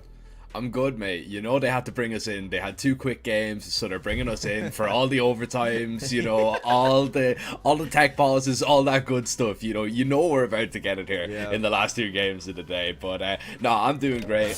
It's really nice outside. It's really sunny, but you know, we don't usually get that all that much in Ireland. But it's been really good. Problem is, casting in this weather means, you know, you can't get to enjoy it, which is, I mean, it's probably a fair trade-off. It's either go outside and enjoy the sun or sit inside and watch some really good Counter-Strike, and that's definitely what we've got on offer here in our first game that we are going to be covering. And it's a team that I haven't watched really since they left Aurora. Astrum, you know, obviously being dropped by Aurora is definitely not a good thing, but when the Eternal Fire lineup came up on offer, 100% they were going to get them. I don't even think this Astrum roster did anything wrong. It was just Aurora seeing a chance and they took it and grabbed it with both hands. But Astrum really want to kind of bounce back. They really want to get a decent result in one of these events, go very deep and maybe actually win one to kind of get a little bit back and say, you know what,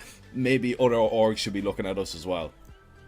I do want to actually just roll it back for a second. You said the weather was good, and if we're going to be casting, we'd be out there. Let's not lie to ourselves. We wouldn't be leaving the house anyways. We'd probably be plugging. But you've hit a really interesting narrative with this Astrum roster, because I want to actually give a counterpoint. You said that Aurora, when they were playing on the Aurora, did nothing wrong. Well, they also did nothing right, to be honest. I think this roster, when I look at the names, the Patsies, the next generation of Grix, I feel like they've had a really underperforming year so far, and it's actually been very disappointing to me to see how poorly this team has played. There seems to be a massive over-reliance on Patsy and Grix, the 2 players I mentioned. I, alongside you, haven't actually seen much of this roster because they've been losing pretty much every single tournament. They haven't been playing much. I did get to catch them in the Thunderpick World Championship. They did make a actually really good run to the semi-finals by beating 2 teams that are qualified for the major, Metasport and OG. But dude, that game against Na'Vi Jr., they got 7 rounds in the best of 3. And like, I get it, Na'Vi Jr. is Na'Vi Jr. But I was watching that game, that wasn't Na'Vi Jr. being amazing. It was much more so Astrum just being like, they're not playing. And I think for me, this team, I have high expectations, and so far it has not even been close to met. Yeah, I can understand that little bit of frustration there, and yeah, I could agree with a couple of those points. They had a disappointing BB LAN as well, where they went really disappointing, lost both games to Paravision and Arc Red, and they haven't won a competition since back in March, where they actually won the Galaxy Battle Starter, a 30k event that they took home $15,000. So they're looking to kind of get back on the right track. I would say though, Freddie, they did get back on the right track and go into the Thunder pick. The Navi Junior game, all right, let's just leave that aside because we know Navi Junior have been absolutely smoking everybody. So let's call a spade with that one. But up against Eclot, they've actually played them only recently. It was only, what, 4 days ago that they took them on over at the CCT. They beat them 2-0, 1 Inferno, 1 Train, and now Eclot are not even going to be playing with their full 5. They don't have the E-Live in there. It's going to be Reelsin standing in his place, but Eclot have played actually a lot of officials with this guy because he has been standing in all over the place, not just for the E-Live exclusively. There was a couple of games that he stood in for MBQ as well. So, you know, it is obviously maybe a weaker Eclot, I would say, even though the E-Live stats might, you know, kind of lean you and sway you to say, all right, they're probably a little bit better off without him. I wouldn't say so. In terms of the calling department, the E-Live does bring an awful lot of structure to this team. And I think, honestly, Eclot are going to struggle without their leader, without their IGL, up against Astrum. I think this could be a very long day for them.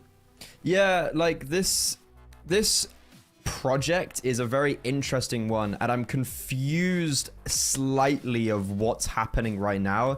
And I think that sentiment is pretty much unanimous across the board of, like, is MBQQ IGLing now? I saw a check rumor that was the case, and people aren't sure if the Alive is not going to be a part of the project and if Reelsin's actually stepping up. If that is the case, there is actually a conversation of this might suit Eclot better, because if MBQQ goes into an IGLing role and Reelsin picks up a lot more supportive roles, then Mikey actually will be getting more space to frag and succeed. And that could be maybe a 1 step backwards, 2 steps forward maneuver. Because I think right now on Eclot, Mikey isn't being given that space. Is this the answer?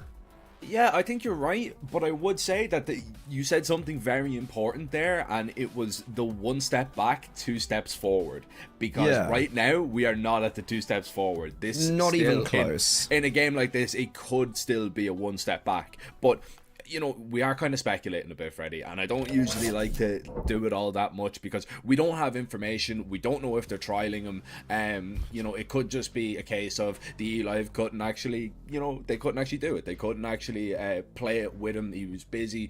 We don't know. So we're kind of diving into that maybe a little bit too much. All we do know is we have to jump into the veto and see where we're going to be ending up. Eclot actually picking into an Ancient. We're going to see a Train pick, so it has kind of changed it up from the game that they did play a couple of days ago with Inferno not being picked out there by Eclot. Could be left open for a decider, and indeed it is gonna be. So, you know, if I'm Astrum right now, I'm looking at this veto, Freddie, and I'm kind of saying, look, we won 2 out of 3 of these maps already. We weren't tested on an Ancient, but it's still a map that we're quite strong on. I'm pretty happy with this.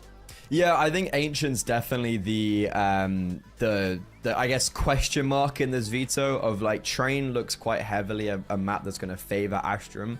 Inferno, naturally, as you mentioned. I think Ancient is going to be an interesting perspective for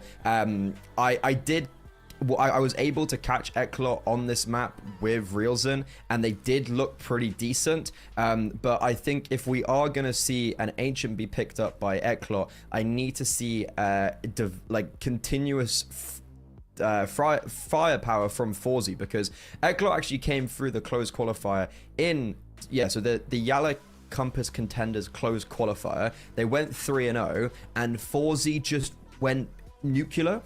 All these games were played with the Alive, so a little bit different, but Forzy is always going to be the player alongside Mikey that's mentioned. He's been playing really well. Ancient is not inherently an easy map for an AWP to succeed on, but I have seen Forzy do actually impressively continuously well on Ancient, and Eclot, I have seen them do well on this map. I don't want to write Eclot out, but I think it's very easy to sit here and be like, Astrum are the favorites in this series. Will it be pushed to a third, or how's Ancient gonna look? Yeah, I think, look, if it was the 5 against 5, and there was no stand-ins, there was no reels in the picture. And this is like no discredit to how good of a player Reelsin might be. This is just, you know, a team that has been practicing together, that has been playing together, and has that kind of experience with each other. I would probably say that Astrum and Ikla are very evenly matched. I would say that, you know, they are probably neck and neck, and it is really a coin flip. What it is going to come down to, who is going to win on the day. I just think though, with Reelsin kind of coming in, if you know what you're saying is true, with the speculation that MBQ might actually be IGLing this roster now, and they're moving away from the E-Live a little bit, I think it is just a big step. It's a big move that you're making at this time, and it is, in one sense, it is a risk, but in another sense as well, it is also just going to take a little bit of time. Even if it, you know, it might work for a couple of games, but still, it's not going to be perfect. Yeah. And, you know, we still haven't seen all that much. I think this is only the second time that Reelsin is actually standing in for the E-Live, so who knows, you know, how much practice these guys were getting, if that is definitely the case. I just think, though, this is a perfect opportunity for Astrum, if they're really that team, if they're really that motivated to go on another deep run in an event. This is a perfect chance to beat one of your enemies, I would say, you know, because YaLLa should be up there when this contender stage ends. Yeah, I think both of these teams are expected to do quite well in this tournament. I actually did catch Reelsin specifically on the first map we played on Ancient against Delta. So they did win that map 13-1, but it was Delta. So, you know, we're not going to put too much stock into that. But I don't know how much you know about Reelsin, but it is a big step up for him individually as well. So he played for Brute, which is like a low ESCA advanced team. And I'm pretty sure Reelsin's from the Czech scene. Pretty sure Reelsin's only played 1 full season of advanced, maybe 2. Like, it's a fairly fresh step up for him.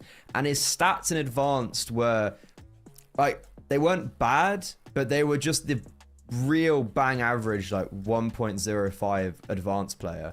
So this whole move is confusing to me, and I think Reelsin, there is going to be, for me, a big, like, scope on him of, like, can he play at this level? And I think this is a really good challenge for him, because sure, he has played a few games, but it's been very inconsistent from him so far, and he's only had basically like 1 good map out of the 6 or so that he's played for them.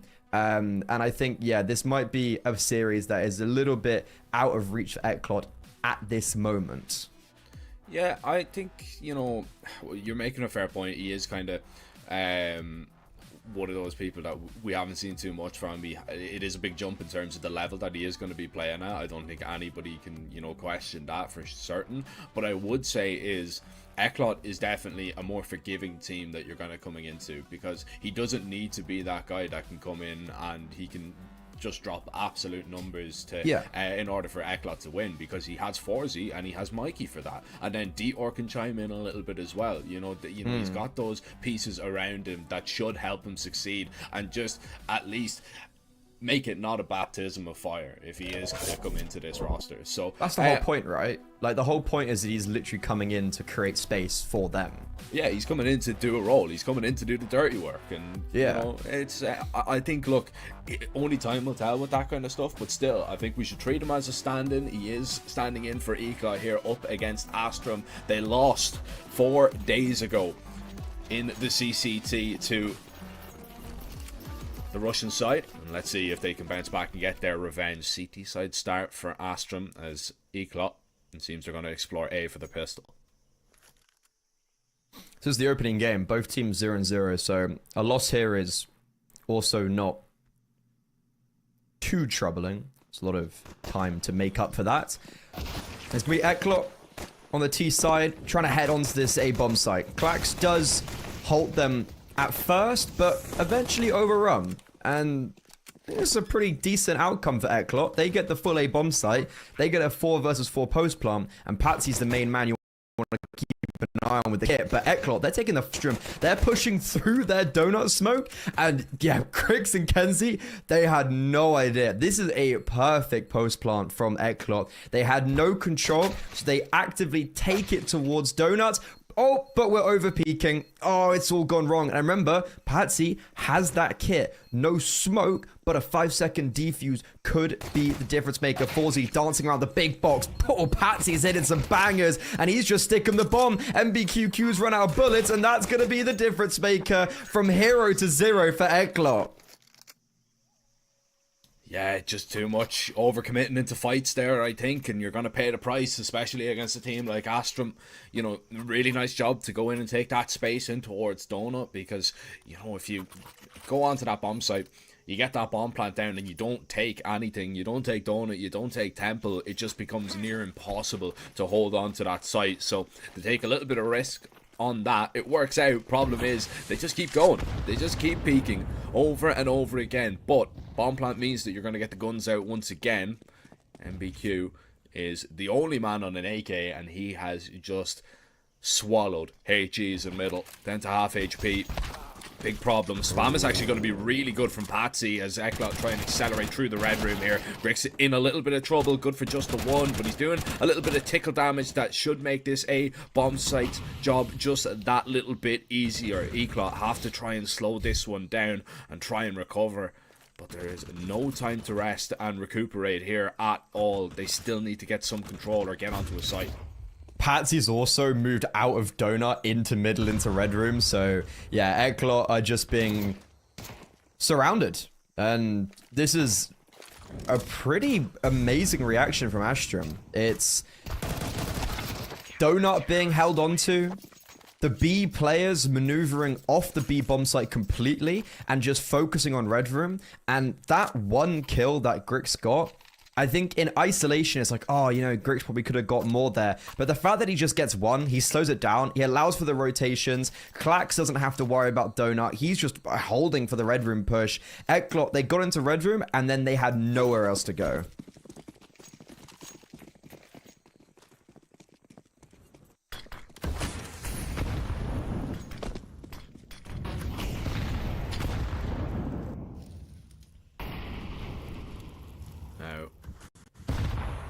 Eklot trying to make their way up this B ramp with the boosted player. Still looking to see if anyone's going to overpeak here in this round. They've eaten a lot of nades.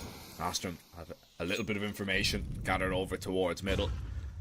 And they seem to have just a really good read here. Klax has pushed all the way through A. He knows it's not there. They've cleared middle. They know the only possible position that they can be is in that laneway or maybe outside the doors. But still, Klax overpeaking there is a problem because he's the A player. And you know that you've killed him, you can just accelerate over towards A now. They had all the information, but Eklot, they found an avenue. There's only one player on this A bomb site trying to deny.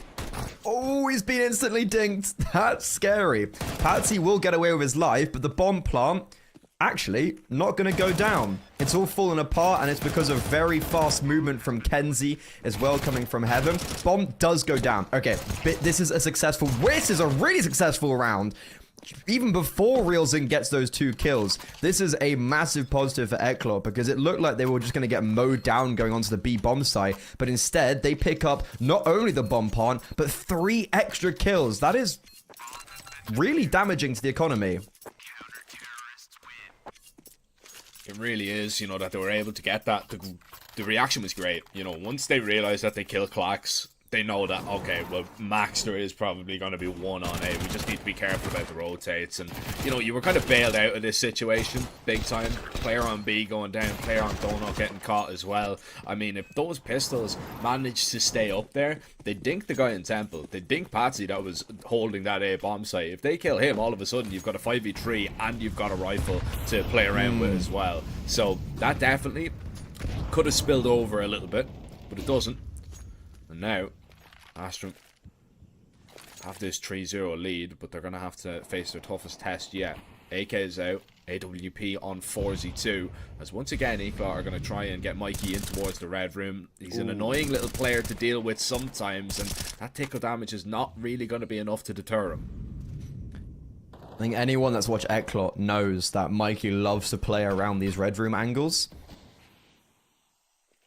and with no information in middle whatsoever because of that smoke towards Donuts, this is a very awkward position for Astrum to be in because they just don't know what's going on. They don't know what's happening in middle. And because of that, they can't pull too many rotations over towards this B bomb site. And as this XQ is coming in, it's just going to have to be relinquished. Nori, Kenzie, they have to completely give it up. And throughout all of this, Mikey's still alive in Red Room, so he's going to be able to potentially cut down rotations as they come over from the A bomb side. He just needs his players to hold down on the bomb side. And let's start looking at Mikey because he hears them running across. Mikey needs to activate because the retake has now commenced. Counter utility, perfect. The flashes come through. Mikey finally does decapitate one, and the bomb site is holding on. Eklot, the round's going exactly how they wanted it to, and Clax can't pick up anything in the 1 versus 3. Yeah, I was thinking that Mikey was leaving it a little bit too late to activate there, and it is kind of that... It'd worry me. Yeah, it is that kind of internal clock that you can see kind of ticking, and you don't blame him, right? Because you don't really want to go too early because somebody is going to hold you, but you don't really want to go too late because then all of a sudden... You know, you go too late, they're already on the bomb site. Yeah, it's a dangerous game that you are kind of playing there. Luckily as well, though, his teammates on the bomb site were able to actually get the kills. Still, it was quite scary because the trades were actually coming in for Astrum. So if the bullets were not hit, all of a sudden everybody on the bomb site falls and Mikey is left in absolute no man's land. But still, a good round for Eclot to pick up, and they will reap the rewards probably of the second as well as they're executing up onto an empty B bomb site.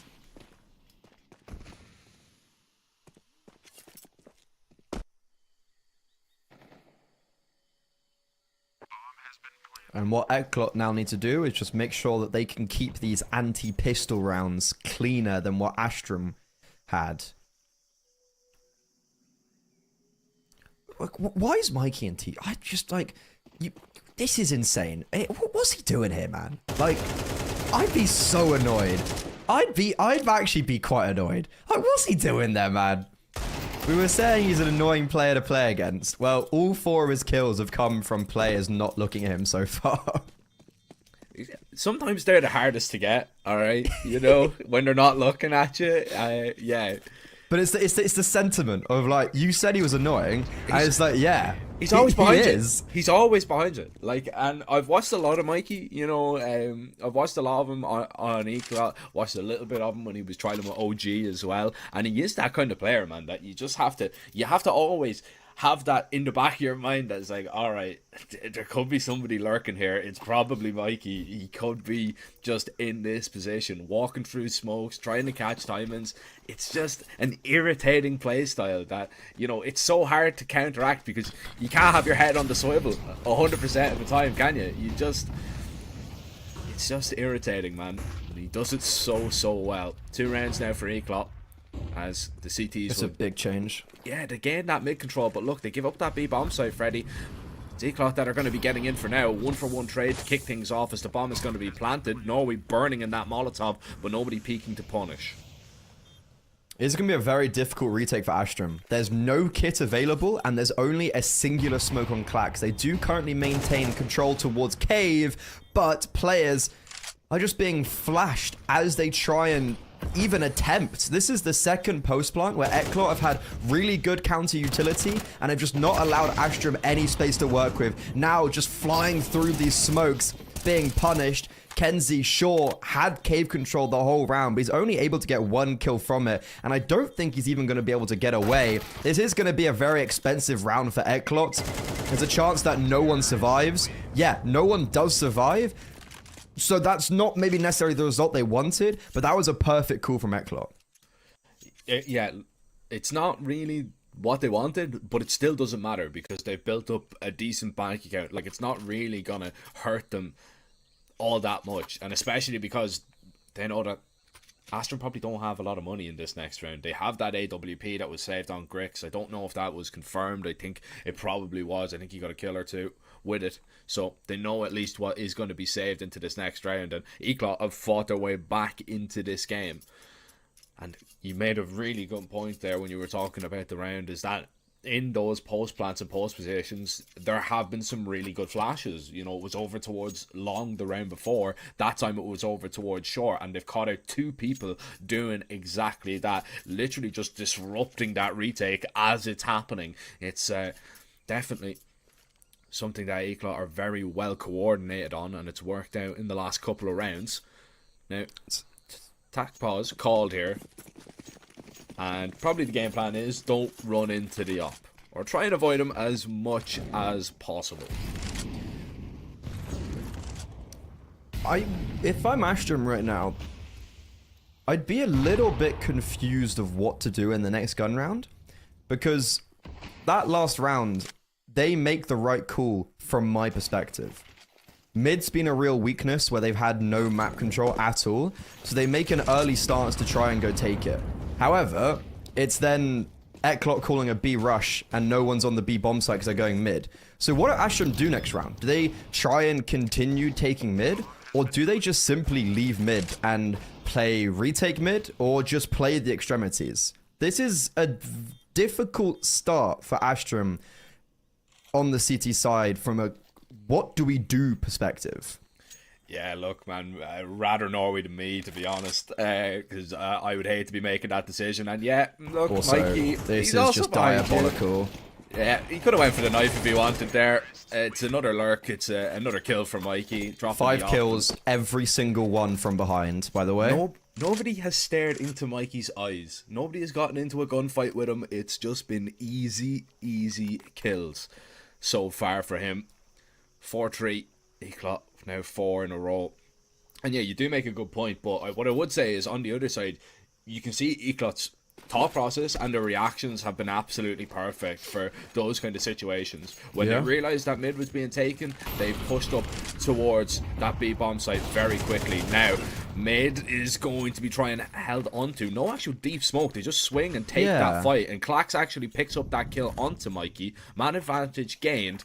And now, that elbow will be smoked off. And Astrum will still look to hold on to that mid presence. And this would be interesting to see how YaLLa react from this, because we haven't really seen them in this position in quite a while. Yeah, that was a very unorthodox play to not smoke elbow, but the reason for that was because Nori was flashing for them to peek. So they actively were like, we're taking this duel, and then we smoke. So, as you mentioned though, it's YaLLa, a man disadvantage. No map control whatsoever. No B lane control, no mid control, and so because of that, we've got Grix posted up on A, and I'm surprised to see Nori leaving, even though there's 2 players already in mid. It really surprised. Yeah, okay, so he has that smoke. I assumed he was coming over just to smoke mid. Would want him to see him going back towards A, but instead, he's going to be a little bit far away. Grix is going to be the only line of defense. He gets smoked off, and a missed AWP shot could be worrying. Now it's all on Klax in Donut. He gets annihilated, and this has all started to go a little bit wrong for Astrum. They had all the map control. Now it's a 3 versus 3. Bombs not being planted because they're trying to clear out Donut. Patsy still alive, still thriving. How has no one killed him? Patsy finally falls, but because they've taken so long to try and kill him, the bomb hasn't gone down. There's 10 seconds, and it's opened a gateway for Nori to come through CT. YaLLa, tooth and nail, they fight their way forward, and it's Forzy in a 1 versus 1.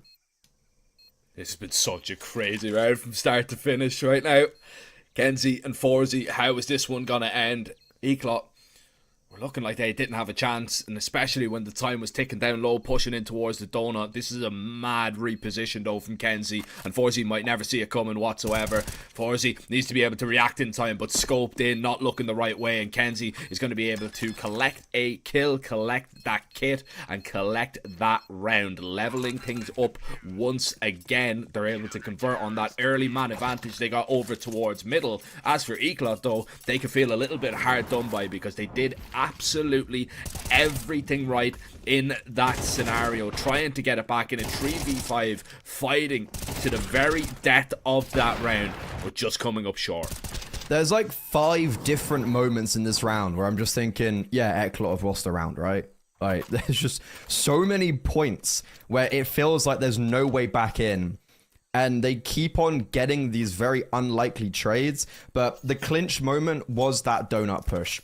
The play, as we've both said, sound. I think it's really good where they have no utility. They know Patsy's in donut. They have to try and take that fight so they can get the bomb planted. But as they go in, the two riflers separate. One goes left, one goes right. Patsy just isolates the duel and then just survives.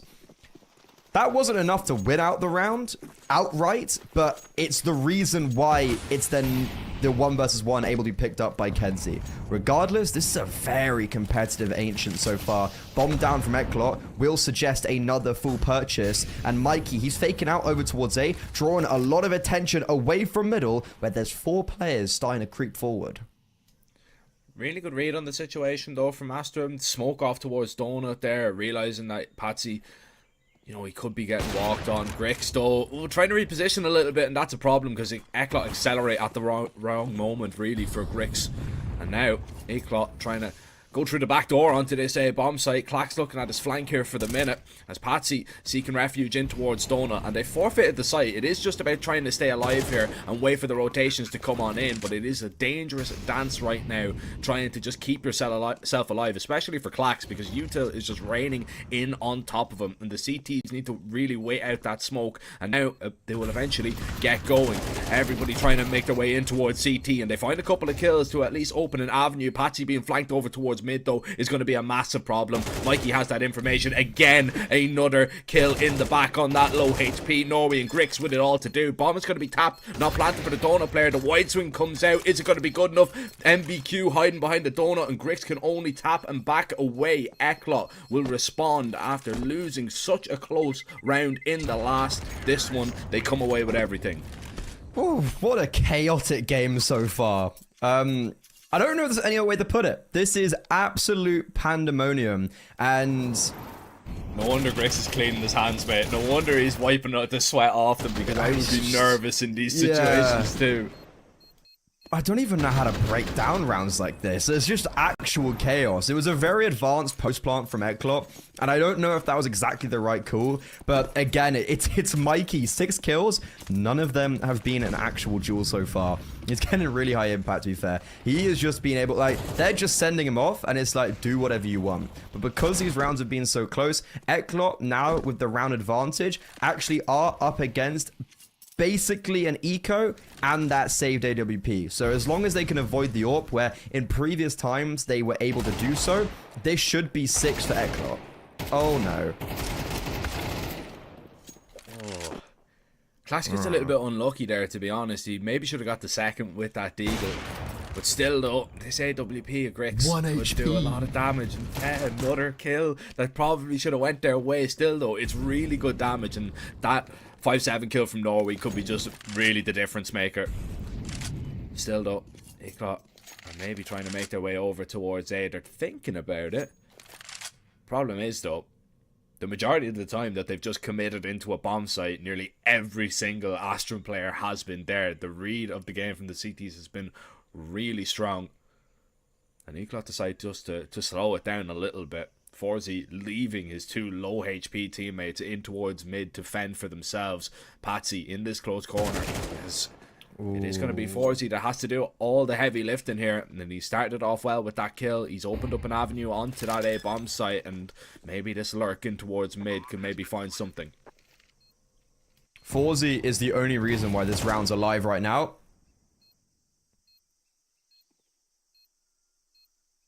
He has been completely left on this bomb site, though.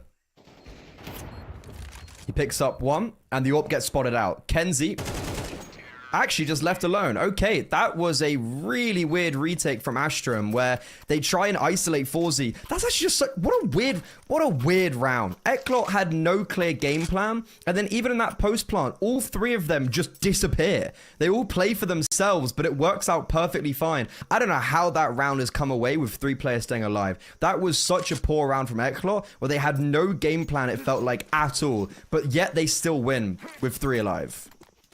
Yeah, it's really just down to Forzy hitting the shots. It is only the pistols on the side of Astrum, you know, in that round, but still, Forzy needed to find those kills. And back towards this mid control for Astrum. This time they're going to be challenged on it. Mikey picking up that kill through the smoke onto Patsy, but going down instantly after. Dieter occupying this space, trying to take something back as Eclot need a way into this round. Look at this from Kenzie, though. He's pushed all the way deep through the smoke. He's going to get a freebie here. Not looking at him. MBQ just gets shut down. Problem is, right, if Eclot just accelerate through cave here, they know Kenzie's over towards the ramp. And, well, the only reason he should be peeking like that is that B bomb site should be empty. The only smoker's on Forzy, and he's taking his time, but they don't need a smoke. Detour just wide swings Grix. Grix doesn't even have the opportunity to pull the trigger, and yet again, we enter a position where Eclot feel like they shouldn't have had any chance to compete. But it's a 2 versus 3. Forzy knows that Kenzie's still behind these doors, and he's just picking up everybody. 2 rounds in a row now, where it felt like it was doom and gloom, but then Forzy picks up the pieces and shines above the rest. We are really just seeing Forzy in the form of his life at the moment. Over the last couple of weeks, every time I watch this guy, he is just fragging out of his mind. There's some great shots there to end it off. I think Kenzie has actually made the wrong play there, Freddie, in peeking. I think, you know, he has to just kind of stick around and let Eclot come look for him. He doesn't really need to do all that much there. I think him trying to, you know, take a fight over towards Heaven is a little bit aggressive. And speaking of it, up towards this B bomb site, we are going to go for the final round of the half, it would seem. Detour gets shut down instantly. You can see Forzy trying to play around this smoke, but he gets absolutely annihilated by the FAMAS. And Eclot, they're going to have to give up the site a little bit here. Retake now coming in up the ramp and from the cave. Surely there is still a decent amount of util to be put down to try and keep them off this bomb site, and the T's are just hemorrhaging players right now. Trades are going to be enough, and it is all down to Mikey. They should know where he is, trying to get this defuse pulled on off, and there it is, trading out successfully. Really good retake from Astrum, and it closes off what is a really competitive first half in this one. Competitive, but like, what a just bizarre half. That was so messy, and I'm here for it. That was a very enjoyable half of Counter-Strike, and I feel like Eclot deserved to maybe be a little bit further away than just a 7-5 half. It feels like Eclot played fantastically. They just had that slower start. And wow, that was chaos, man. That was a chaotic half. Let's go. Forzy seemingly the hero of Eclot right now, but others like MBQQ are matching him on kills. It's gonna be Eclot now changing over to the TT side, and they're currently all stacked towards the A-bomb site.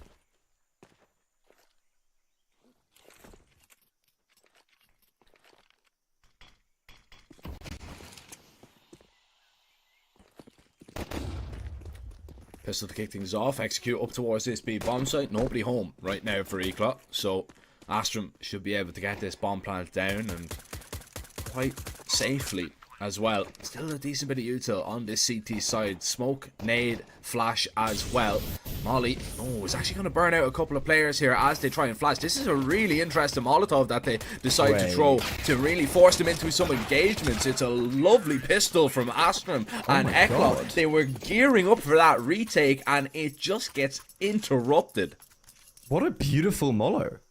So, for anyone who doesn't know why that was just such a glorious piece of utility, is because that Molotov landed, so no one could hug the wall, right? Everyone had to swing out, and you can actively see that the Eclot players were not expecting that to happen. So as that Molotov lands, Astrum starts swinging from long, and all these players in the back lines are just scrambling because they're trying to hug the wall, they're trying to play together, but there's a Molotov, and they just get sent into disarray. Astrum take the fight to them, and Eclot have just no idea what to do.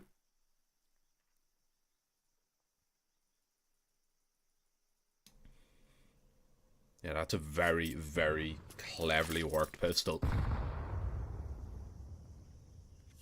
and really just kind of spoils any chance that YaLLa had in that round, and definitely surely any chance that they're going to have in this one. The SMGs and the Deagles going to need to really hit the mark here, and Mikey has done exactly that. Patsy getting shut down early on. The issue is you've got Astrum that are gearing up to explore their options and avenues over towards this A bomb site where MBQ is alone. Mikey is going to get a little bit closer towards him, and actually Astrum are going to go back here, so maybe caught in two minds, not happy with what they've seen over towards A little bit too quiet for their liking, and instead they're going to maneuver over into what is a stacked bomb site. Playing right into the hands of YaLLa right now. Even that kill in middle does not deter them. All three CT players are... Okay, no, only two have gone into cave. It's going to be Detour smoked off. No util posted towards cave. Realzim would have had a prime opportunity there to maybe to fight his way through. And now, altercation towards ramp. Klax trades out effectively. However, YaLLa still in the 2 versus 2. Nori and Klax both out towards ramp. There's no kit, there's no utility for YaLLa. So they need to go and get these kills, and that is exactly what they're doing. The Deagle can't connect though, as it has to reload, and Nori clutches up yet again. A very messy round on Ancients. Yeah, very messy round, a very close round, and I feel that YaLLa should have done a lot better in what they had there. I think, you know, Astrum get a little bit fortunate in terms of a couple of kills that they managed to gather.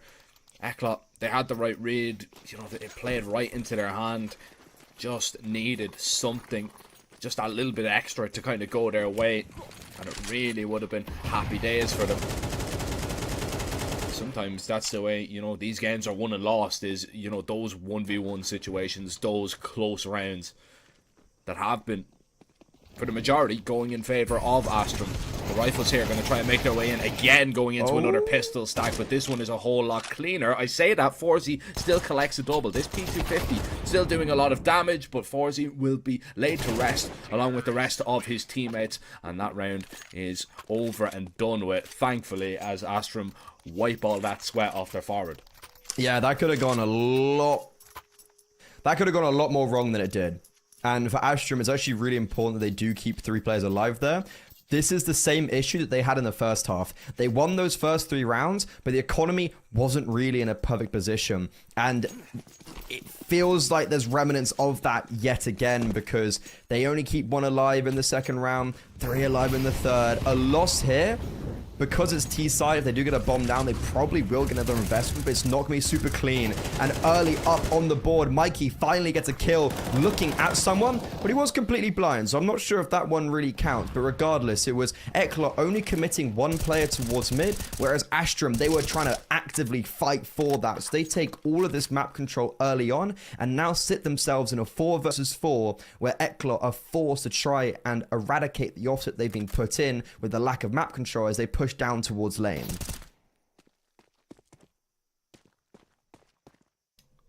This is a really important round though for YaLLa. If they're unsuccessful in this one, you're really just handing over a pretty solid advantage to Astrum. If this one goes wrong, you have to really even consider the save as well, because you're not going to be able to field these rifles in the next should you be unsuccessful. And Astrum slowly making their way through Donut. They're getting Kenzie into a position, but he's actually going to be pushed out here. Kenzie needs to be ready, not for the second. Isn't going to be able to get it. MBQ is going to line up too. What it needs to do for him is Grix will trade him out. He has to pick up this bomb and try and get it down already. Didor is quite close, and it just depends on if Didor wants to go through this smoke, but he doesn't. Instead, he sits and he waits for Forzy to get a little bit closer, but none of them are holding in towards the left side of the smoke. Eventually, Didor is going to turn to have a little peek at it. The reaction needs to be right, and it is. Didor hits the bullets in the head as Grix tries to play that one aggressive, but can't get anything more out of that round. I don't even necessarily hate that play from Grix. It's just really unfortunate that both CT players sit staring at that smoke as it dissipates. But that's YaLLa getting their first round on the board on the CT side, and you gotta give it to MBQQ. That double over towards the A bomb site is everything. Sure, it does get gifted to him a little bit because one player just swings out with utility, which is very poor from Astrum, and it feels like they got pushed forward a little bit too early because of because of Kenzie taking that fight. They attacked him, and it went like, oh, we have to go a little bit faster now, which wasn't necessarily the case, but it's going to be Astrum now onto a low purchase, and again, they're trying to fight their way out middle, and it's a very similar outcome with Mikey getting the first and then instantly traded. Yeah, Mikey was very isolated there over towards mid. He had no assistance whatsoever. So Astrum picking up that kill. They're going to try and accelerate in towards A here. Forzy missing a couple of opportunities. Eventually we'll have to grab at one, and he will do so. But MBQ, once again, the multi-kills over towards this A bomb site are going to be enough as he shuts down that one and really just kind of saves YaLLa in that situation, because that one was getting very messy very quickly. And now instead, what looked so good in Astrum on the brink of maybe actually just putting this map to bed, now they are in a little bit of troubled waters because they've given away the lead. Their money isn't perfect on the T side once again, and yeah, they're going to have to go for another half buy. YaLLa have a chance for 10 here. Yeah, MBQQ is the real unsung hero, it feels like, of this game right now. Like, those are back-to-back rounds where if he doesn't pick up two, there's a lot more question marks, right? So, really big. He's stepping up massively. And this is very aggressive from YaLLa against the low purchase. And so far, it's not paying dividends. Nori does just try run through a Molotov. And, okay, we're giving away the advantage quite lackadaisically. Maybe thinking that Detour was isolated, but instead, Forzy had rotated over. So, a very aggressive spurt early on from both sides. Astrum still trying to head over towards this B bomb site, but Forzy's just holding. He's waiting, and as they jiggle into his crosshair, he's going to be picking up more kills. Advantage now swung back into the CTE side, and Detour, after not succeeding on the first push down ramp, will succeed on the second. And it's Patsy just left alone. It was a 1 versus 4. He does get one trade, but this is a nigh impossible round for him to pick it up. He does at least have armor, but he's been tickled down by utility. Forzy's still just in the right position with the AWP. And it feels like we should be hitting 10 for YaLLa. The one big sentiment, however, is MBQ and Forzy just need to make sure that no one dies, and that's a big issue. Regardless, so I still don't think Patsy's gonna win this round, but the damage itself is massive. Patsy does tap the bomb. 10 seconds. This doesn't seem possible. This is very awkward. Oh, Forzy's just given him... What is going on? Okay, that's really costly. YaLLa only keep one player alive. That's a big deficit for them. Yeah, it's a little bit awkward towards the end of it, but still, it is a round nevertheless, and it's not about really kind of how cleanly you win them for YaLLa. It is just about winning them. I agree that, you know, it is a little bit awkward there before, so he has to make a little bit of noise to try and get him off the plant. He knew that Mikey was close, knew that the round wasn't in danger. You know, yeah, you have to... Yeah, it is obviously awkward, but I don't think that was the real problem in that situation. You know, it is a little bit fortunate that he even gets up and has a threaten of putting that bomb down. But it could be costly. You are right. If Astrum win this round, they have the AKs out. 1400 loss bonus is not going to be enough, and you're pretty much handing an advantage all the way back to your opponents here. So we go into this one now and see if Astrum are going to be able to get it done. And again, they could be seen as rather unfortunate not to pick up that last round, but here we go again. over towards this A bomb site. They will be trying to make a play here. Is Patsy going to be sent out mid solo? He gets behind the box, but they know exactly where he is. They know that he is going to be surely a danger that they need to flush on out of this position, but Patsy's still standing strong, and now the acceleration onto that A bomb site. Forzy needs to deal with one bomb out as Kenzie just sprints across Dona, not expecting MBQ, who comes away with 2 once again. Norway is going to be scratching his head as he watches that one back, because Astrum were completely unaware of how many people could be over towards this A bomb site and in what positions, and now you're smoked off with no bomb and with no chance. The one thing Eklor have been doing very, very well, not only on the CT side, but you could see it on the T side, which is how fast they react, how fast they move around this map on click of the fingers. Forzy seemingly is always in the right position, is always just mobilized correctly. There's always numbers there for Eklor, and that was a big theme on the T side, that you could see they just reacted so quickly. And that's very surprising, seeing how this is a team where Realzen's only played a handful of maps. So therefore, it's just a little bit unsure of like what's happening in Eklor right now, but yet they're playing very drilled Counter-Strike. And it does certainly help when MBQQ is just getting double kill after double kill in very important settings. And it's another round. That's 3 rounds in isolation now over towards the A bomb site, where it's been saved because of an MBQQ double kill. Yeah, and as well, Astrum have been leaning towards that A bomb site on the gun rounds. You know, if it's a pistol round, they've tried to, you know, go a little bit over towards middle and mostly over towards that B bomb site. But if it's, you know, a gun round, it's pretty much out towards A every single time. And again, they're going to go over towards A, trying to do this one a little bit quicker. MBQ does not have the support that early on as he drops that Molotov and tries to back away here. Mikey will arrive, they'd open that smoke and actually spam 2 of them down. Now the swing will come out. MBQ looking to find some more impact, more multi-kills and more rounds for Eclot. That A bomb site is absolutely locked down by the Czech man, and Astrum really need to check themselves right now. 12-8 down on Eklot's map pick, and it looks like they were right ready to stray away from that Inferno. Yeah, I'm actually just about to bring up that this change of Veto for Eklot is paying dividends to them. Only a couple days ago, they picked into Inferno. Astrum won that 13-11. Now Eklot looking like they want to take the hold on this series, go 1-0 up in the maps. The train is up next. And Astrum have been looking pretty good on that recently, but they're not playing too great right now, in all honesty. And this is really aggressive over on A from the CT side. They're trying to fight through A main.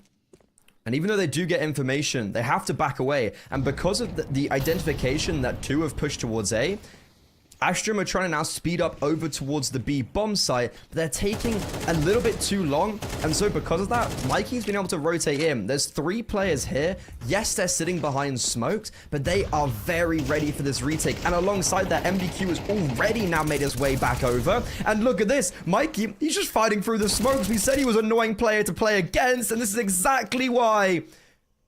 He's taken this round from disaster to now looking like Eklot can close it out, but there's no more for him. It has to be MBQ. He's been a master, a saving grace for Eklot. A 1 versus 2, but he can't quite find the first. Utility spilled, and it's Astrum that keep their head above the water.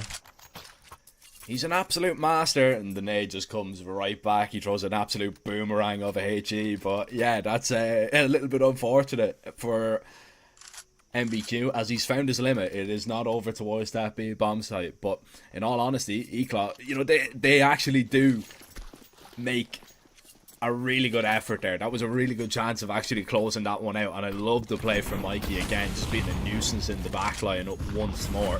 But still, it has not been a perfect T side from Astrum, and it's job not done. Patsy gathering only just 1 here, and all of a sudden Eclot find themselves a foot out in front, a head out in front, and Astrum have no real map control other than this mid position. But YaLLa should know absolutely everything that is going on here. They know that they can walk in towards Red Room. Forzy's going to have it covered. Here comes the double walk in. Didor, he even doesn't go for the swing. Now eventually they're going to try and make their move. Leg spotted in towards the corner, but Forzy not able to react in time as Astrum have been just chipped away at, bullet by bullet, tagging them down extremely low. And knowing Clax, this looks like it's the end of the line for them. They've just smoked both of their exit or entry points off. So yeah, I have no idea what Astrum do right now. 2 versus 3. Nori's on 10 HP. They're quite literally boxed in by smokes. YaLLa just don't need to push. The only way that Astrum can win this round is if someone pushes into their crosshairs. And so far, that's not going to be the case. MBQQ tested, and on 10 HP, there's not much Nori can do. Clax does get a pretty good trade, but his HP just going lower and lower now makes this near done and dusted. Taps the bomb, does force out the swing, but Detour wins out the duel, and that will be YaLLa taking their map pick. Really impressive, in all honesty, there from YaLLa. I'm really shocked that they were able to actually pull that one off, because, you know, I know Astrum haven't been perfect on Ancient in recent history, but it's still a map that they are quite confident and very capable on as well. And even, you know, just some of the things that we've seen from YaLLa, you know, we're expecting to see that kind of stuff from Mikey, and we're expecting to see that kind of stuff from Forzy, but MBQ in a lot of those situations, man, the multi-kills over towards that A-bomb site on the CT side, they cannot really be talked that too much about, and he's even top ranked the whole game, 23 and 13, MBQ stepping up and delivering right there on that Ancient. And, you know, going into this one, we didn't really get a chance to talk about it in terms of, you know, the Veto on the maps that we were going to see, because Train was so one-sided last time these two played against each other. If YaLLa wanted a chance to win it, they needed Ancient. It wasn't a negotiable. They needed to make sure that they won their own map pick, because Train was they were a little bit, you know, outclassed the last time that they played. But, you know, they've had a little bit of time. They've had 4 days to maybe watch it back, see what they did right, see what they did wrong, and see if they can bounce back on this map too. And with that in mind, Train up next. It's honestly, I want to sit here and say I don't think that was the best performance from Astrum. I think they're going to have to really step up individually. It felt very messy for them, and it felt like that scoreline doesn't exactly provide how one-sided it was. That was both pistol rounds won by Astrum, and they were only able to get 9 rounds. So they're going to have to change things. Can they force it to a third, or will Train be going in favor of YaLLa and this series turning out 2-0?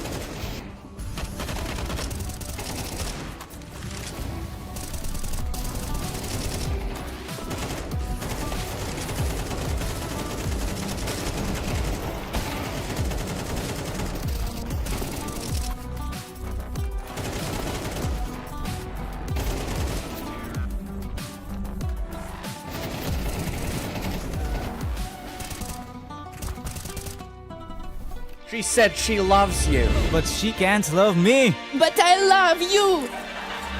Yeah. Look, all of my men's going crazy. I gotta break on myself, I amaze me. Got phase me. I'm seeing Joe like I'm back in the 80s. I won't play window anymore. What's going on? Play your role. 1xBet. On to the next one. YaLLa Compass 2025 season. If anyone peeks through, they're both dead. They're both dead in the smoke. Bomb drops, popped up behind it at the edge of.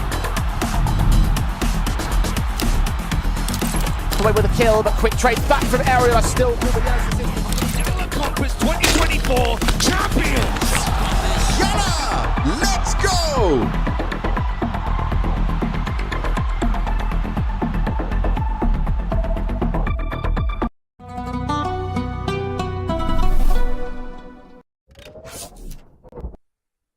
The change of Veto for YaLLa works for them, as instead of picking into Inferno, they pick into Ancient, and this time, instead of going 0-1 into Train, they now come up with a map advantage. But regardless of that, we still have to now have the conversation of, sure, they won Ancient, but does that maybe just mean it's going to a third map now? Oh, I don't know. I would probably be kind of leaning a little bit towards that because like Train was a mismatch last time they played it. You know, 13-6. You know, you can't really say it's even that close because it's just not. But what I would say is that YaLLa did look quite comfortable. The reactions were good on that first map. You know, they were playing off each other. They were playing quite well. Nobody was like underperforming on the team. We even had MBQ that, you know, top fragged and was dominating, having a lot of impact with his multi kills, and they didn't look like a team that they were playing with a stand-in either. So yeah, I think honestly I'm going to go into this one with an open mind. They'll get a choice of the sides on Train, and again, you know, sometimes when you play a team for the second time after you get completely blown out of the water the first time you played them, you just learn a lot. You learn how they play, you learn what worked, what didn't work, if you can adapt, if you can adjust for them. And to be honest, if I'm Astrum coming away from that map 1, I'm maybe a little bit tilted because there was a lot of close rounds in there that maybe they should have got away with, that YaLLa just kept kind of winning. And I think this Astrum team, the one thing that I've always said about this team, even before when they were Aurora, even before different iterations of this roster, that tilt factor is just such a big problem because a lot of these guys are very hot-headed, and so I just hope that they've had enough time to chill and take a breather after that opening map, and know that they can maybe get the job done on Train to force it to a decider. But I'm excited for it nevertheless, whatever way it goes. I don't think this is going to be a 13-6 again. I think it's going to be a lot more competitive, and especially because of Ancient, what we just saw. It was 6 rounds that were won by Astrum from pistol round or pistol round adjacent rounds, because YaLLa actually forced up in both of the second rounds and then lost them both. So that's 6 out of the 9 won because of pistol rounds. That's going to be different. Well, it probably will be different going into Train. And if YaLLa just pick up a pistol round, that all of a sudden for me changes the narrative. And I feel like Astrum did play quite poorly on that first map, but Train is their bread and butter. They've been playing really well on it recently. However, right out of the gate, Forzy, 1 bullet, 1 kill. He is already on good form coming into this map, as Grix just kind of gets annihilated. Good start for YaLLa, who are looking to get this one done. That's big. Yeah, it's a big block smoke there. That's just going to really open things up a little bit here towards this bomb site. Yep. They're going to swing out wide. Didn't see it coming. Forzy is going to capitalize off that with that kill, tapping them away. Dieter tries to move away in towards Connector and just vacate the premises on the back of that bomb site. And YaLLa are just doing a really good job of holding on there. Forzy just getting the ball rolling here on that CT pistol. 4 kills from him. An impressive start, and not a man you want to be giving confidence to. Yeah, okay, he's just had a round. I think we only caught 2 of them, but that was basically like, what, 10 bullet shot give or take. He hits 2 instant first bullet headshots. That's not what you want to be seeing if you're an Astrum fan. Forzy had a 1. Was it 1.4 or was it 1.7 in the Contenders? Whatever it was, he was like too good. He's been playing some really good CS recently, and that shouldn't come as a surprise because Forzy has always been a really good player, and I feel like his potential hasn't quite been tapped. Like, he's always had it, but I just have never seen maybe the specific results come through. So right now, on this very recent iteration of YaLLa, he's doing really well. But it's actually going to be Astrum without the bomb plant going for a force buy. This is an interesting decision because, well, they've got Deagles and that's about it, apart from a Galil on Patsy.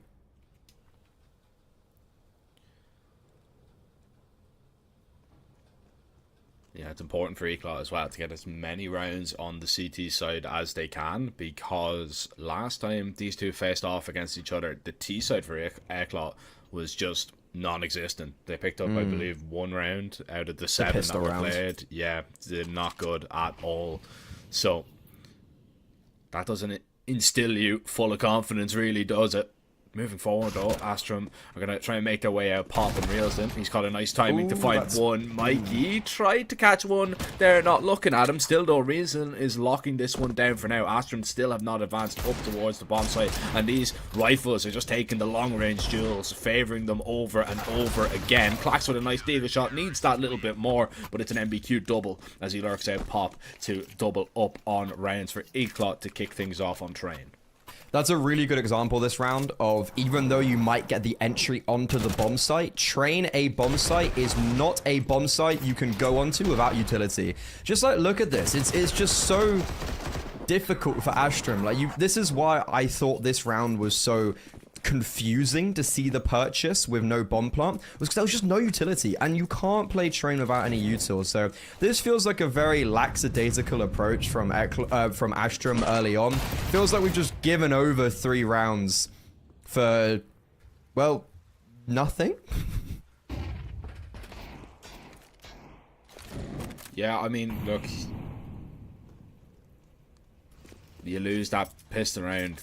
Yeah, you can force and try and get something out of it. I do agree it is a little bit more difficult, but they were hitting the shots, right? They were finding the kills in a couple of places. It just kind of came down to the Deagles didn't hit the necessary shots for them to really take that much space. So, yeah, it's not the best of starts, 100%. But you've got a gun round that's going to be coming up after this one that you hope that you can make good on. If not, then I would be getting maybe a small and slight bit concerned. They were not going to be able to react in time. Grix can't get anything out of that. Bomb going to be making its way forward towards B if it can, but there's still 2 players here. Forzy is just locking this one in. Didn't actually catch a glimpse of Kenzie there, but he's still just not shying away from the fight, continuing to push up. Now he's got a little bit of backup, and there's the round done and dusted. So YaLLa building up a decent amount of banks as well. They've got enough money to fall back on. They've got an AWP if they need to bring it out. But as of for now, they're going to play a little bit of a bonus round. And I wouldn't be too surprised, Freddy, if on this first gun round, YaLLa try and play a little bit aggressive somewhere. Yeah. I mean, they were playing extremely aggressive on that C side of Ancient. There was always a lot of the rounds there was a gimmick somewhere. So I wouldn't be surprised to see that theme continue. And yeah, this is the aggression trying to fight to A main, but Astrum are trying to fight out of it, and they're just going through a smoke into the hands of Detour's Galil. Those extra 5 bullets paying off. The Deagle swoops in, and Detour's just won this round single-handedly, and that's because of the Galil brought up by Patsy in the second round. And this has gone so wrong for Astrum. They barely even get out of the choke point. Yeah, they didn't. They just didn't. They made their way past through that smoke, and Detour was on the other side of it. And yeah, I mean, a little bit fortunate with a couple of the lineups, but still making do with that Galil and making it look quite easy. And that's a sour round to lose in that fashion as well, because that was just not competitive at all for your first gun round. And now you're going to have to wait another round until you get the AKs out again. Deagles, a couple of upgraded pistols in the mix. You've got a bit of util, and it looks like you're going to go maybe into a B play, into a B execute later on. You can still pivot and make your way down Pop if you want to. I'm expecting Forzy on the AWP here. Missed shot. Maybe that was a chance to thin the herd a little bit. But instead now, Astrum are going to try and get into position for this play. But YaLLa, again, we talked about the rotations. We talked about the reactions. Again, it's a good one. 3 players over towards his B bomb site ready. That Molotov as well in heaven is really well placed. Forzy just denies any presence from Patsy, and I love how YaLLa have played this. They're just giving up the bomb site. But these missed shots from Forzy is dangerous. Klax gets 2 with the deagle. YaLLa, they try play the numbers, but it's all going wrong. Nori, smoke criminal. Oh, he's just run away as well. Reelzen's trying to find him, but he's discombobulated. And the deagles, they've done it. That looked way too easy from Astrum. And YaLLa, they had 3 players on the B-bomb site. They play the distance. They allow from the rotations through connector, but just no one connects. Simply nobody connects. And, you know, you look at Forzy there, he had a couple of chances to do his job with that AWP, and he lands a leg shot. That's it. Klax maybe getting the second. There was 2 players looking at him. He should have been taken down in time, and then, you know, you can't really be critical of Reelzen and Mikey here. What are they meant to do? The team just fell over trying to defend that bomb site, trying to just take those long range engagements, and it doesn't work out at all. Now, that's maybe a path back into this game for Astrum, but look at this reaction here from YaLLa. They're getting aggressive. They're taking that A main control away from the T's, and there's nothing that you can do here to try and fight it. You just have to respect it. And it's not even necessarily a bad decision for Astrum to not get too aggressive early on. Let YaLLa use the utility over towards A main, and then just retake the control afterwards. Astrum do have pop control, basically uncontested. And I'm surprised to see that Detour's not cycling that smoke towards A main either. Maybe trying to fake that there is someone in there. But in actuality, YaLLa have left their early approach, and yeah, that's really nice. That's what I thought Detour was going to do. As soon as he sees any utility, just drops it towards A main. Astrum takes so long to retake this control and then get denied. 3 players over towards the B bomb site. Mikey's moved over towards A, but Forzy's holding heaven, and they're just going to walk into his crosshairs, bait and switch, but Klax he's just going to deny that. I thought that was a perfect play between MBQQ and Forzy, but instead, it's now this just very awkward position for Forzy. They're coming through everywhere, but Forzy's connecting everything. This man, he's above the rest. He's insane. He's just hitting everything. Finally, Kenzie shuts him down, but Forzy's certainly done enough. A very awkward round where the setup doesn't really go to plan for YaLLa, and then Forzy just kills them all anyway. Bomb will get planted, but that should just be it. Oh, it's very messy. Okay, YaLLa will at least get 5, and it is literally just because of the man, the god amongst mortals, Forzy. Yeah, that's a nice round to make you forget about the couple of missed shots there in the previous, but you make good on that one. And Forzy, yeah, but he's connected real well. Klax actually very shocked that he gets that kill in towards heaven, but Forzy's still just doing enough, and that insane reaction. I think the second kill was the best of all in towards connector here. The one where he just realizes Patsy is just walking on him. I mean, this flick pretty nice too, yeah, I suppose, but just the right read on the situation is, you know, for me, it's more impressive than the shot, knowing that somebody could be walking on him from there. And 5-1 YaLLa. Back to winning ways. As for Astrum, it's back to the drawing board. Yeah, the bomb down, though, is a big difference maker. Astrum is still going to get the purchase out, and it's actually a pretty healthy one. Oh, for Grix, and look at this early aggression towards Ivy from both sides. Not something we've seen before, but something we have seen is Forzy taking the first contact with the AWP, and then the rifle being baited, and oh, it is so incredibly awkward, but Mikey's flashbang comes in to support Forzy, and he just doesn't stop. He's still fighting forward. Flashbang's gonna force him away, but it doesn't matter. Forzy, stop it. Simply way too good. He's 13-2. He could do no wrong, and even when he does do wrong, he still connects the shots.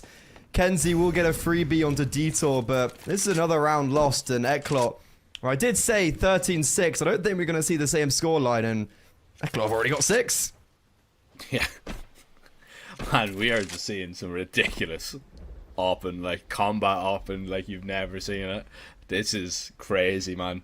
Some of the plays the Force he's going for. And he should have been punished. That's the crazy part there. He should have been punished there like 2 or 3 times, and he's just not. This is pretty scary for Astrum. You know, this was meant to be your pick. This was meant to be, you know, the banker that you could maybe even close out the series 2-0. Instead, now, it could be going completely against you. You could be going 0-1 here at the contender stage. Kenzie. Don't even know what he's kind of attempting here. He needs to be careful anyway. Wants to just make sure he's a little bit safe. Should be an AWP on the ground somewhere that he can try and pick up and recover. And he's not going to be flushed out anyway. He's not going to be ran down. So it is at least going to be a little bit of a silver lining. But Astrum need rounds. They need to be getting back into this game because it has just been the Eclot and Forsey show. Forsey has 209 ADR as an AWPer. Let's take a trip down memory lane to the closed qualifiers. I wasn't completely wrong with the 1.4 rating. It's 1.46, the second highest rated player in the closed qualifier. His lowest rating was a 1.07 against Unity. He is just a field of green. It's actually kind of ridiculous how good he's been playing recently. And this map in particular so far is just been kind of disgusting. Nori should be dead though. We gotta forget about how good Forsey is and move into the next. RealZoom, this is his first ever official on HLTV on train, by the way. And there he gets caught out a little bit. The flashbang mistimed, but Nori still gets the opening kill, which is a little bit worrying in a round where the AWP's been saved over. Grix, he could be a real difference maker surrounded by these pistols. The one benefit though for Eklot is that even though MBQQ's just left, he did clear out the whole of B. Mikey's clearing out CT because I think there was a gap in time where someone maybe could have come from Ivy into B. But now as that gets cleared out, Eklot stabilize on this map a little bit. It was a very awkward kind of 40 seconds where Astrum definitely could have capitalized and currently just sitting in A main behind this smoke. Good information though. You catch a glimpse there of at least one player or realised somebody's got over towards the right side of main. You don't have a lot of time here. If you're Astrum, you need to go now and you need to make sure that the entries are going to be perfect. Molly towards backside is going to be a problem for D, or he's going to be forced out wide. Flash is absolutely perfect. Mikey in no man's land is just going to be taken down, and still though, Didor is somehow alive, needs to be cleared out, and he is by the upper. The dink landed, and that is going to be enough as Kenzie will sweep that one under the rug. But man, that one went down to the wire in that round. Astrum run the clock very thin, and they will come away with their second round. And now this is where Eclot are in a little bit of trouble because, you know, it's been a couple of close rounds in there. They don't have that economy that they can fall back on. And as this one, in the dying embers of it, down to just 12 seconds before it finished up, MBQ nearly even had a chance to save that round too. But that round was Nori. I don't think he actually got a kill, but he's just thrown the best flashbangs of his life. Because Forsey, we saw in the replay there, actually doesn't have he actually has a very bad round. He's posted in pop. He's in a really good position with the AWP, but gets flashed off that angle and then drives by with the Tech 9. Flashbang from Nori. And then after that, it's the flashbang onto the bomb site that blinds both Mikey, I think Detour as well, thrown by Nori. So sure, it's a great round from the Tech 9s, all of that jazz, but without those flashes from Nori, that would have not been the same outcome.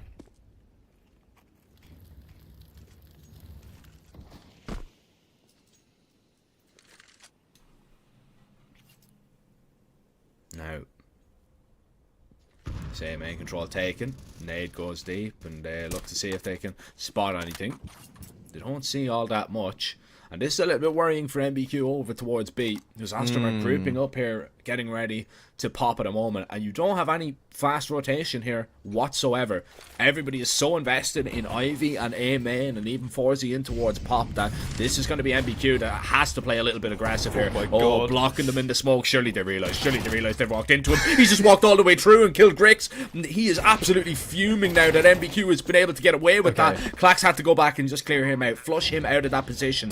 You've got control of the bomb site, but still this retake is coming on in and you need to get a whole lot closer. Mikey spots out Klax up close, needs a little bit more. The double peak, is it going to be enough? But Patsy with that double might have just sailed it, but on the other side you've got this demon of an offer to deal with, and Patsy will tuck him into bed and kiss him goodnight. That was a deadly kiss as well. That was a fantastic shot from Patsy and a fantastic round from him as well. I was saying in the pre-show that Astrum tend to have a very big reliance on Patsy and Grix to succeed, and I don't feel like we saw either of them really come alive on Ancient. But that's Patsy doing exactly what he needs to. Now that is dirty. We didn't quite see the spray transfer, but that is ridiculous from him. He single-handedly wins out this round from Astrum, and that's Eklot. 2 rounds in a row where we've been praising their rotations, but I gotta say, those were some very poor rotations in both of the rounds. They had all the information in that last specifically, with full IV control, full pop, full A main, and no one is rotating to help MBQQ. A very similar theme when they played against the Tech 9s, where MBQQ had the whole of B control, and Mikey's still hanging around on B. That's that's kind of the reasons why I feel like Astron have been allowed back into this first half, where it felt like this was a flawless Eklot half.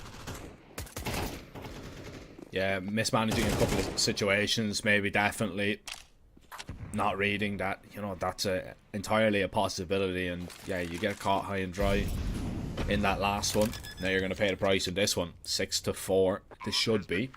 And it's just about maybe if you can get away with a couple of rifles. Patsy holding down the spray.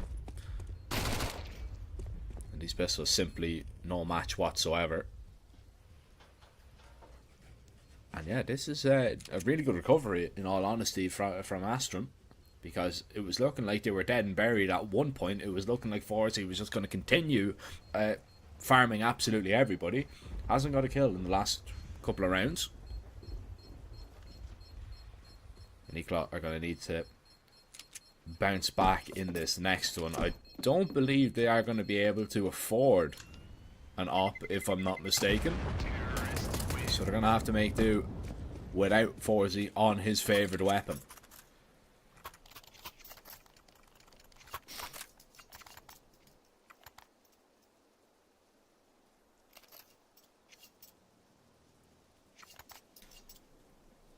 And I mean, it's still worrying for me, Freddy, right?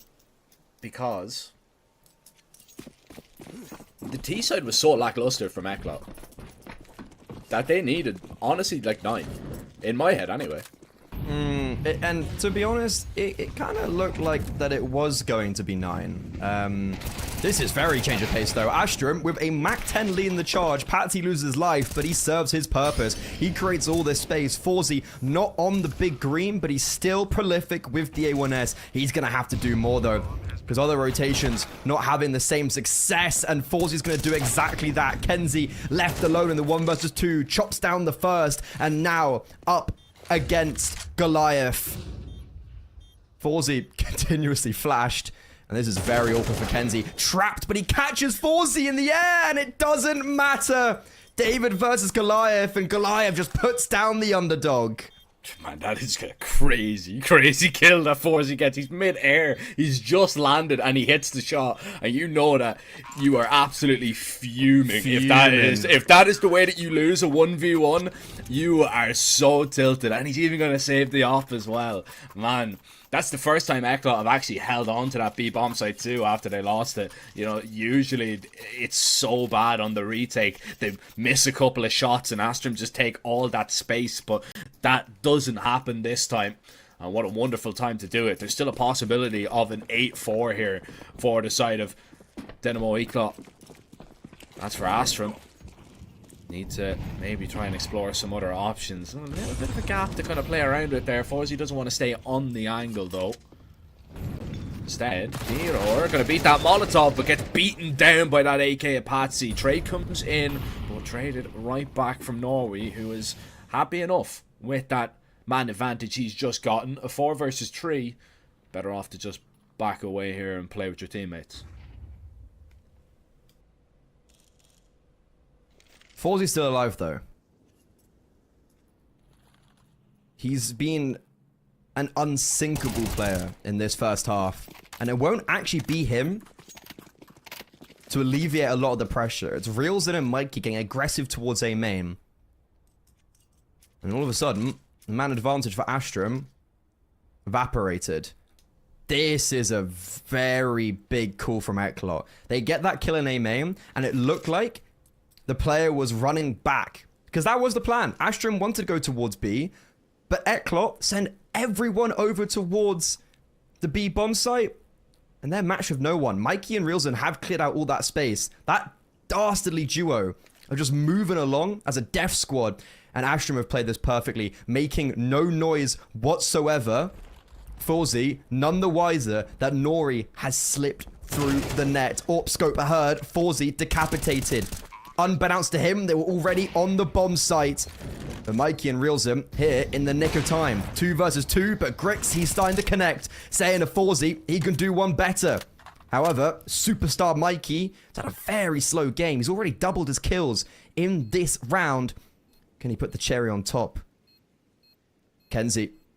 Oh, not spotted on the back of the bomb site. Mikey now is starting to make some noise. Spots out the head, but it's too slow. And Astrum recover what looked like a very disappointing half to now have 5 on their T side.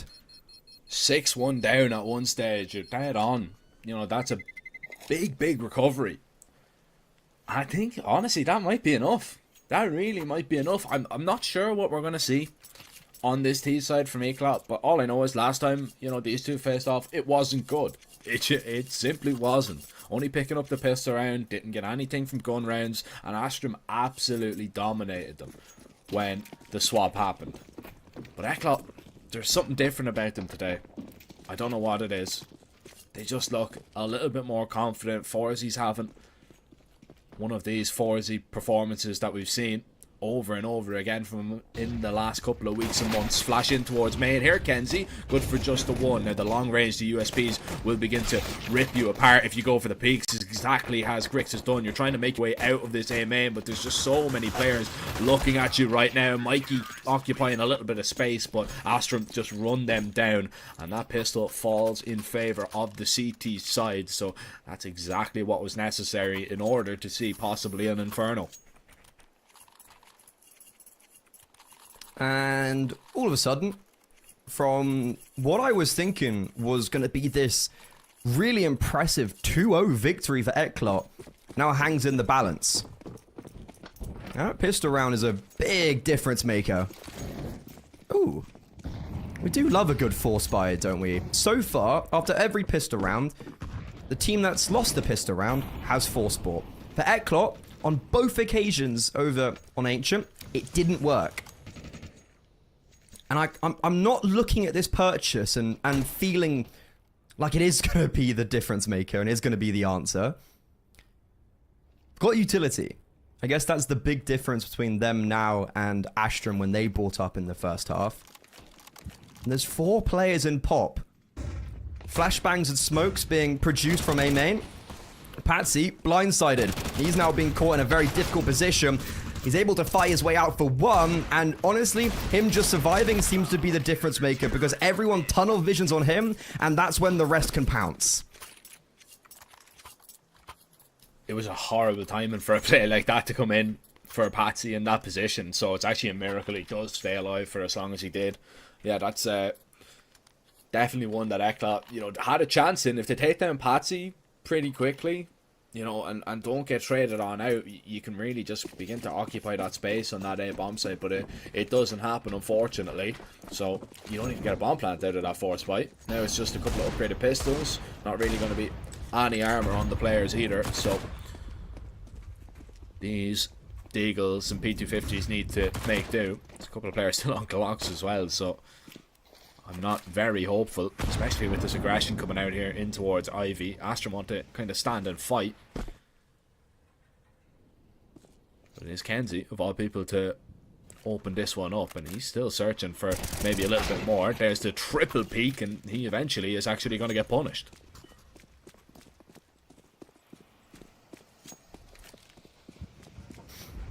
Not expecting a round win here, but what YaLLa were able to do well, at least in that first map when they were losing the 4 spies, was still cause just a lot of disarray to the economy. So they've already got 1 kill on Kenzie. That's an A1S into Detour's hands. There's Deagles on Forzy and Mikey. 2 extra kills. Could be quite a big deal right now. Clack's trying to find that A1S, but unfortunately it's already been snatched up. How are YaLLa gonna get a few kills and maybe a bomb down? That's exactly how. Okay, that's a raucous Deagle shot. Grix running out of bullets. Oh, 1 left, and he just flicks on the Forzy. This is still getting very expensive, as it is a 2 versus 2. Can Mikey get the bomb planted? Yeah. Oh, no, he's tapped it. He's going for the fight, and ooh, I'm not a fan of that. Feels like the bomb down should have been a priority in this round, and instead, that's not going to be the case. I don't hate it. I really don't hate it, right? Because, you know, you're going to have enough money to buy into this next round anyway. That's what you were saving for. You've done the damage. Play for the round. And Mikey, you know, he probably actually could have got that kill.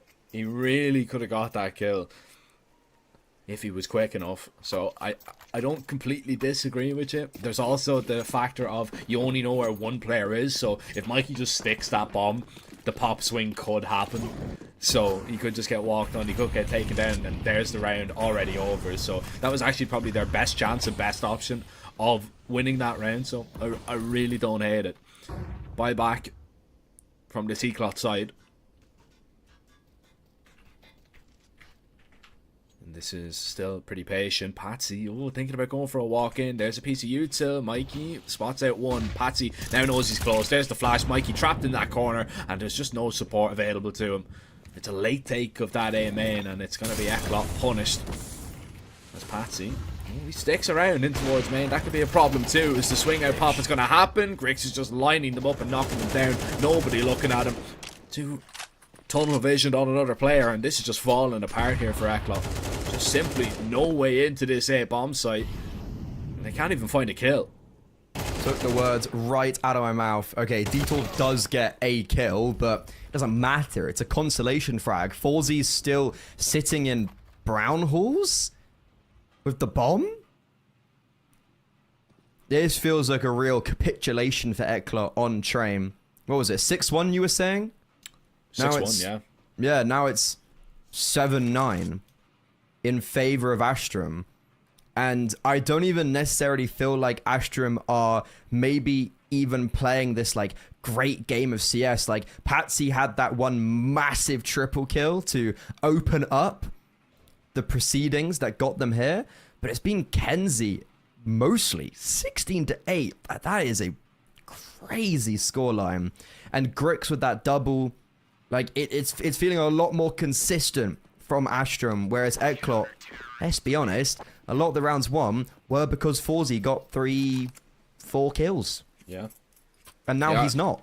Yeah, now, look, he didn't get a chance in that round, to be fair, you know, because they were going for some kind of A play, but the smoke in towards Pop really kind of neutralized it. You had Mikey that was trying to, you know, make a kind of tricky play to get out of main, but he needed some assistance, he needed a distraction, but from the Pop play it was never going to happen because they were smoked off. So that was a little bit of the issue there.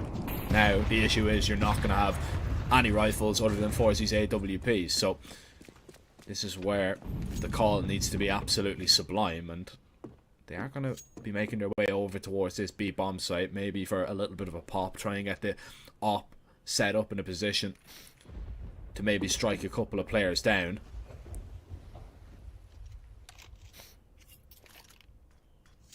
I'm still not 100% convinced that they're going to be committing to any of these ideas. Mikey going to be chucking out a smoke to maybe fake an A play.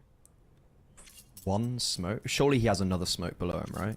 I think he's throwing the smoke that's going to land in towards Ivy, so maybe Astrum are going to be you're biting down on that one a little bit.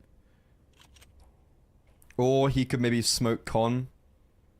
It's the Ivy smoke. Okay, yeah, so he's literally just thrown one smoke. It's actually pulled a little bit. But Astrum still have 2 players towards beat him. Now here comes the pop. Patsy deals with the first, and him and Nori have really held strong. Alongside that, Kenzie over towards A main was able to dispatch of Mikey, who I think tried to lurk around a little bit. And Forzy, I think he was actually just trying to get out there. He was just trying to escape, get the bomb was planted. Can he get away with the orb? No. And it's Astrum 10-7. This is a complete change around since those opening 7 rounds.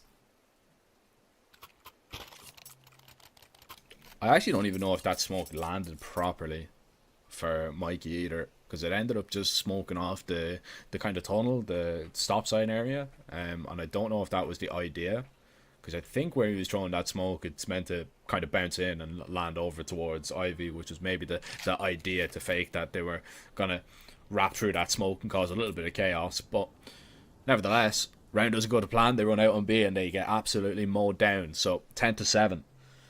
This is where Eklot, they've got the rifles back out, but this is really last chance saloon on train. If you want to get this one done and dusted in 2, you're going to need to make sure that you win this one. Get this round under your belt and, you know, actually pick up a gun round on the T side of train. Something that hasn't happened since these two have faced off against each other. Has felt like Eklot are looking very unimaginative on this T side. And speaking of something inventive, lovely utility from Norway gifts him those opening 2 kills. Mikey dropped to 1 singular hit point. This is a terrible start to a must-win round for Eklot. It really is. Theodore is going to be spotted as well. Clax is going to put him down. Mikey's 1 HP. Forzy's 100. I'm already calling the save here. Like, there's no point even attempting this one. But that's if you're allowed to save. I mean, Forzy picking up that kill is going to maybe have a couple of people on high alert. It looks like they're still going to be going for it a little bit. Patsy, steps have been heard. It's only a matter of time before this flank from Clax is going to come into play. And you're on a timer as well that you've absolutely no idea about. It's a big problem. And Forzy, again, is going to have to be the man to do everything, because Mikey is going to be a dead man in a moment. Clax is behind them. Clax has just walked all the way behind. He's found that kill. Didn't even spot out Mikey, which is the problem. But he's 1 HP. There's no way he finds all 4 kills. Yeah, it's like problem with a very lowercase p. I love how Mikey's just not seen anyone. But Mikey's walked through the whole of the A bomb site. No one's seen him, and he's seen nobody. But that was such a nice opening double from Norway. He throws that smoke, which I don't know if... I think people should kind of... It should be recognizable by now. It came into the meta only like... not even that long ago, like 3 weeks ago maybe? Where it's the smoke that the Bianca can throw, and it lands... it spills down, and it basically extinguishes the Molotov, but it doesn't cloud your vision at all. And combine that with the flashbang, they just played right into Norway's hands. Like, they just came through the tunnel, like the kind of gap. They just went straight into his crosshair. It was just 2 kills and Mikey on 1 HP within 10 seconds.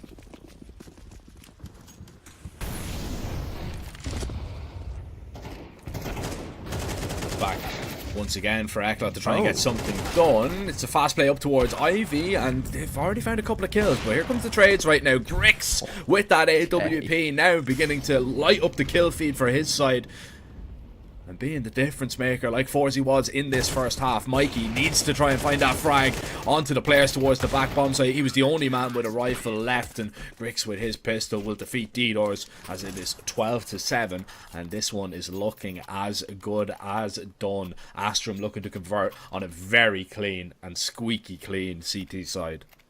It's another really awkward round for Mikey because he gets the opening kill from A main and then he just walks all the way through Olof into Hell, around Ivy, and just finds no one.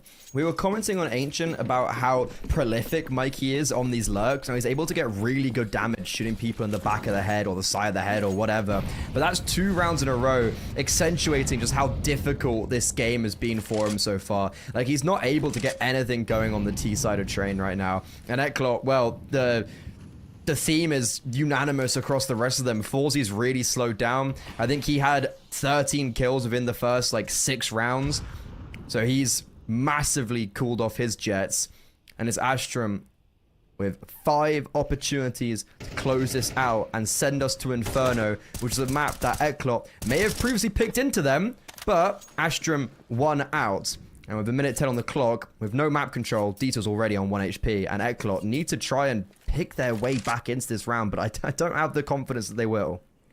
It's very difficult to get into a round like this.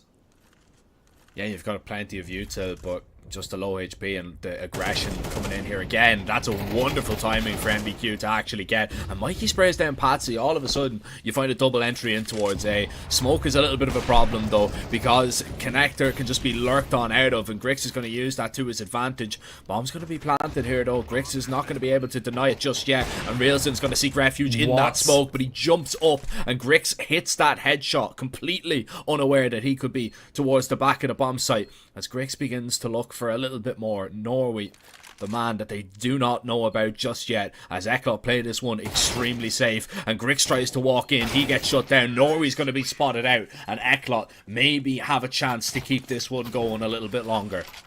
They got a big lifeline there. Astrum go for a 2-man push over towards A main and get caught out at the worst time.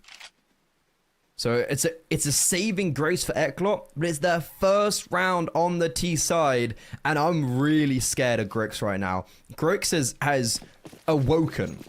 The beast was slumbering, but finally he's come onto the server, and he's hitting the shots that we have come to know and love that he can hit. And that's a really dangerous equity for Astrum that I don't know Forzi in his form in this second half is going to be able to combat.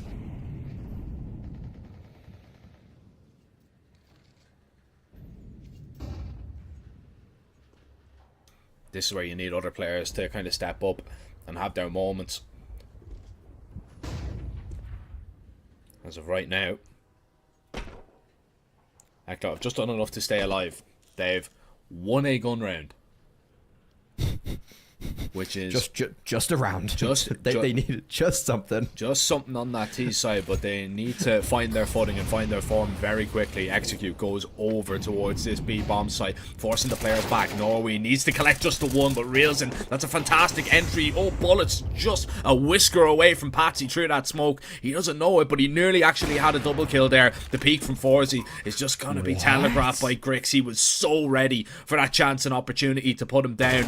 Still in that smoke though. Railson's going to be able to react. He doubles up on his kills. How about 3? Not the 4th though. Grix will deny it, but still, he's done enough. Railson with a hat-trick of frags surely has just sealed a 9th round, as Astrum have no other option but to call the save on this one. Can we just cycle back to that first kill from Grix? Like, what a crazy read onto Forzi there. But regardless, it's another round where Grix has picked up a pretty impressive double kill. And I'd argue that, you know, they were impact kills. It was the opening kill into the retake. It was a trade. Oh, that's just killed everyone.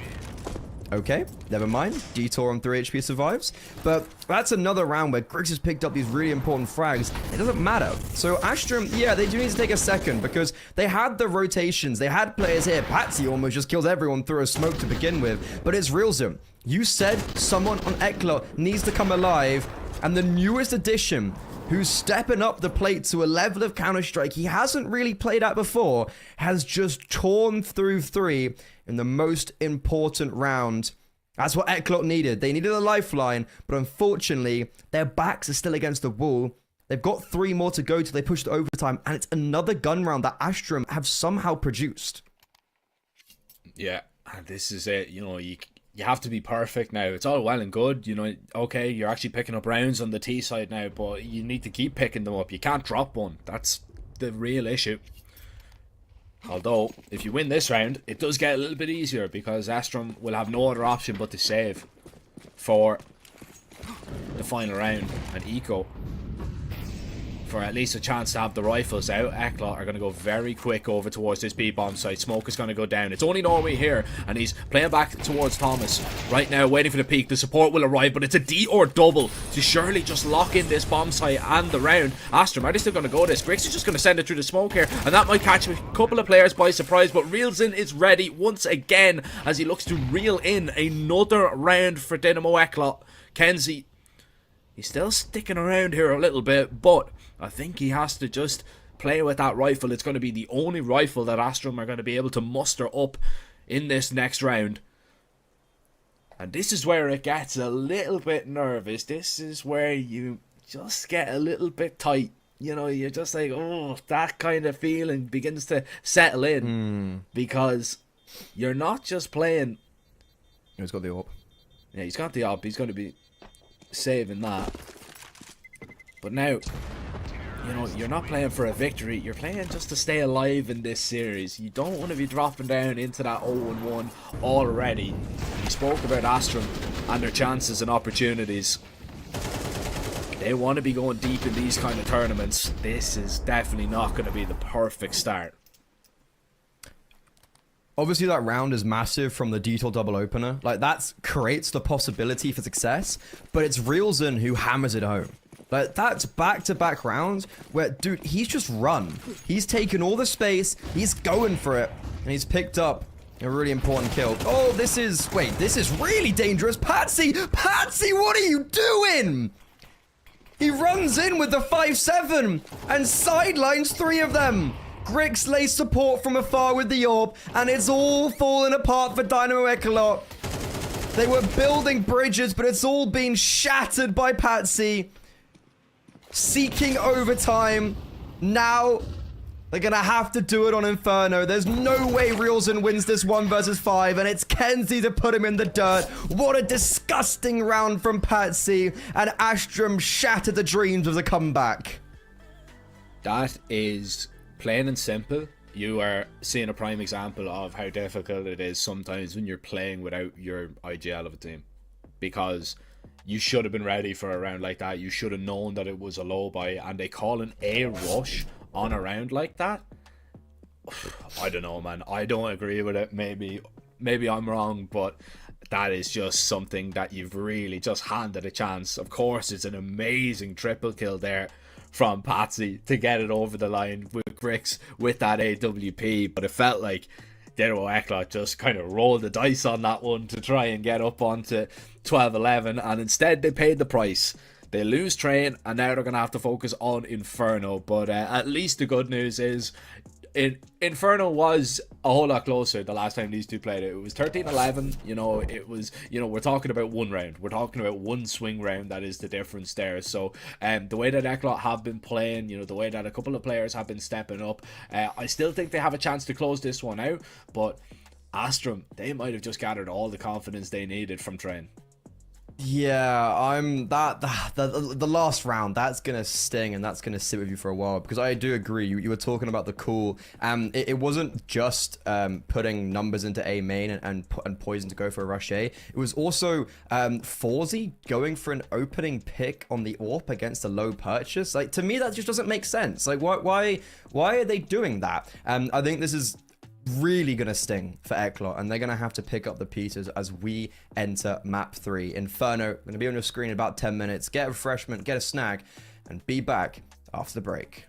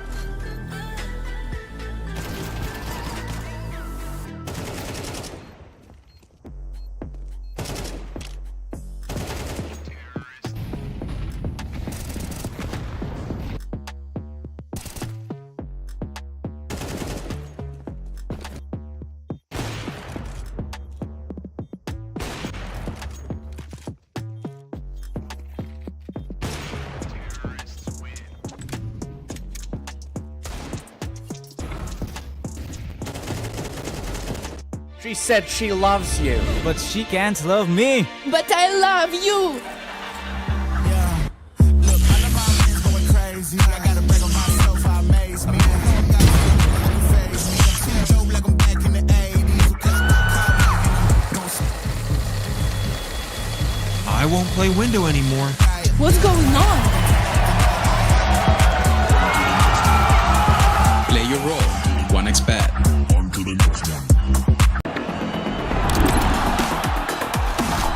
YaLLa Compass 2025 season. If anyone peeks through, they're both dead. They're both dead in the smoke! Bomb drops, coughed up behind it at the edge of... Away with a kill, but quick trade back from Ariel. Still good with YaLLa Compass 2024 champions! YaLLa, let's go!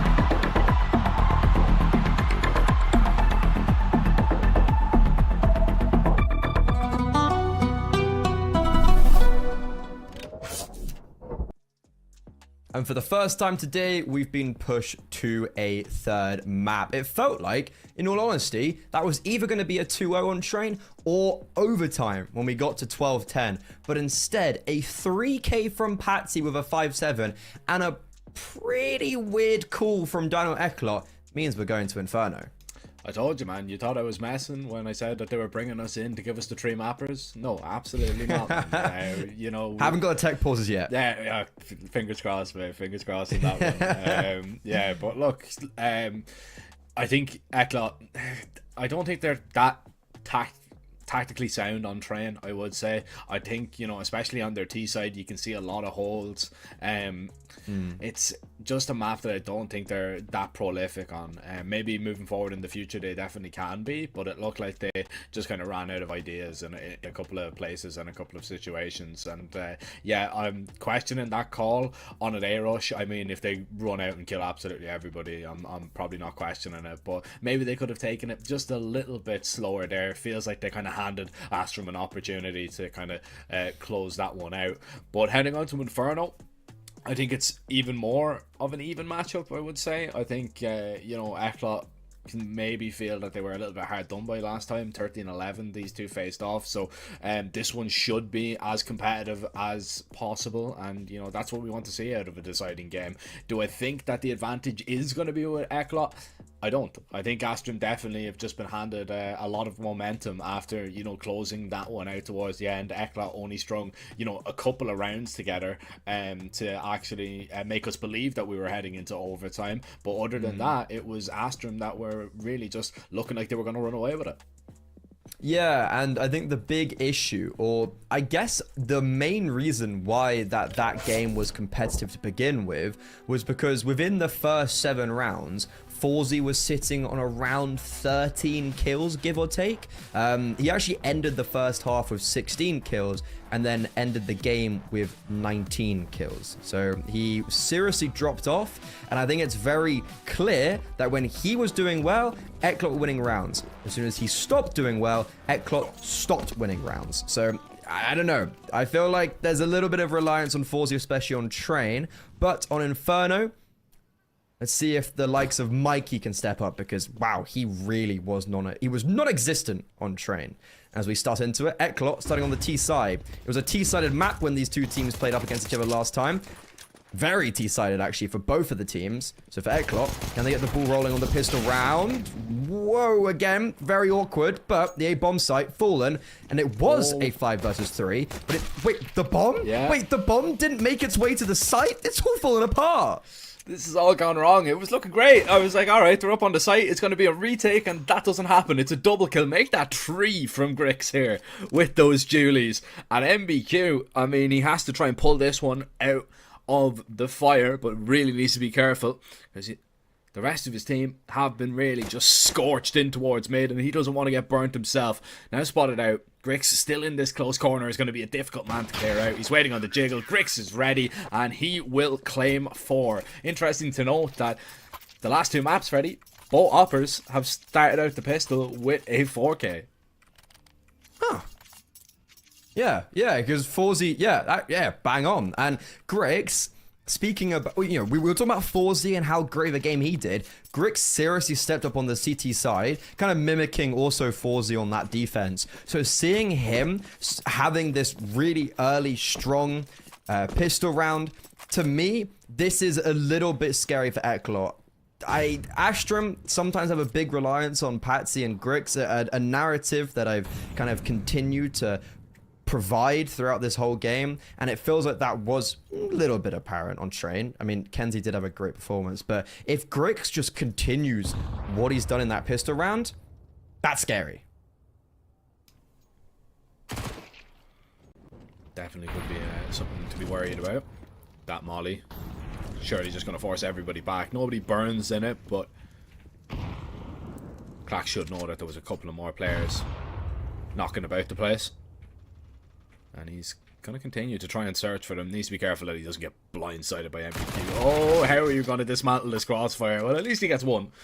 There was absolutely no way that he was going to get away with anything more than that. It's a little bit of a mess there from Grix as 4Z is going to punish. And I mean, again, YaLLa have been really good at doing damage in these rounds, but Patsy is going to restore a little bit of order, a 3k of his own, and Astrum with a 2-0 lead, as YaLLa are going to be investing everything they have in their bank accounts into this round, and they can flip the script on this one already if they come away with their first team round here.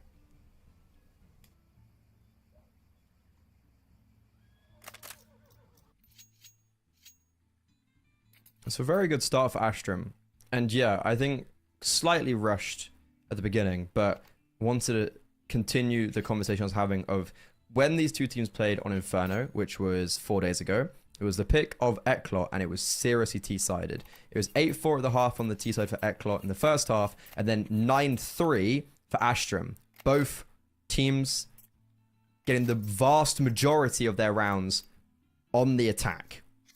So just immediately, I'm entering this being like, YaLLa, if they lose this first gun round, this could be a start for Astrum that sets then the tone for the rest of the game.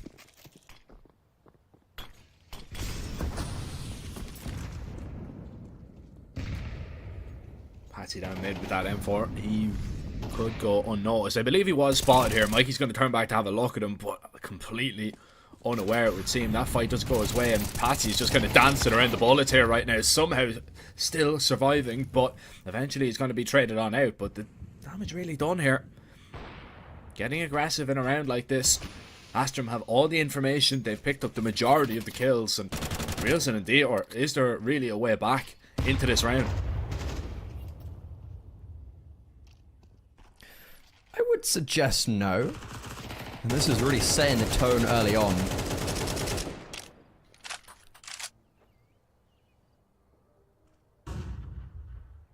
Honestly, what do you even do here? Do you go for the save?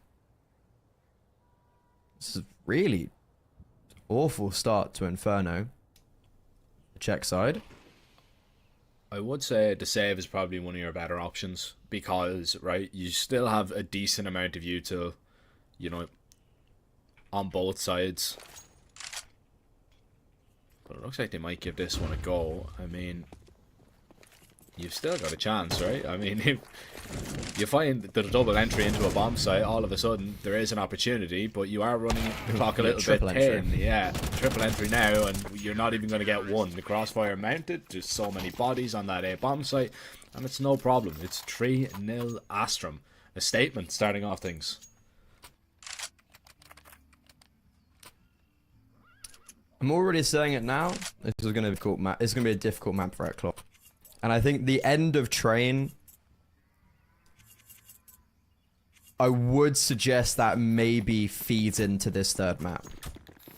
Because like well, just not even the end, just Train in general. So okay, dominating and then just completely falling apart in so many more ways than one. This is faster with the Tech 9s, but unfortunately, the flashbangs, I'm not quite sure who from, but as the T's came around the corner, everyone was blind and also very low from the artillery that just peppered them down as they even tried to approach. That was a really good read from Astrum. Their utility was placed perfectly. Some kills are going to come in favor of the Tech 9s in the Dying Embers, but it's ultimately going to be Nori not just getting 4 kills, but his first kills of the game.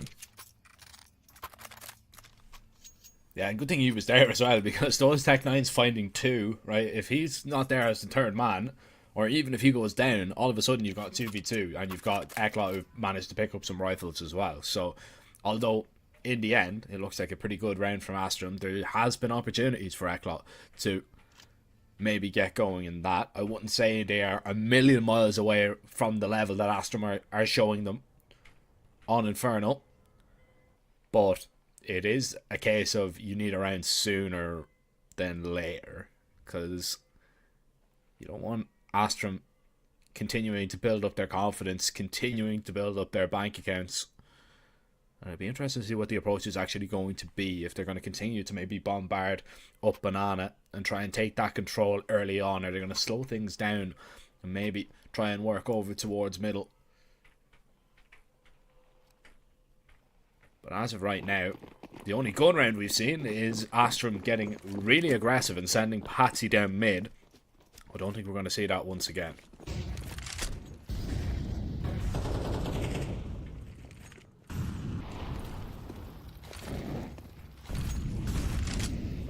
That's a big nade on the corner. Good start from YaLLa in this round, utility-wise. They do force Astrum off Banana and also win out on that dance of util. Oh, this is very fast. Straight into brackets, and Patsy, okay, does a good job to dodge the util, but you get sidelined. Same with Klax. This was just a round that I think it's very clear Astrum were not ready for what just happened. They had both of the riflers not even remotely playing together, and I think it was supposed to be an early apps setup, and then they just go back into the site setup, but they weren't even able to really set up that apps control. And YaLLa, very fast round, and the first on the board. It should be? What? Wait. What was Nori and Kenzie doing? Crix was saving, and then his teammates rotated B, and what? Am I missing something here? I'm not quite sure. I'm not quite sure what the call was, if they were kind of going for it, if they weren't going for it towards the end. What I do know is it's a really good call from the side of Dynamo YaLLa to accelerate in towards middle, and it's honestly just the wrong call at the wrong time. You know, it's okay if they walk into that app setup, obviously, but YaLLa just didn't see any pressure. They accelerated up long. Maybe if Patsy was over towards short, which, you know, a lot of people actually do when they run that little app setup, they might have had a better chance and an opportunity.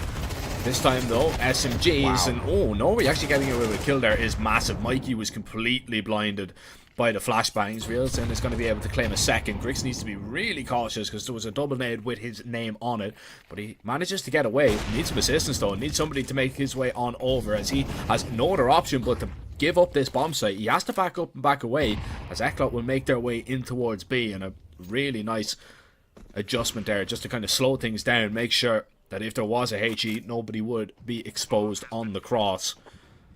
And this is decision time once again here for Astrum. But that decision may be made with that kill from Patsy, that they're going to go for it. Oh my god, 4Z looks away from Banana at the worst time. This has all gone into disarray. This is a 4 versus 3 post plant, and Astrum have won this. But Klax is slowed down. That scares me. Nope, doesn't even matter. Sorry, Patsy just ran in and got all those kills. He gets boosted up, and in a 3 versus 4 retake, Patsy just walks in and owns everyone. He's the king of the B bomb site right now. And YaLLa, how have they just squandered that? Yeah, it seems like there was a couple of missteps and misplays here. Even this kill, I was actually wrong. Mikey could see what was going on. He just couldn't find the kill. And yeah, they just try and over peak into fights, and you can't blame them. You know, when they lose 2 players to Patsy that was boosted up there, you know, you have to just try and play aggressive and try and find a kill. You know, you might be on a little bit of a timer over towards Banana, even though you had information that you couldn't see anybody just there. But just how late Astrum were playing that one, and YaLLa, That's a real big chance that goes begging. And now, you've invested once again. You've got an AWP on out, but it's the same boat you were in a couple of rounds ago that you need a little bit more from every individual to step up. We're talking about MBQ having a really good series so far. He had a fantastic Ancient, 0-5 right now. Forzy, an incredible series from him, hitting absolutely everything that moves. 1-6. I was going to say, but on Inferno. There's a really big but there. I mean, it's also... Let's not forget, Forzy got 3 kills in the second half of Train. And in the last, like, 5 rounds of the first half, he also got 2 kills. So he's really fallen off a cliff's edge. And this is a big litmus test of a round, because if Eklot lose this, dude, I think that could be just spiraling to disaster, and that is a immaculate heads-up play. Grix flashing clacks in, opening kill, and also identification of at least one more over towards the A-bomb site. 30 seconds left. Eklot stops in a rock and a hard place. Mikey has got control of top banana. Oh, they just have no idea what to do. Forzy runs towards B and then runs back towards A. He's doing the hokey pokey in bottom mid, and they're going towards B.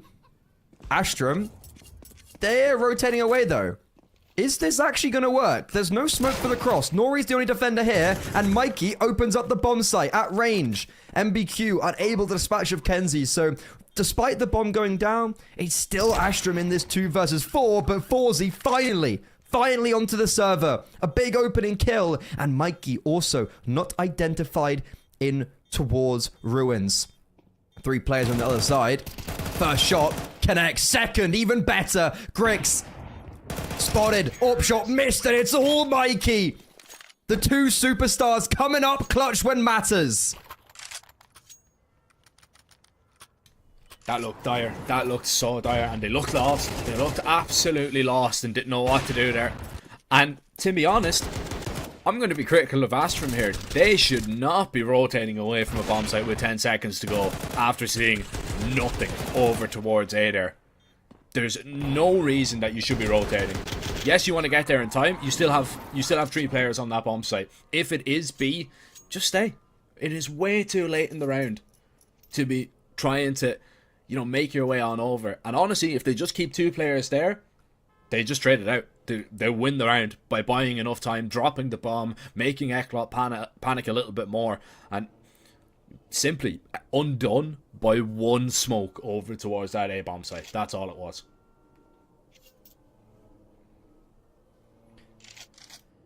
Very confused. I completely agree with you. It's like the B apps Mirage player. Don't need to rotate until you get information. Until you actually see the bomb, instead of a singular smoke and 1 player. That's a big misstep from Astrum, and also just very poor trading. Mikey should never be allowed to get those 3 kills without even taking a lick of damage with a Galil. And that's a massive round for Eklot. That keeps them alive in the early stages here. But remember, very T-sided map last time these 2 teams played, and currently Astrum have already exceeded the amount that they got on the CT side. But they're in a very difficult position economically. And, oh, doesn't matter. Clax is Deagle? Okay, only good for 1. I think Eklot are actually just running the exact same round that they tried to run last round, but this time it's actually working. And reels in just double entries. And that should be all things done and dusted. And it should be Eklot kind of booking their ticket to 4. Yeah, it should be. This is a lot cleaner than the last one. For certain. Norway's going to get his hands on that M4, and he's going to back things up. Kenzie's going to maybe try and get his hands on a better weapon. Instead, he's going to lose his. And Forzy, I don't really like the Opper hunting this aggressively.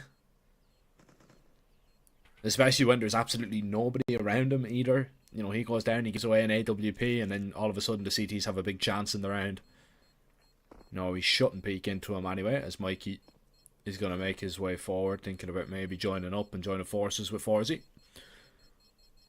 But I believe Norway is just going to be safe for now. So you save 1 M4, that's the only weapon that you're going to have to play around with in this round. And YaLLa, they've been handed a massive lifeline here, Freddy, because this one could have been, in all honesty, Astrum 8-0 up. The way that, you know, the way that they were playing, it did kind of warrant maybe, just maybe, them actually not letting YaLLa onto the board whatsoever. But instead, now you've got 3 rounds. Astrum are going to call another tactical timeout to discuss what they're going to do, where they're going to position this only M4 of the round. But to go from 5-1 up to now be nearly leveled up, it's a massive misstep. Yeah, I mean, this is a really crazy game where I think just exactly what you were saying. Like, this felt an Astrum... I was like, they're running away with this map, right? They're just playing so much better. Forzy had 1 kill. Mikey was also on like 3 or whatever. MBQQ has still yet to get a kill.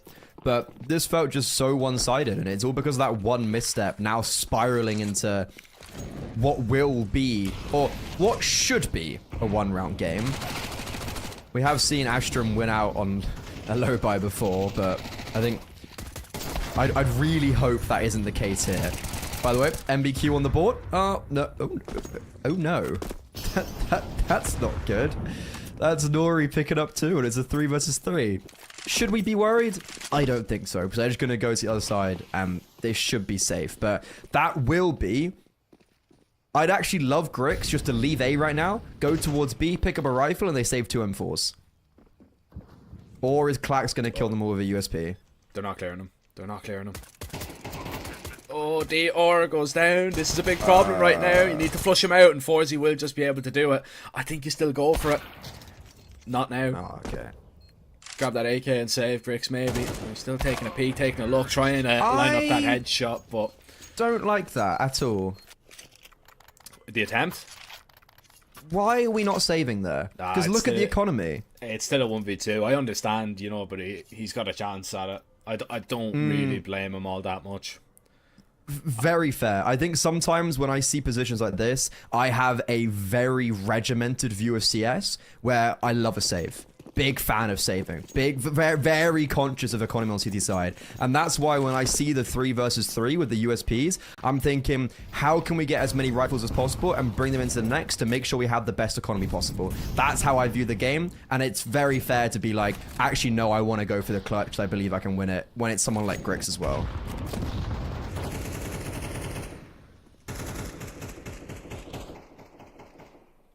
And anyway, it was 5-4. Probably wasn't as clean as we were hoping for, but Mikey, that is so quick. Great flashbang though, and peek back. Norway looking to try and hold on to this site, and he's been known for a multi-kill or 2 over towards this side of the map. Needs to get a reload off, and actually is going to back up in towards a little bit of safety. Bomb is nowhere near this site though, and smokes are only going to be standing for a couple of more seconds. Now, Forzy can replenish it, he can refresh it, but what's really interesting right now for Astrum is they haven't seen the bomb go down, they haven't heard the bomb tapped whatsoever, so now they realise, here it comes, and everybody is going to be on hand. Double HE, Forzy is going to be able to get away, yes he is. This flash is coming in, retake about to happen. Oh, perfect flashbang. They're all just sitting there blinded. Reels in, what? Lines up 2, Forzy, time to shine above, but no. Crazy individual plays coming out from both sides, but it's Clax ultimately with the 1 versus 2 and a successful retake for Astrum. Yeah, really good, man. Really good retake from Astrum. And the problem was, look, YaLLa just didn't have the bomb anywhere near the bomb site. So once you hear the tap, that's your chance to go. Like, you're not waiting for anybody to rotate on over because, you know, you had to wait so long to actually hear that bomb be planted. Still, though, I mean, Reelson, he just needed Forzy to hit that shot for him. If Forzy hits that shot, that's an incredible round from YaLLa, and they continue. They level this one up, and then happy days. But instead, Astrum, again over towards that B bomb site, are going to be successful in that retake scenario. Buyback is still quite heavy on the side of the T's. So is this banana presence. Double HE, absolutely perfect to kick things off. And Kenzie has no other option but to back away, but it's cost him a lot of HP, and YaLLa could go quite quickly here.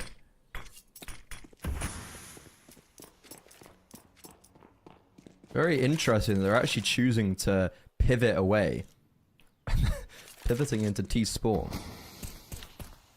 They're going to go back towards the A bomb site.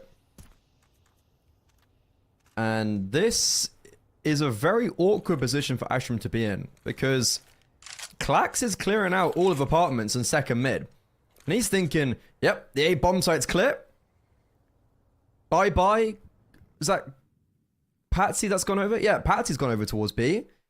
Grix is in bedroom. He thinks the A bomb site's clear. He thinks he's holding the cross towards mid, and they've all just walked past him. Mikey putting pressure. But then, oh, okay, yeah, okay, there it is. Yeah, and Mikey also was at the same time continuously putting pressure towards B, so he's kept them there. Sure, he falls, but the damage has been done. Kenzie still thinks there's more towards B. If I'm Astrum, even though it's a 3 versus 3, do you think about the save because you're so far away? No, it looks like they're going for this, Jack. Yeah, I don't hate it either. I mean, you've got a smoke, you got a flash, trying to look to see if anybody overextends. No, yeah, save. That's probably the better option. I mean, if Patsy's able to get a kill there, you know, that early on, if somebody oversteps, if you see somebody trying to gather information, I know it's extremely rare in a scenario like that, but we have seen it before where somebody misplays it. Instead, though, it is just a really good call from Eclat, and you can see actually Astrum were really surprised, almost as surprised as you were when you were saying this is a little bit of a weird one where they back all the way up into T-spawn. But Klax had absolutely no idea that that was about to happen. And again, you were talking about it, Mikey was just keeping them interested over towards that B bomb site. So again, that kind of annoying style, he is that guy that will just fake out the presence towards the other side of the map if he's not lurking behind you. And Astrum, unfortunately, they do get it wrong, but you know, we were talking about some big recoveries in this game. This is another massive recovery in the first half from Eclat. It's very sad because I'm looking at that round for Astrum. Like, I think they've played that pretty perfectly. Like retaking the space, playing very heads up, dynamic, reactionary Counter Strike. Klax gets all the information, and because they've gone to T-spawn, he's blindsided, which feels like a really specific scenario where they're going to watch that back. Or actually, I don't even know if they need to watch it back. I think they know what's happened, being like, we made the right call. It's just unfortunate, right? But it's Eclat. Not looking too comfortable on this T side, but they have brought it back. An aggression down mid from Patsy. Forzy spotted the barrel, but needs to be careful, because if he tries to go and eagerly take the fight, it's being held for at range by Grix. Grix actually misses the shot as the rifle is swing, but Patsy's able to at least get one before he falls. However, Klax isolated in apartments, and Eclat instantly a man advantage after capitalizing upon the aggression from Astrum.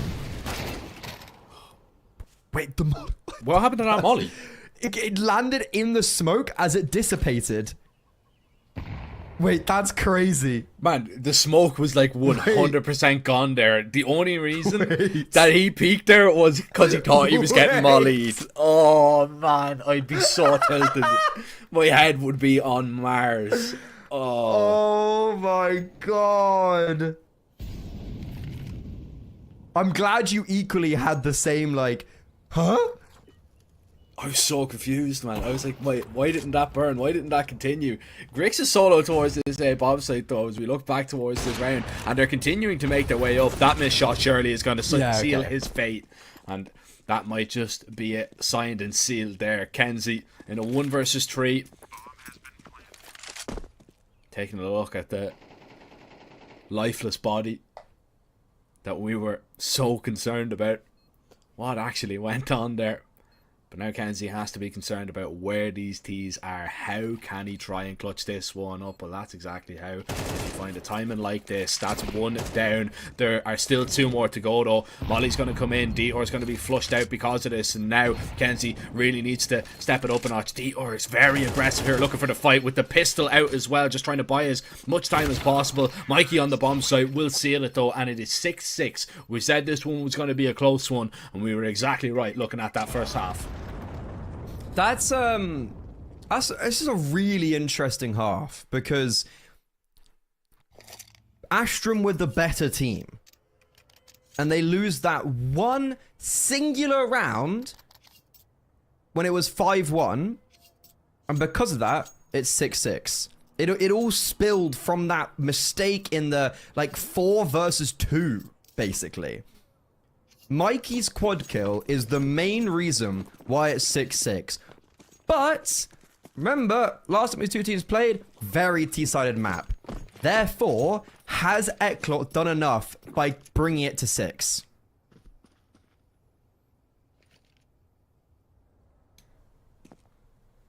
Pistol round is going to be a perfect place to start for either of these teams as they look to go 1-0 here at the contender stage.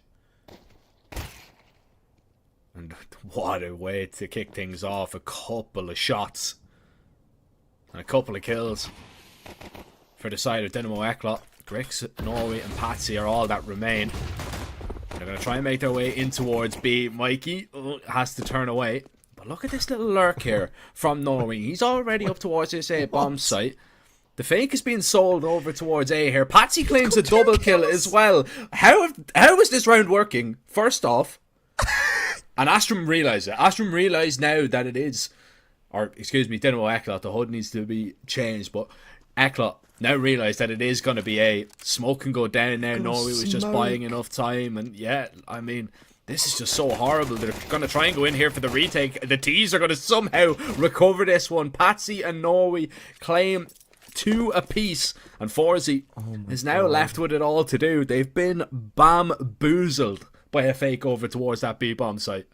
Bro, I've been bamboozled, let alone Eklot. And you had the minimap. The bomb was on the site. Yep. It was literally on the B-bomb site. And he goes, nah, I'm going to go back A. I mean, that round doesn't work unless Patsy gets, I don't think 2, but at least 1 kill. The fact that he gets 2 is the cherry on top, right? And Eklot also played that retake on A really poorly. So they tried to run through that motor smoke as the bomb's being planted, but then start going through after it's been planted. So the timing is just all off. But yeah, so, okay, that's crazy from Patsy. Yeah, that's everything. And then look at this is what I mean. They try to go through. Okay, sure, Nori does get both the kills anyways, but they don't actually play the 2 versus 1. It's a 2 versus 2 because the bomb's already been planted. But I think that's Astrum now back on pace to be closing out Inferno. I'm really shocked that it was 6-6.5, and I feel like a pistol round win like that is just signaling that Patsy's going to be doing some disgusting things on this T side.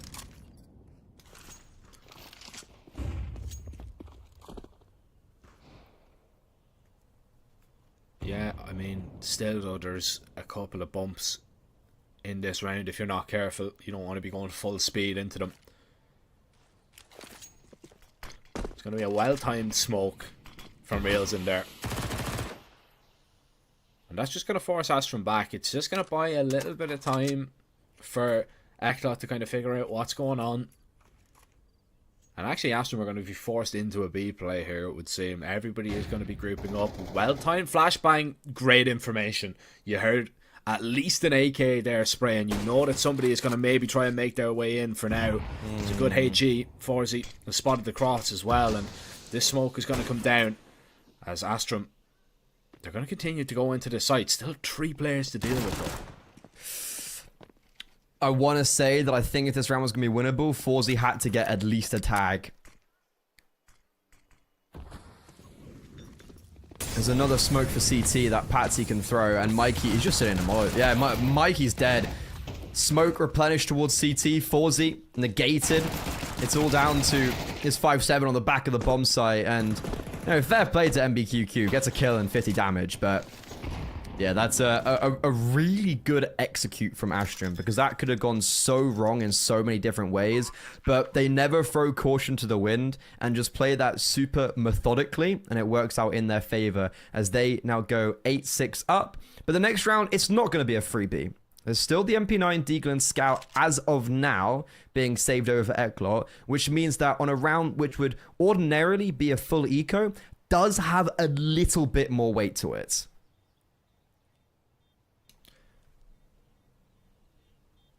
Yeah, it definitely does, but if Astrum just need to make sure that they kind of play their cards right, and they should be pretty okay.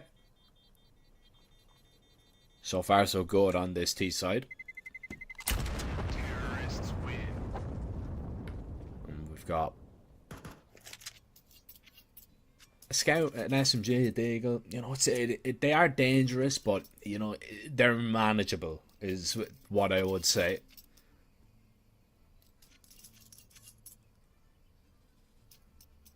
And there's a lot riding on, not this round, but the next, from Dynamo Eclot. Mikey's even going to be able to get out a Deagle as well. They are saving for that rainy day, and they're even going to have Forzy on an AWP, which could be a real turning point as well for the side of Eclot. Something that definitely Astrum are going to be very wary of. Double HG is perfect though. Both nades connect, flush them out of that corner.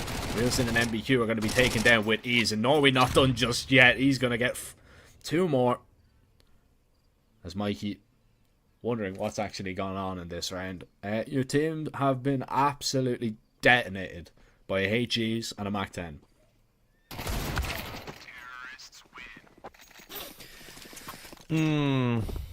It's a very good start for Astrum on the T side. 3 on the trot and keeping it extraordinarily clean as well. Economy's in a very good position, and throughout this series we've actually had a lot of instances where teams go onto their first gun rounds and it feels like even though they've won the pistol, hasn't gone very well for them. An interesting thing though, Eclot have force sport 5 out of 5 times after losing the pistols.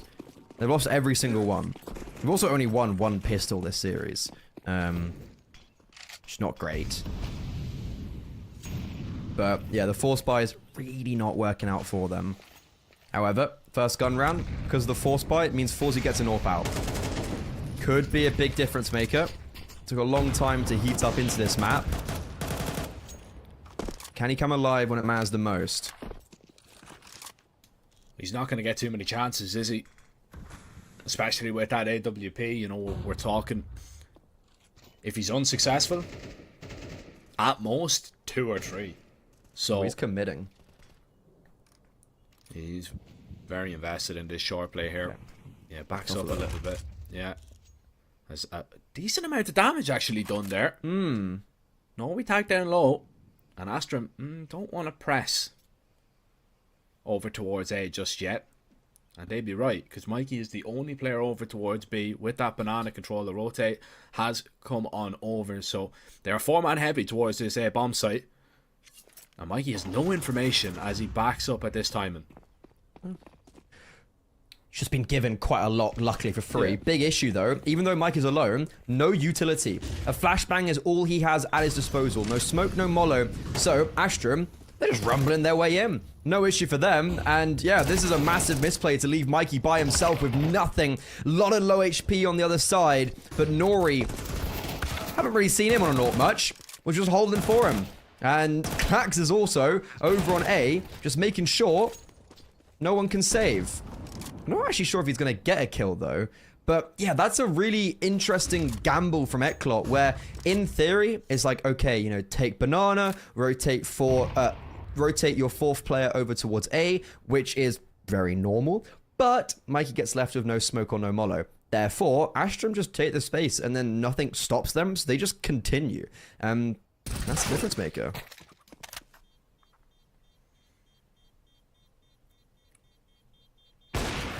There's a couple of question marks on it for sure.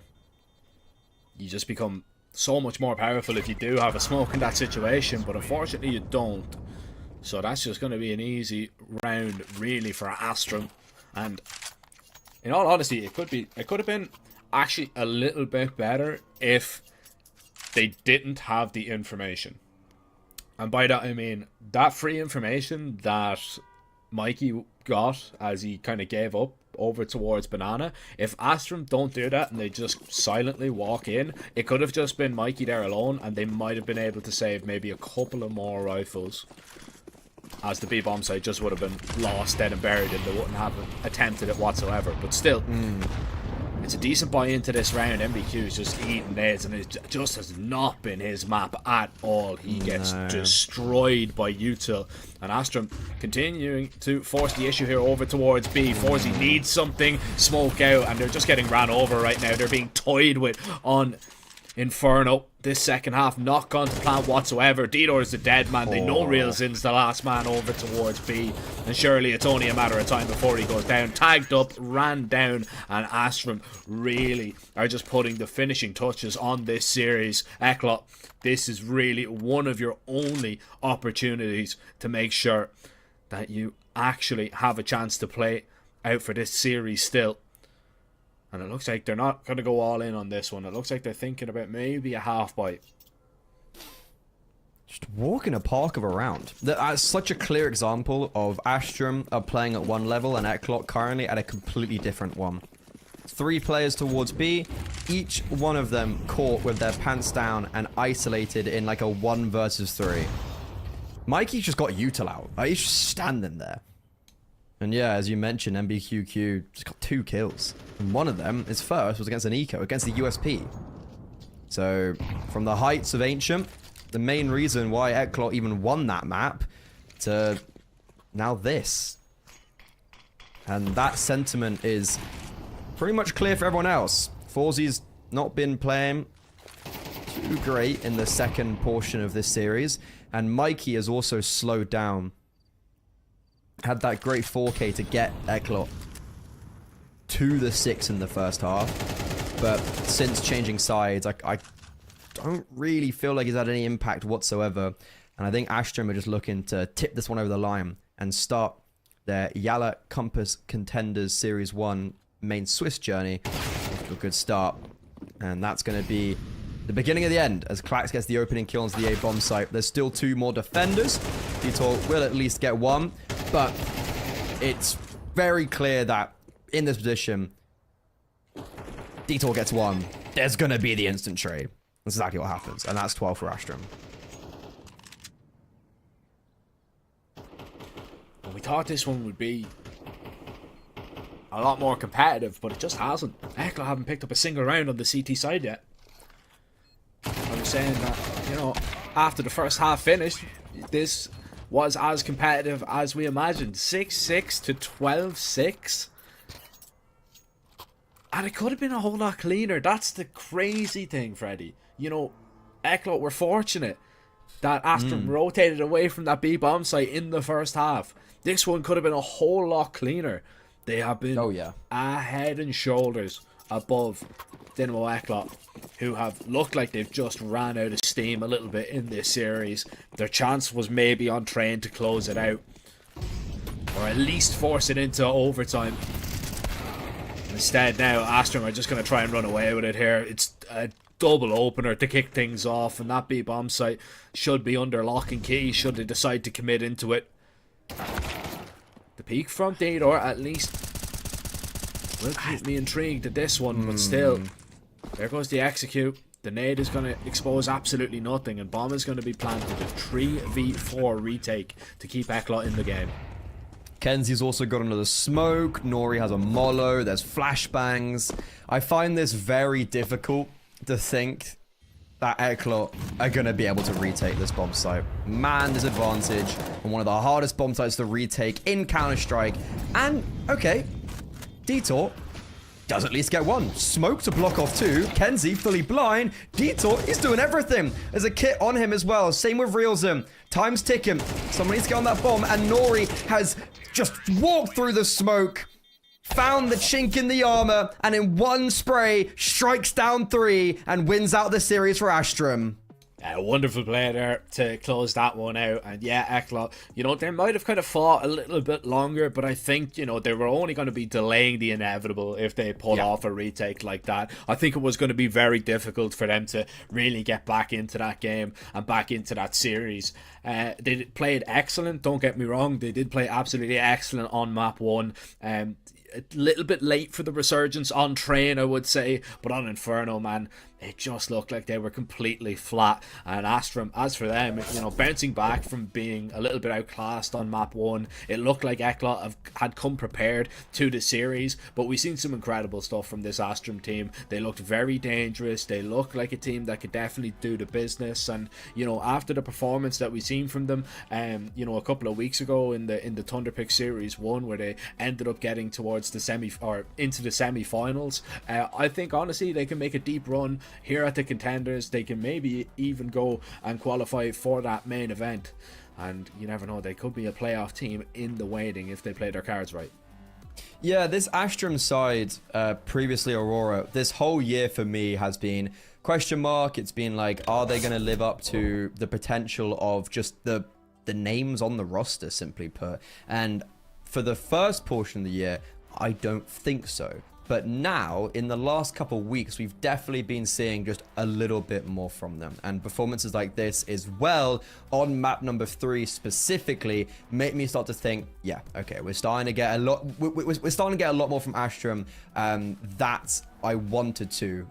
But with that in mind, Jack, we're not done for the day. We have another matchup for the opening day of the YaLLa Compass 2025 Contenders number 1. It will be the 500 versus Sangal, and that's actually starting pretty much ASAP. So we're going to send it to a short little break, and when we return, we will have our final matchup for the day. Do not go too far, and we'll see you in a moment.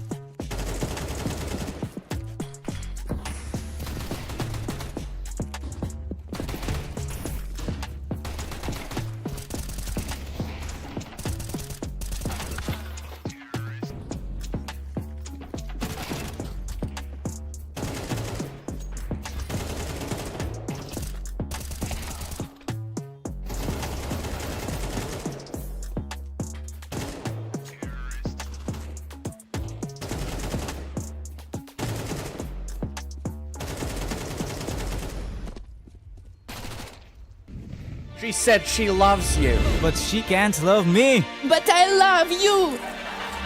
Yeah. Look, all of my friends going crazy. I gotta brag on myself, I amaze me. Phase me. I'm seeing dope like I'm back in the 80s. I won't play window anymore. What's going on? Play your role. 1xBet. On to the next one. YaLLa Compass 2025 season. If anyone peeks through, they're both dead. They're both dead in the smoke! Bomb drops, coughed up behind it at the edge of... Away with a kill, but quick trade back from Aerial. Still through the YaLLa Compass 2024 champions! YaLLa, let's go!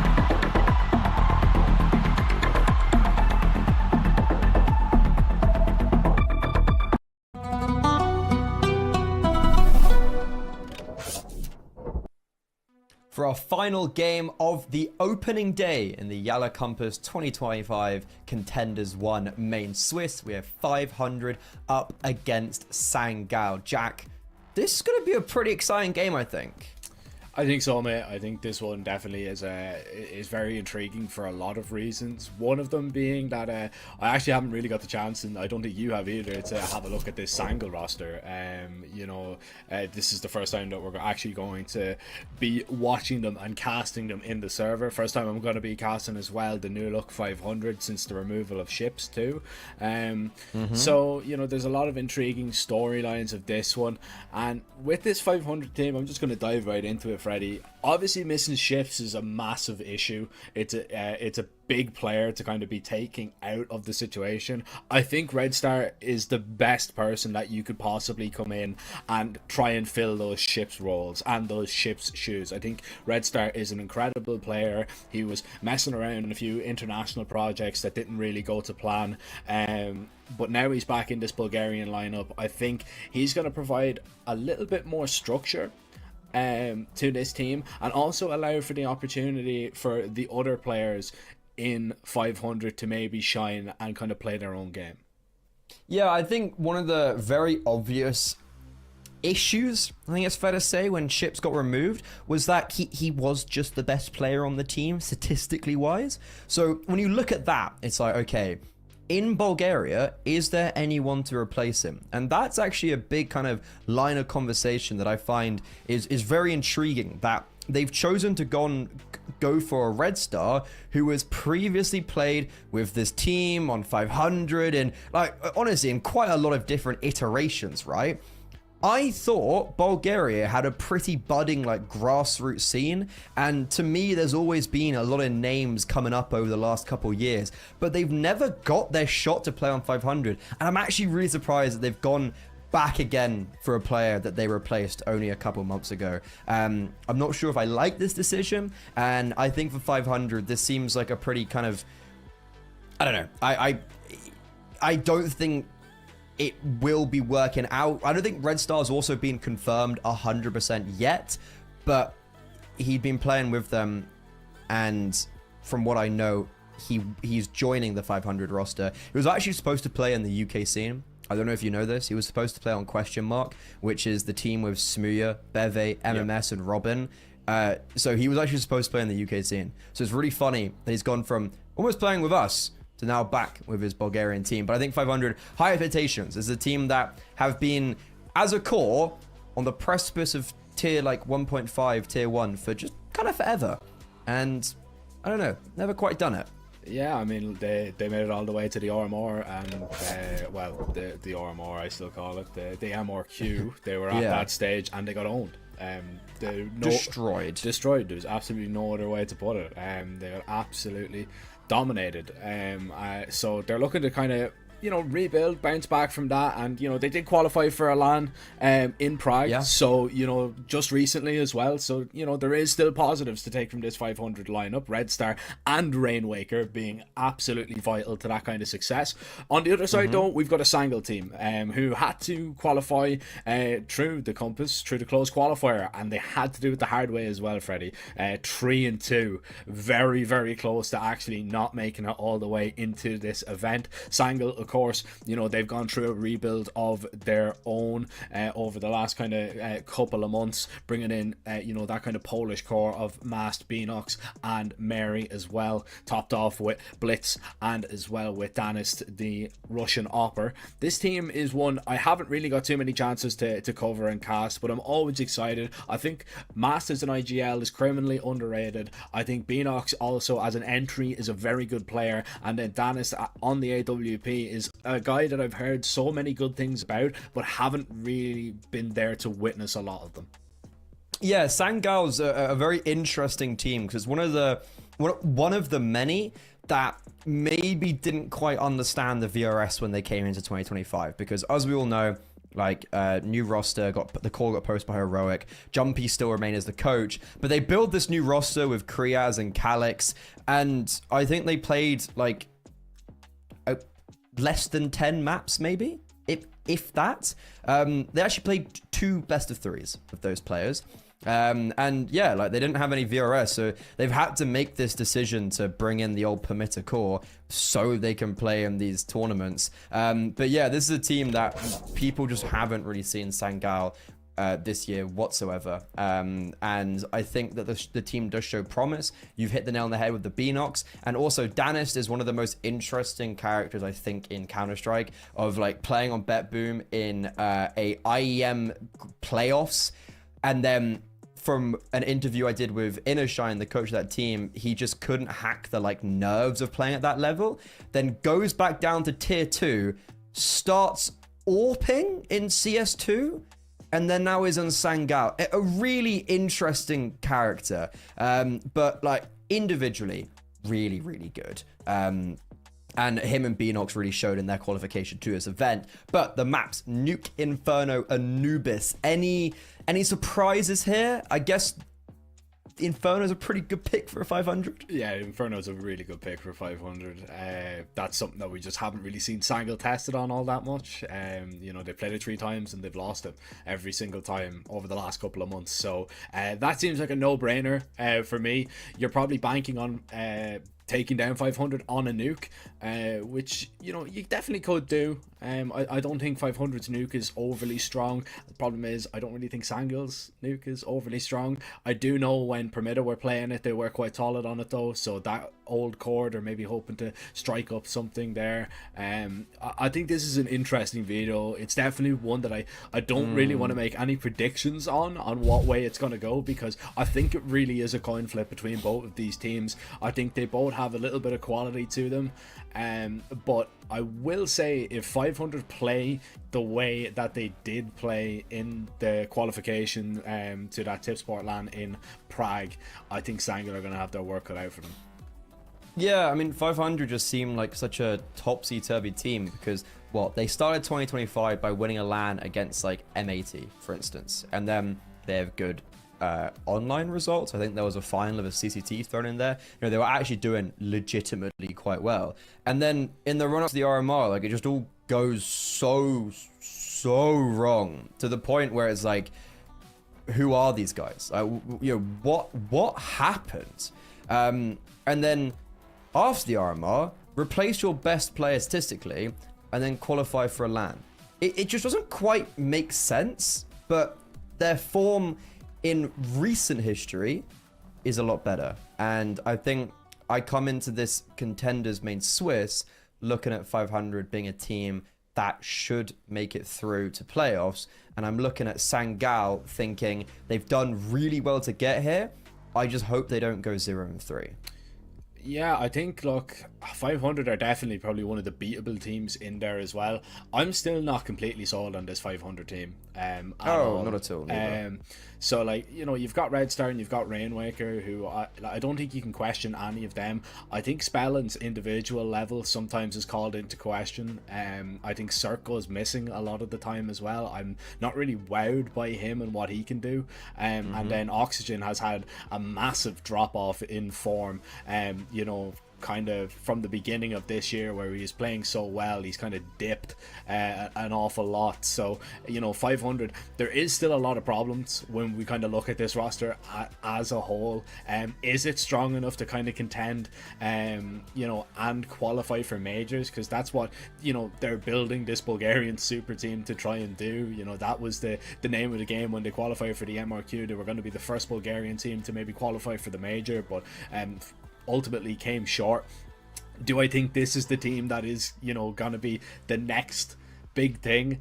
I just don't see it, to be honest. I think, yeah, they'll definitely be able to maybe make a deep run here. I don't know though. I think out of all the top teams that are involved here at the contender stage, 500 might be the most beatable. So we'll see how we get on as we get down into this one. It's going to be Nuke kicking us off here. It is Sangal's choice, so 500 will get to start out on this CT side, and we'll see if 500 are maybe feeling a little bit of a hangover from qualifying to that LAN, or are they going to ride the high of it? Yeah, metaphorically and literally. Joke. But yeah, I mean, Sangal's map pick, not a map they've been very good on, but in recent time they've been a little bit better.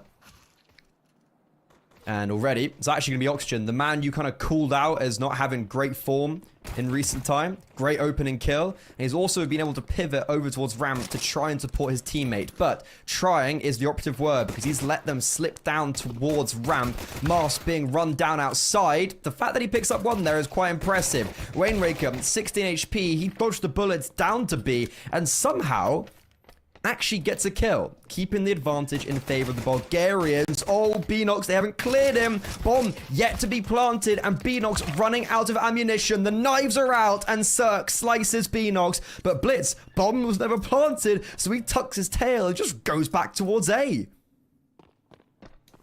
Is Cirque going to beat him?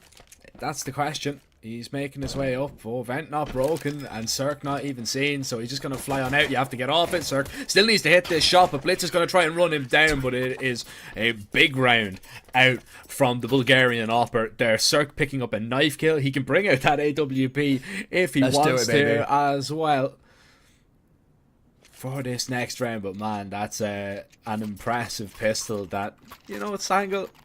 They were lucky that it was that close. I'll say that much. I mean, to be honest, Beanox should have won them that round. He big whiff from him on the Glock. As someone who, from my perspective, for Sangal is the best player on the roster. Definitely best rifler. It's just kind of between him and Danis, I suppose. Don't want to be seeing him with shots like that. But even though no bomb plant for Sangal, we've been seeing a lot of force buys today. Yet to see an eco after a pistol round loss, which is not always, yeah, not something I say every day. But it's going to be the purchase up, and the smoke's down towards B. Mast gets dinked by a stray bullet from Cirque's M4, and Spellin, he's rotated down towards B. He's the only player to do so far. But Cirque can definitely go over towards ramp and alleviate pressure to allow for further rotations. Spellamp hasn't spotted anything just yet. There you go.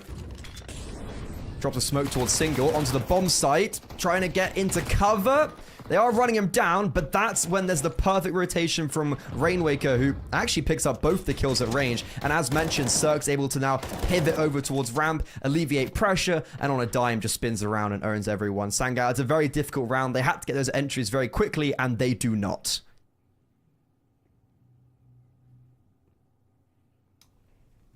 There was a timing for Beanox just to fly up the vent, but he didn't know that nobody is coming behind him. Doesn't know that everybody is over towards the ramp side. There's the jiggles being hit, and Beanox hitting the deck there as 500 will start this CT side off greatly. 2-0. Not really any issues in that round, so to speak. And Sangal, now we'll have to wait another round until we are going to see more investment from them. Don't really have all that much to play around with, but I'm seeing 3 SMGs, Freddy, on the side of 500, which is always good up against those Glocks. And actually, no Glocks in there. It's all Deagles on the other side, so still a little bit of a scary one, but this could be a prime opportunity to just farm up the cash. Spellin, though, does need to be a little bit cautious.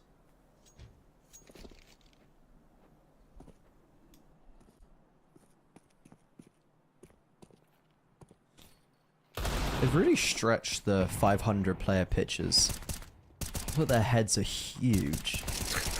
I did notice that. That's the crazy thing. I thought it does look like they're in 4-3, doesn't it? Spellin has just found an ace. Sorry, Spellin, but sorry. He's gonna watch that back, be like, "Oh yeah, I should go an ace." What they say? Yeah, your head's massive, bruv.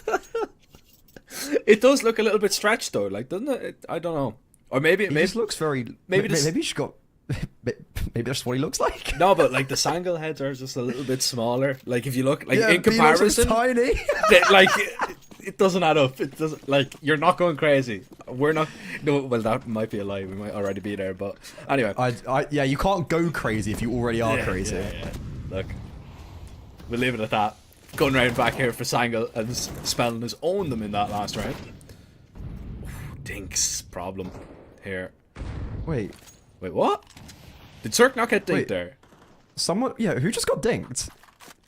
Was it Cirque for 4 HP? For 4 HP. That's incredible. All right. You said it out of like reactionary. Yeah. And I also was there just like, wait, who got dinked? I was like, everyone's got full HP. That's definitely a strange one for certain.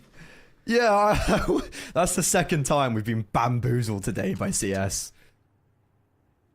Not the team, just CS.